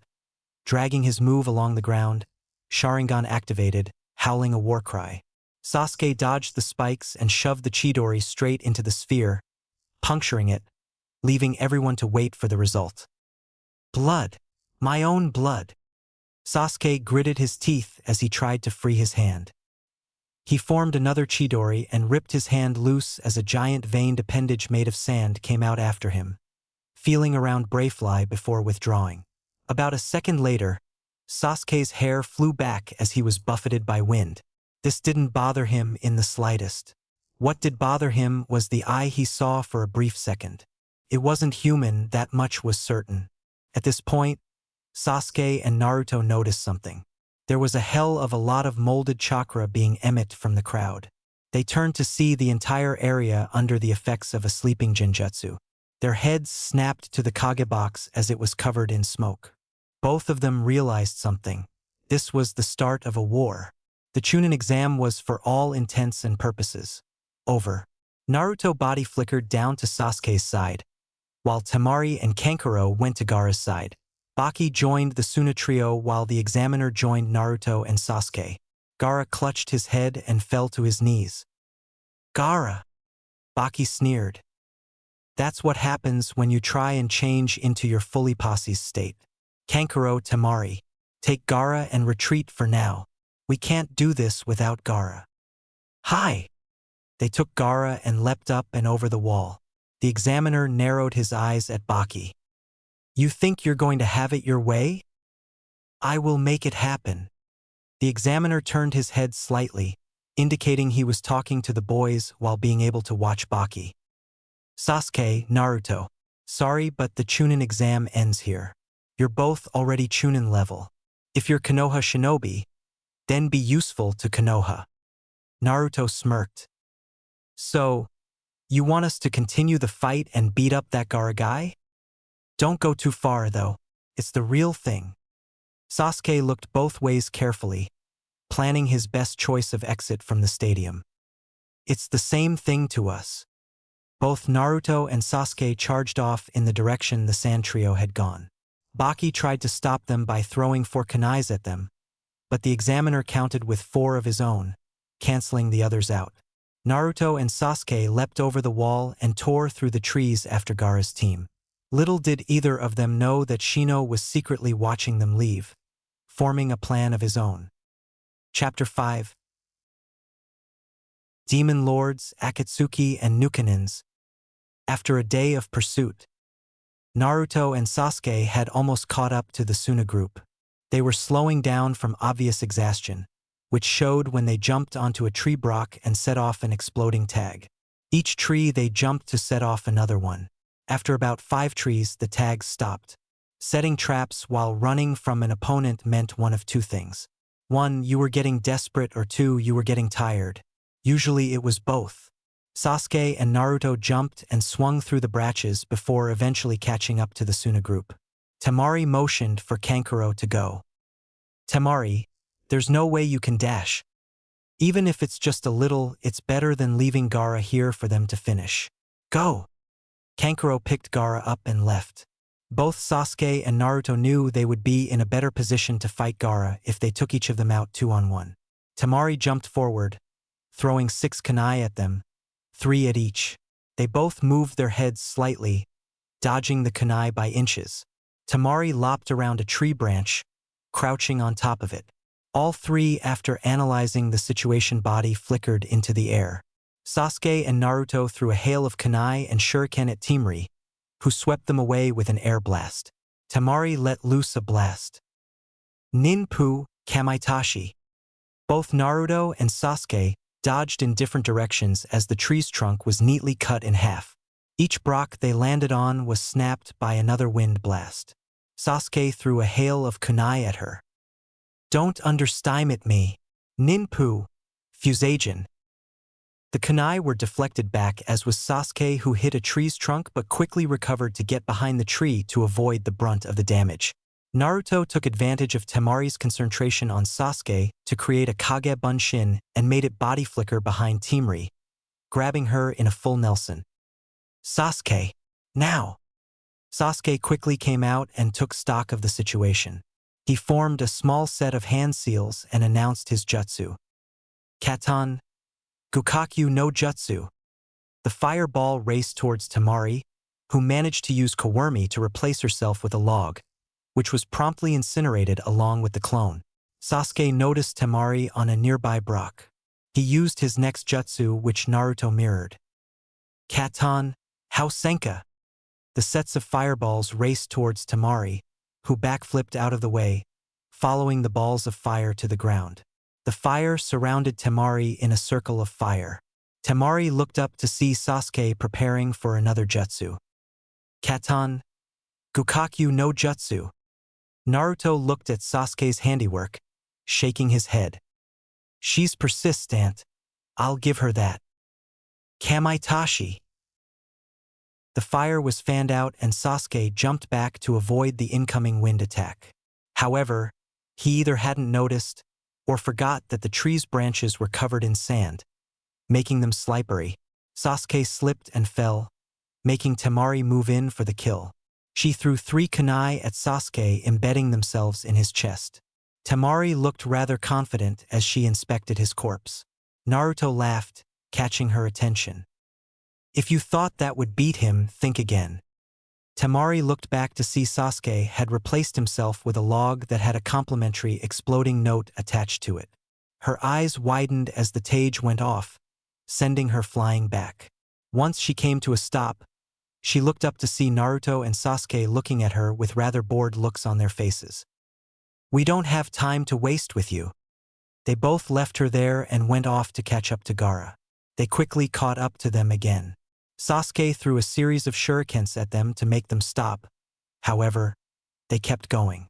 Naruto got ahead of them and stopped on the next branch while Sasuke was on the branch behind them.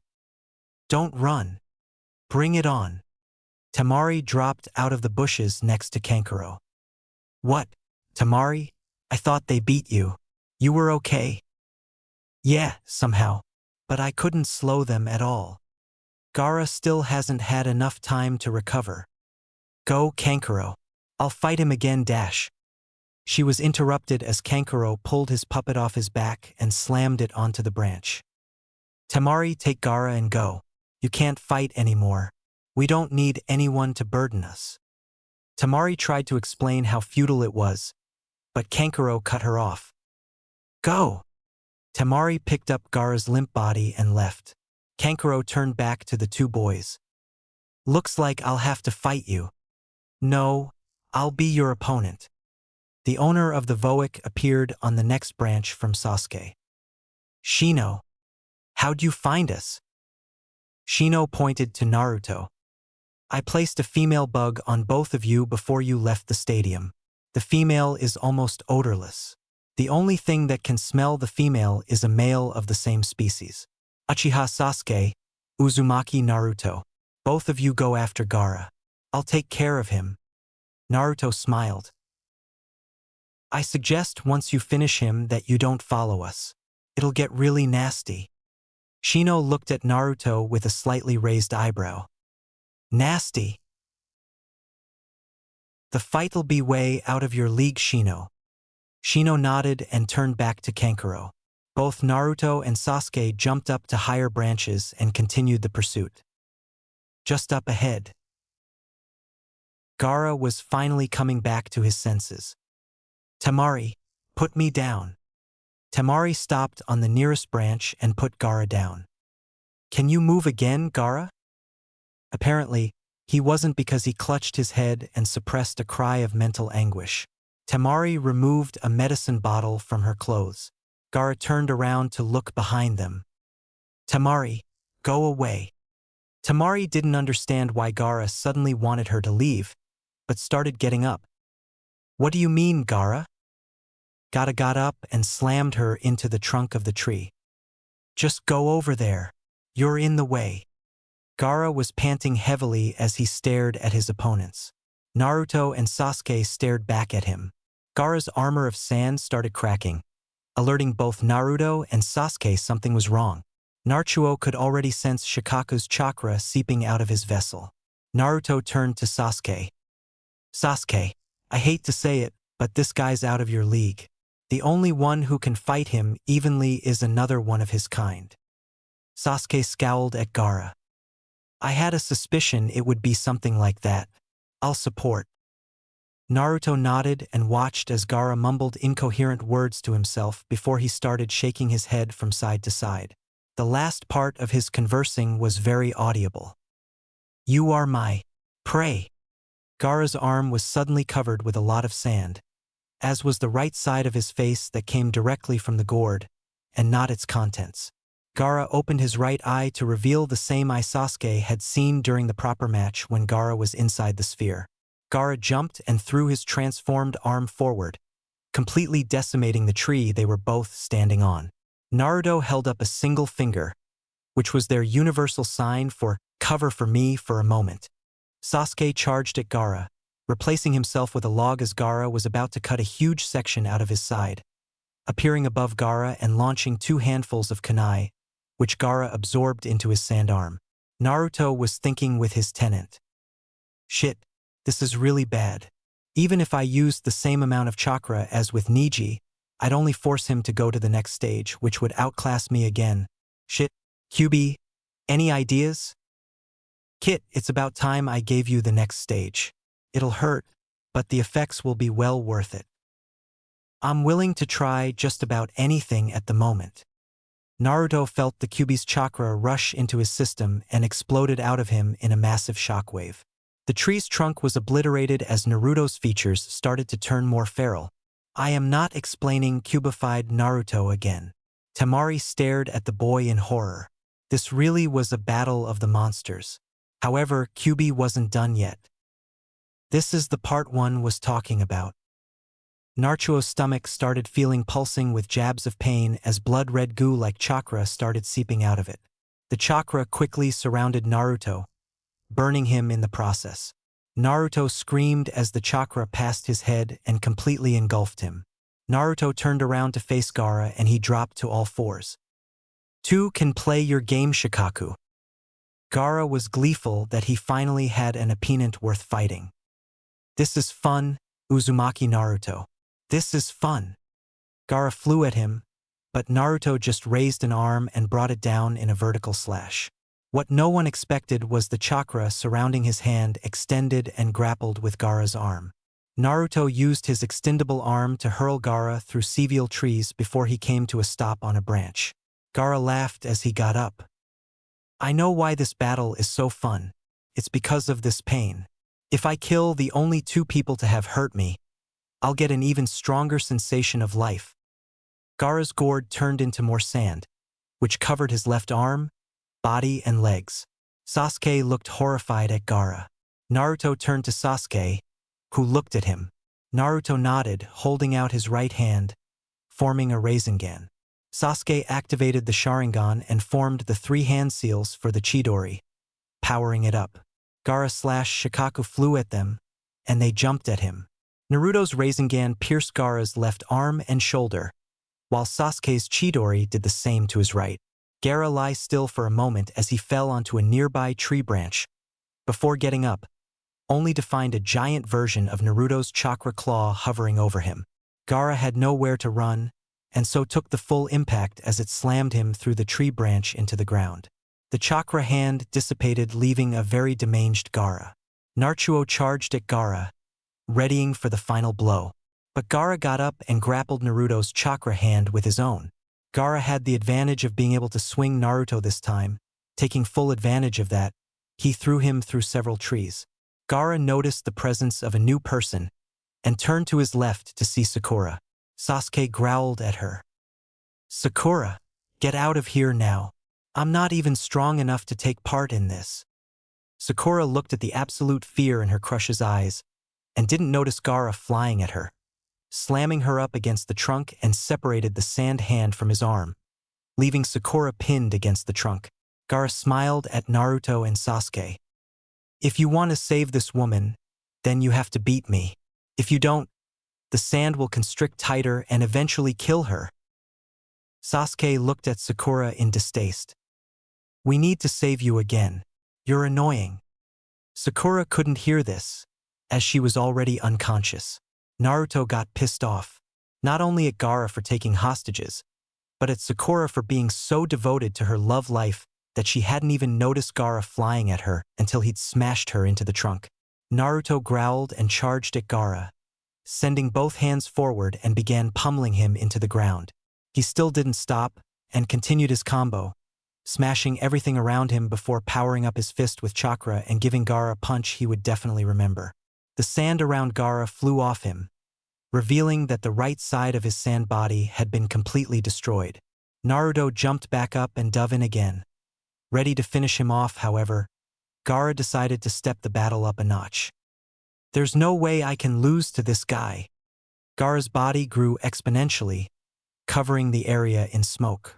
When it finally cleared, Naruto saw Shikaku's true form. Kyuubi knew Naruto was screwed if this kept up. Oi, Kit, get down here now. For the Kyuubi to call him to the cage in the middle of a battle, it had to be serious. Naruto entered his mindscape, and this time was right in front of the cage. Kit, even if I gave you another tail, not only would your body be unable to take the power, but it still wouldn't be enough for you to win. I really didn't want to do this, but I have no choice. Without this, both of us are going to die. Kyuubi's chakra seeped out of its cage and condensed into a scroll made out of chakra. It's the contract of the foxes. You haven't signed a summon contract, and without something like an high-ranking summon, you will die the second you get out of here. Sign it quickly.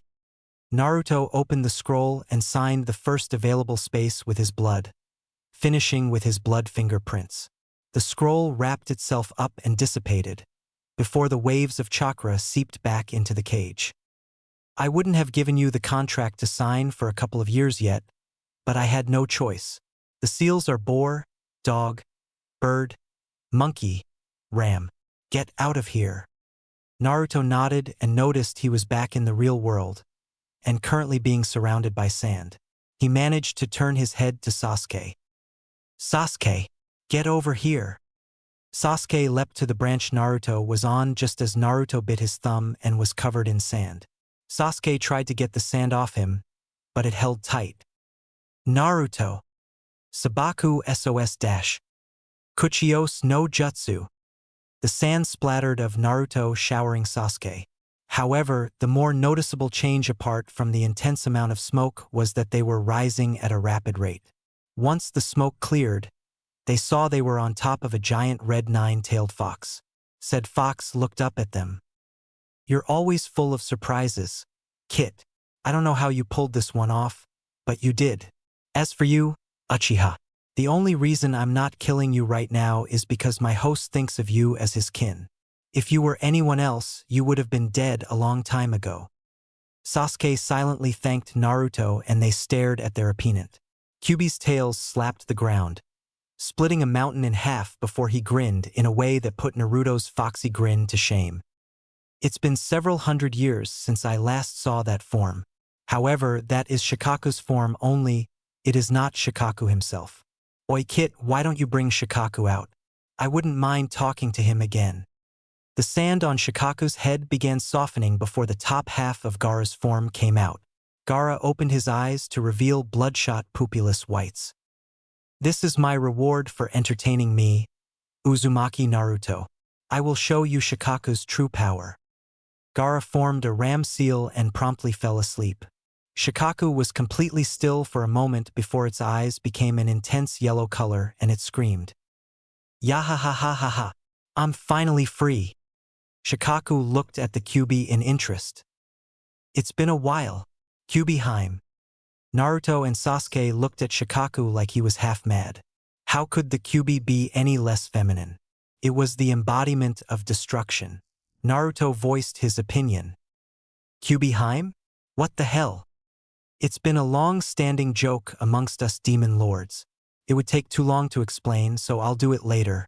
As for you, Shikaku, how about we end that last sparring match we never got to finish?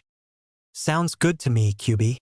Kyuubi charged forward, attempting to jab Shikaku with its tails as it flew through the air. Kyuubi landed on Shikaku's shoulder and pulled on its arm, ripping it right off.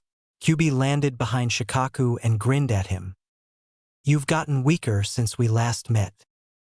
Naruto called out to his tenant. "Oi, Kyuubi, Sakura's over here." "Oh? Want me to kill that pink-haired bitch?" Naruto sighed. Was all Kyuubi thought about destruction? No, she's more useful alive than dead for now. Just finish off Shikaku. Fine. Kyuubi charged again and dodged as Shikaku used a jutsu. Futon, Renkyuden. Shikaku had taken a deep breath in and slammed his fist into his stomach, forcing a giant ball of air heavily infused with chakra out, which ripped through the forest Kyuubi had been in only moments ago. Kyuubi began chairing one of its own jutsus while it was midair. Katan, Guka, Fire type, Hellfire. Shikaku released another Renkyuden to counter. The resulting explosion was tremendous. It covered an area approximately several square kilometers. Kyuubi landed and jumped again straight away. Shikaku released a barrage of compressed air balls, to which Kyuubi countered every one of them. Kyuubi directed itself towards Shikaku through the clouds of smoke and bit Shikaku's other arm off, much to Shikaku's chagrin. "Shikaku, what in the 9 layers of hell have you been doing? This isn't even fun. I'm disappointed in you." Kyuubi charged and bit into Shikaku's chest while grabbing its shoulders with both its claws. It raised an eye to its 2 riders. "You two, go and smack that brat awake. I'm bored." Sasuke and Naruto jumped off Kyuubi and both of them smacked Gaara awake. Shikaku let back its head in a howl of frustration. "God damn it. I just came out, you know. I'll get you yet, Kyuubi." Shikaku's eyes dulled and Gaara opened his eyes. Naruto and Sasuke charged him again, but Gaara tried to absorb them into the sand.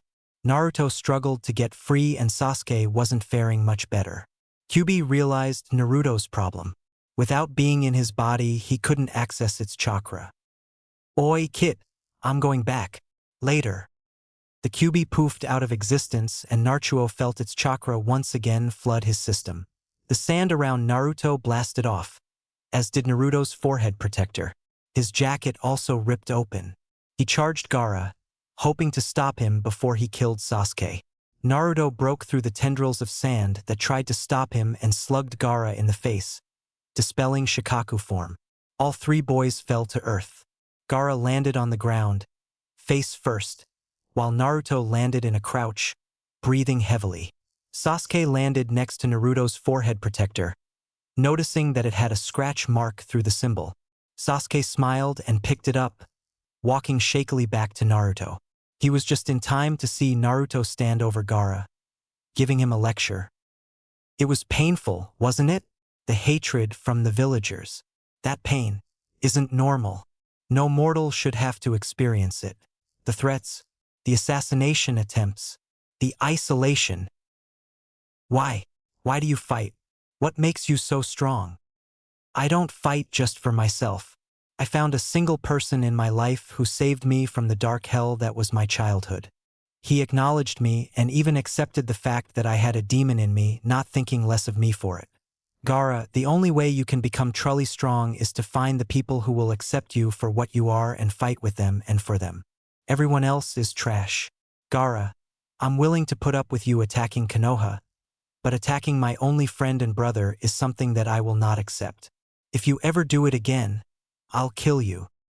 Sasuke smiled widely at the praise Naruto was lavishing on him. It was a very rare occurrence, even in private. It made him realize that they were similar beyond a doubt. They had been each other's support growing up. Without the other, the one remaining would have given up long ago. Sasuke stood next to Naruto. Just then, Kankuro and Temari appeared in front of Gaara, deciding whether to fight or run. Gaara made the decision for them. "Don't fight them. Let's stop." "Gaara." Kankuro leant down and picked Gaara up.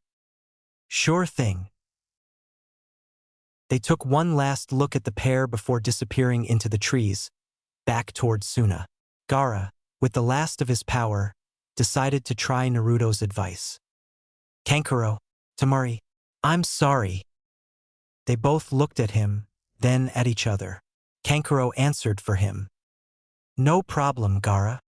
Several days later, once they got back to the village, they found out that the Sandaime had been killed by his own student.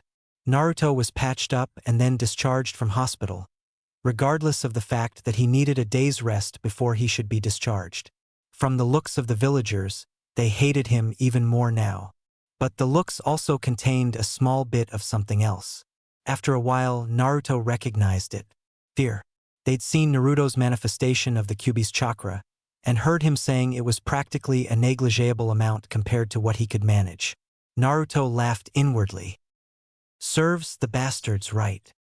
Kyuubi sent Naruto a mental image of the town in flames. Naruto actually laughed out loud at that one, causing people to look at him in even more anger. One man actually spoke out. What the hell's so funny, demon? Nothing you could understand. The man decided to try and punch Naruto, who took the man's wrist and held it. If you ever try that again, I'll break it. Understand? The man attempted to jerk his hand away, which Naruto let him do and watched as he ran down the street in fear. Geez, what a weakling. I didn't even hit him.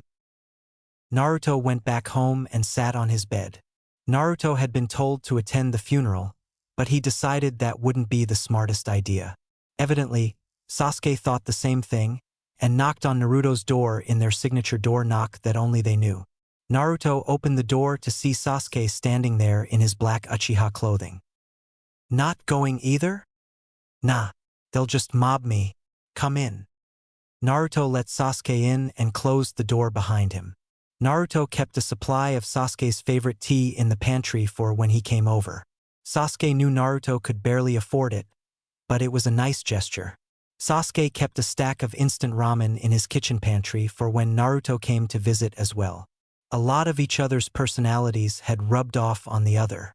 Sasuke, although he could never love ramen as much as Naruto, eventually came to like it. Naruto also learnt to like the tea Sasuke loved. They both sat at Naruto's small two-seater table with their freshly prepared ramen and tea. Nothing was said. Nothing need to be said. They were just getting to the point in their companionship when they could convey emotions through slight movements of certain parts of their bodies, which the other most of the time would understand what they meant. There were quite a few times when they mistook an action's meaning for something else, but a choice word or two would clear it up. They had a game of sorts to see if they could have an entire conversation through body language with no stuff-ups. The time passed and the day wore on. Eventually, Sasuke got up to leave. Thanks for that, Naruto.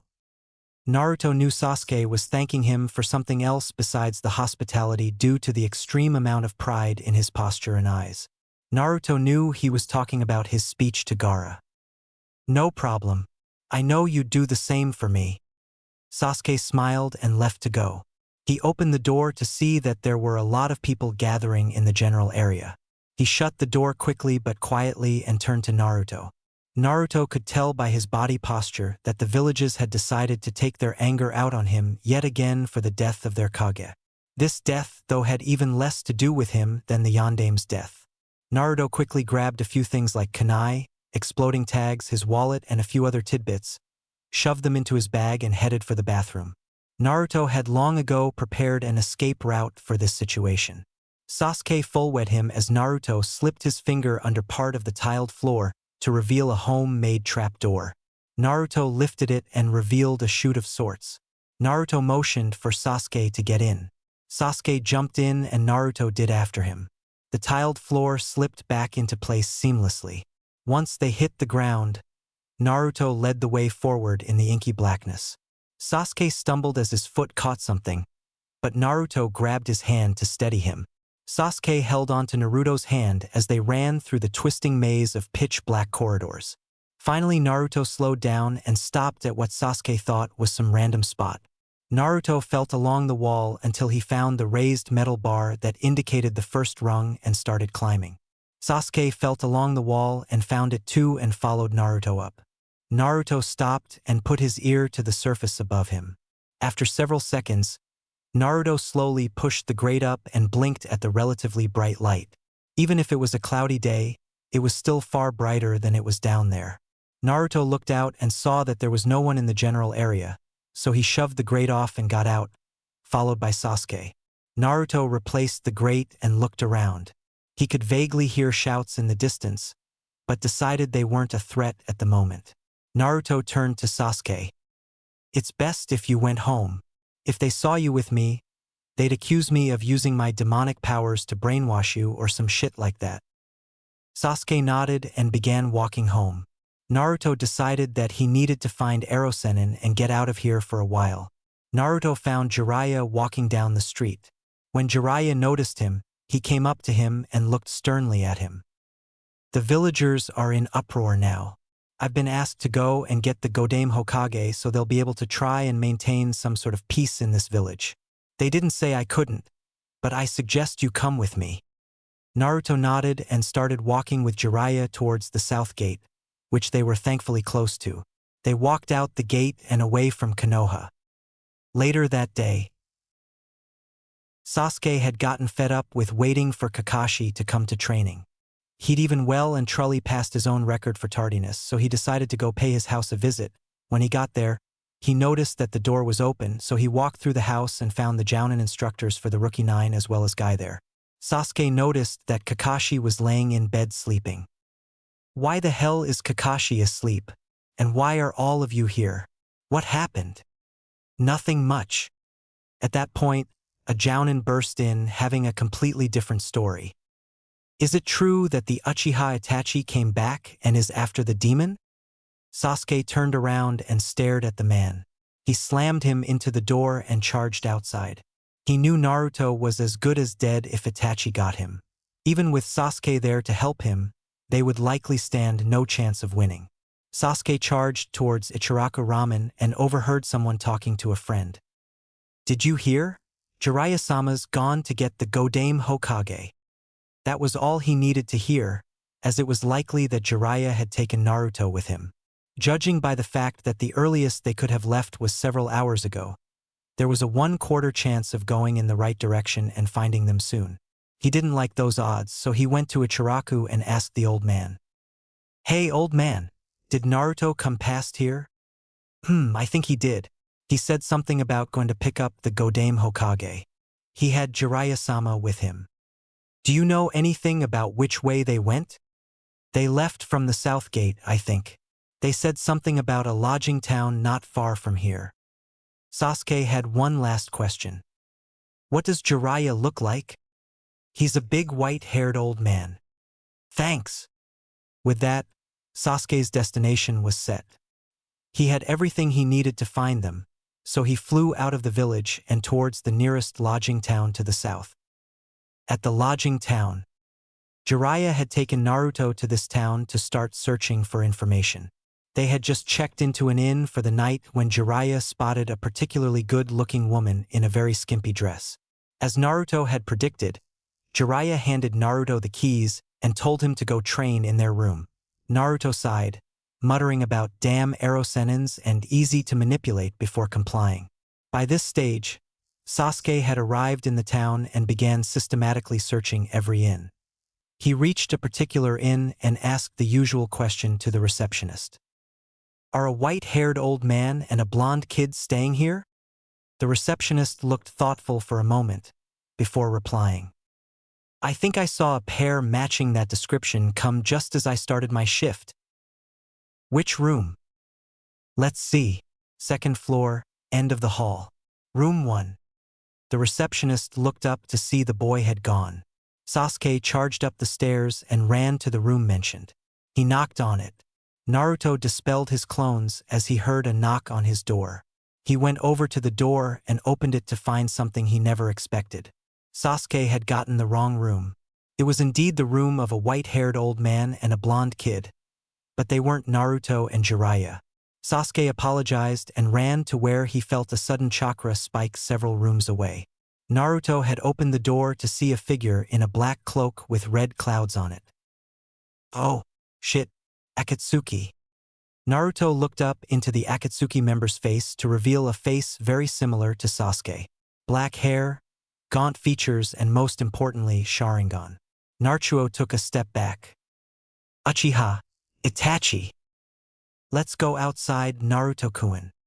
What choice did Naruto have? He was no match for him. He didn't stand a chance, and knowing Akatsuki, they always traveled in pairs. Behind Itachi was a very fish-like man who towered over Itachi. He had a rather large sword strapped to his back.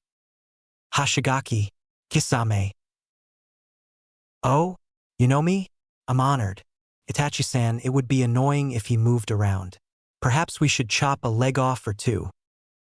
Itachi said nothing, making no move to stop his partner from doing it. So Kisame grabbed his sword's handle and stepped forward. It's settled then. Just as Kisame was about to pull his sword off his back, he stopped and looked at Itachi.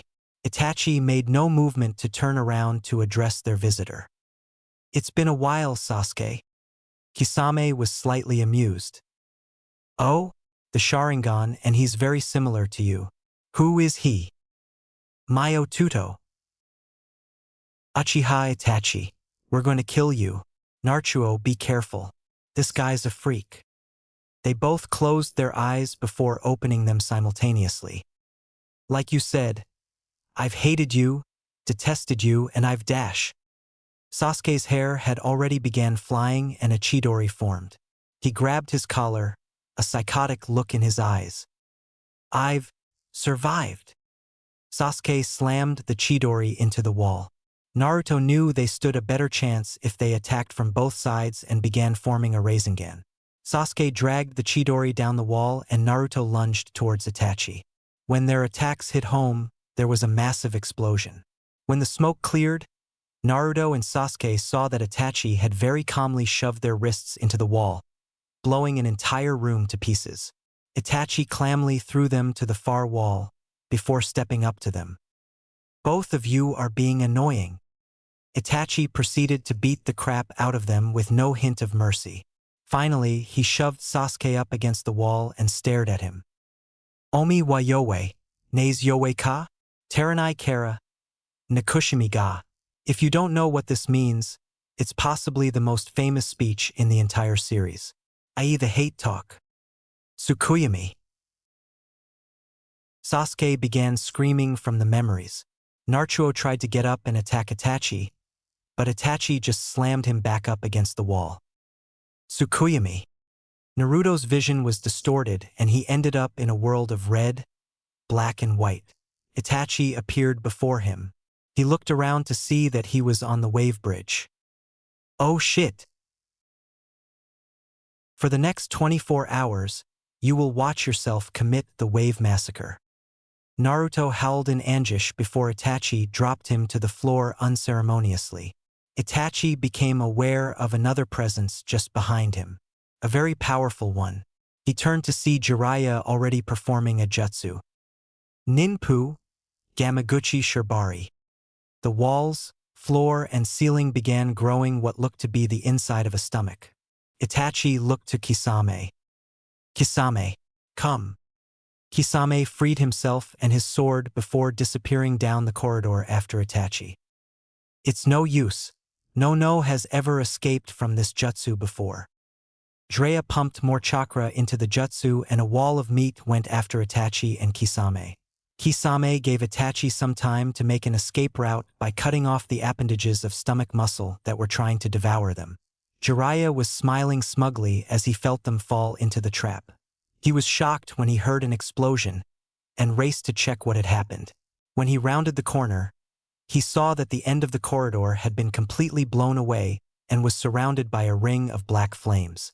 Jiraiya pulled out a blank scroll and wrote a seal onto it before using the seal.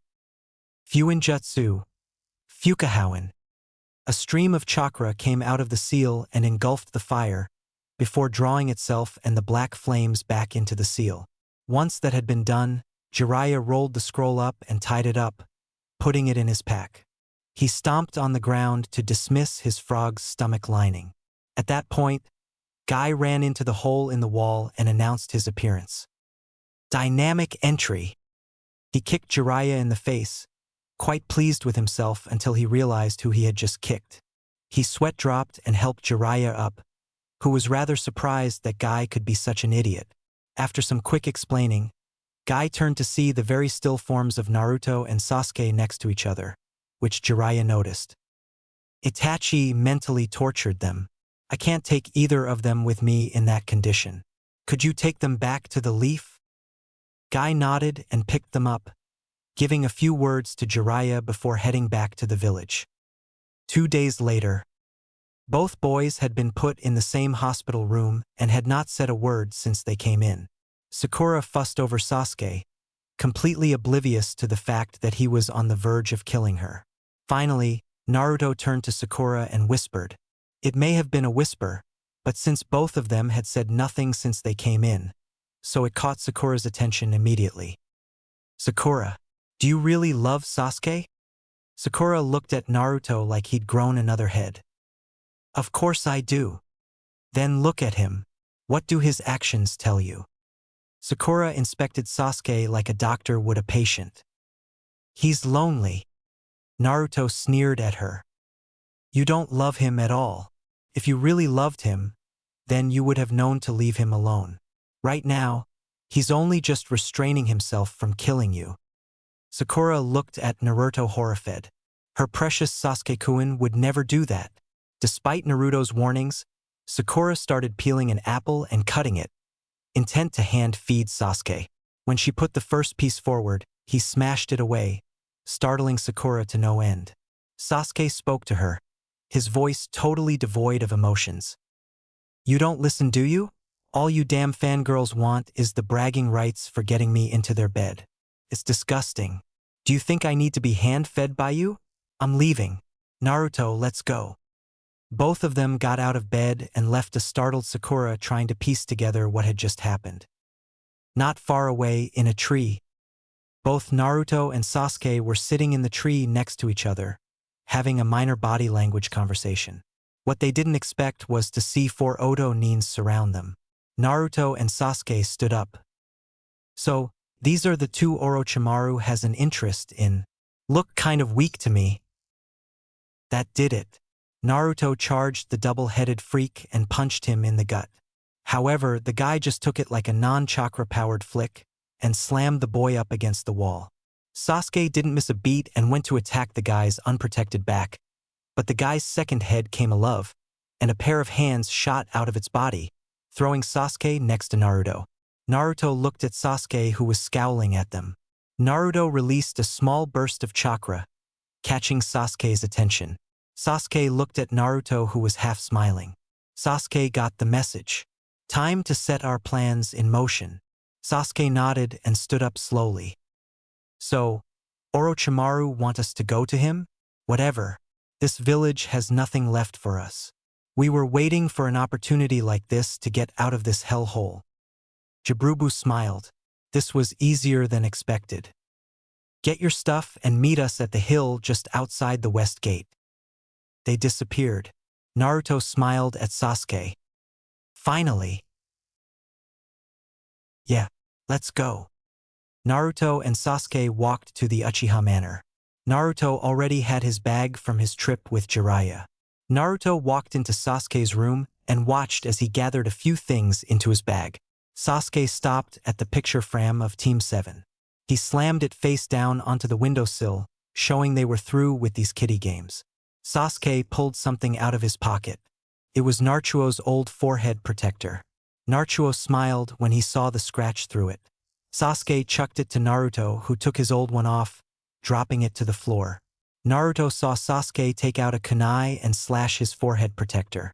Naruto smiled. There was no going back now. They left the Uchiha Manor under the cover of darkness. As they neared the west gate, they saw the last person they wanted to see. Sakura. She turned to them, smiling sadly. Sasuke scowled at her. Why are you prowling around here in the middle of the night? I knew you'd come through here if I waited. Sakura, go back home and get some sleep. They both walked past her, but Sakura wouldn't learn when to shut it. Why won't you say anything to me? Why do you always stay so quiet, never saying a single word to me? Because you're annoying. Sakura looked at them sadly. There was only one option left. If you leave, I'll scream. No, you won't. Sasuke had appeared behind her and hit some nerves in the back of her neck that knocked her unconscious. They left her there as they exited the west gate and found the sound for waiting for them exactly where they had said they would. Sakan spoke first. Good of you to join us, Sasuke-sama, Naruto-sama. When we left our village, it was decided you would be our leaders. Please forgive our rude welcome. Whatever, let's just get the hell out of here.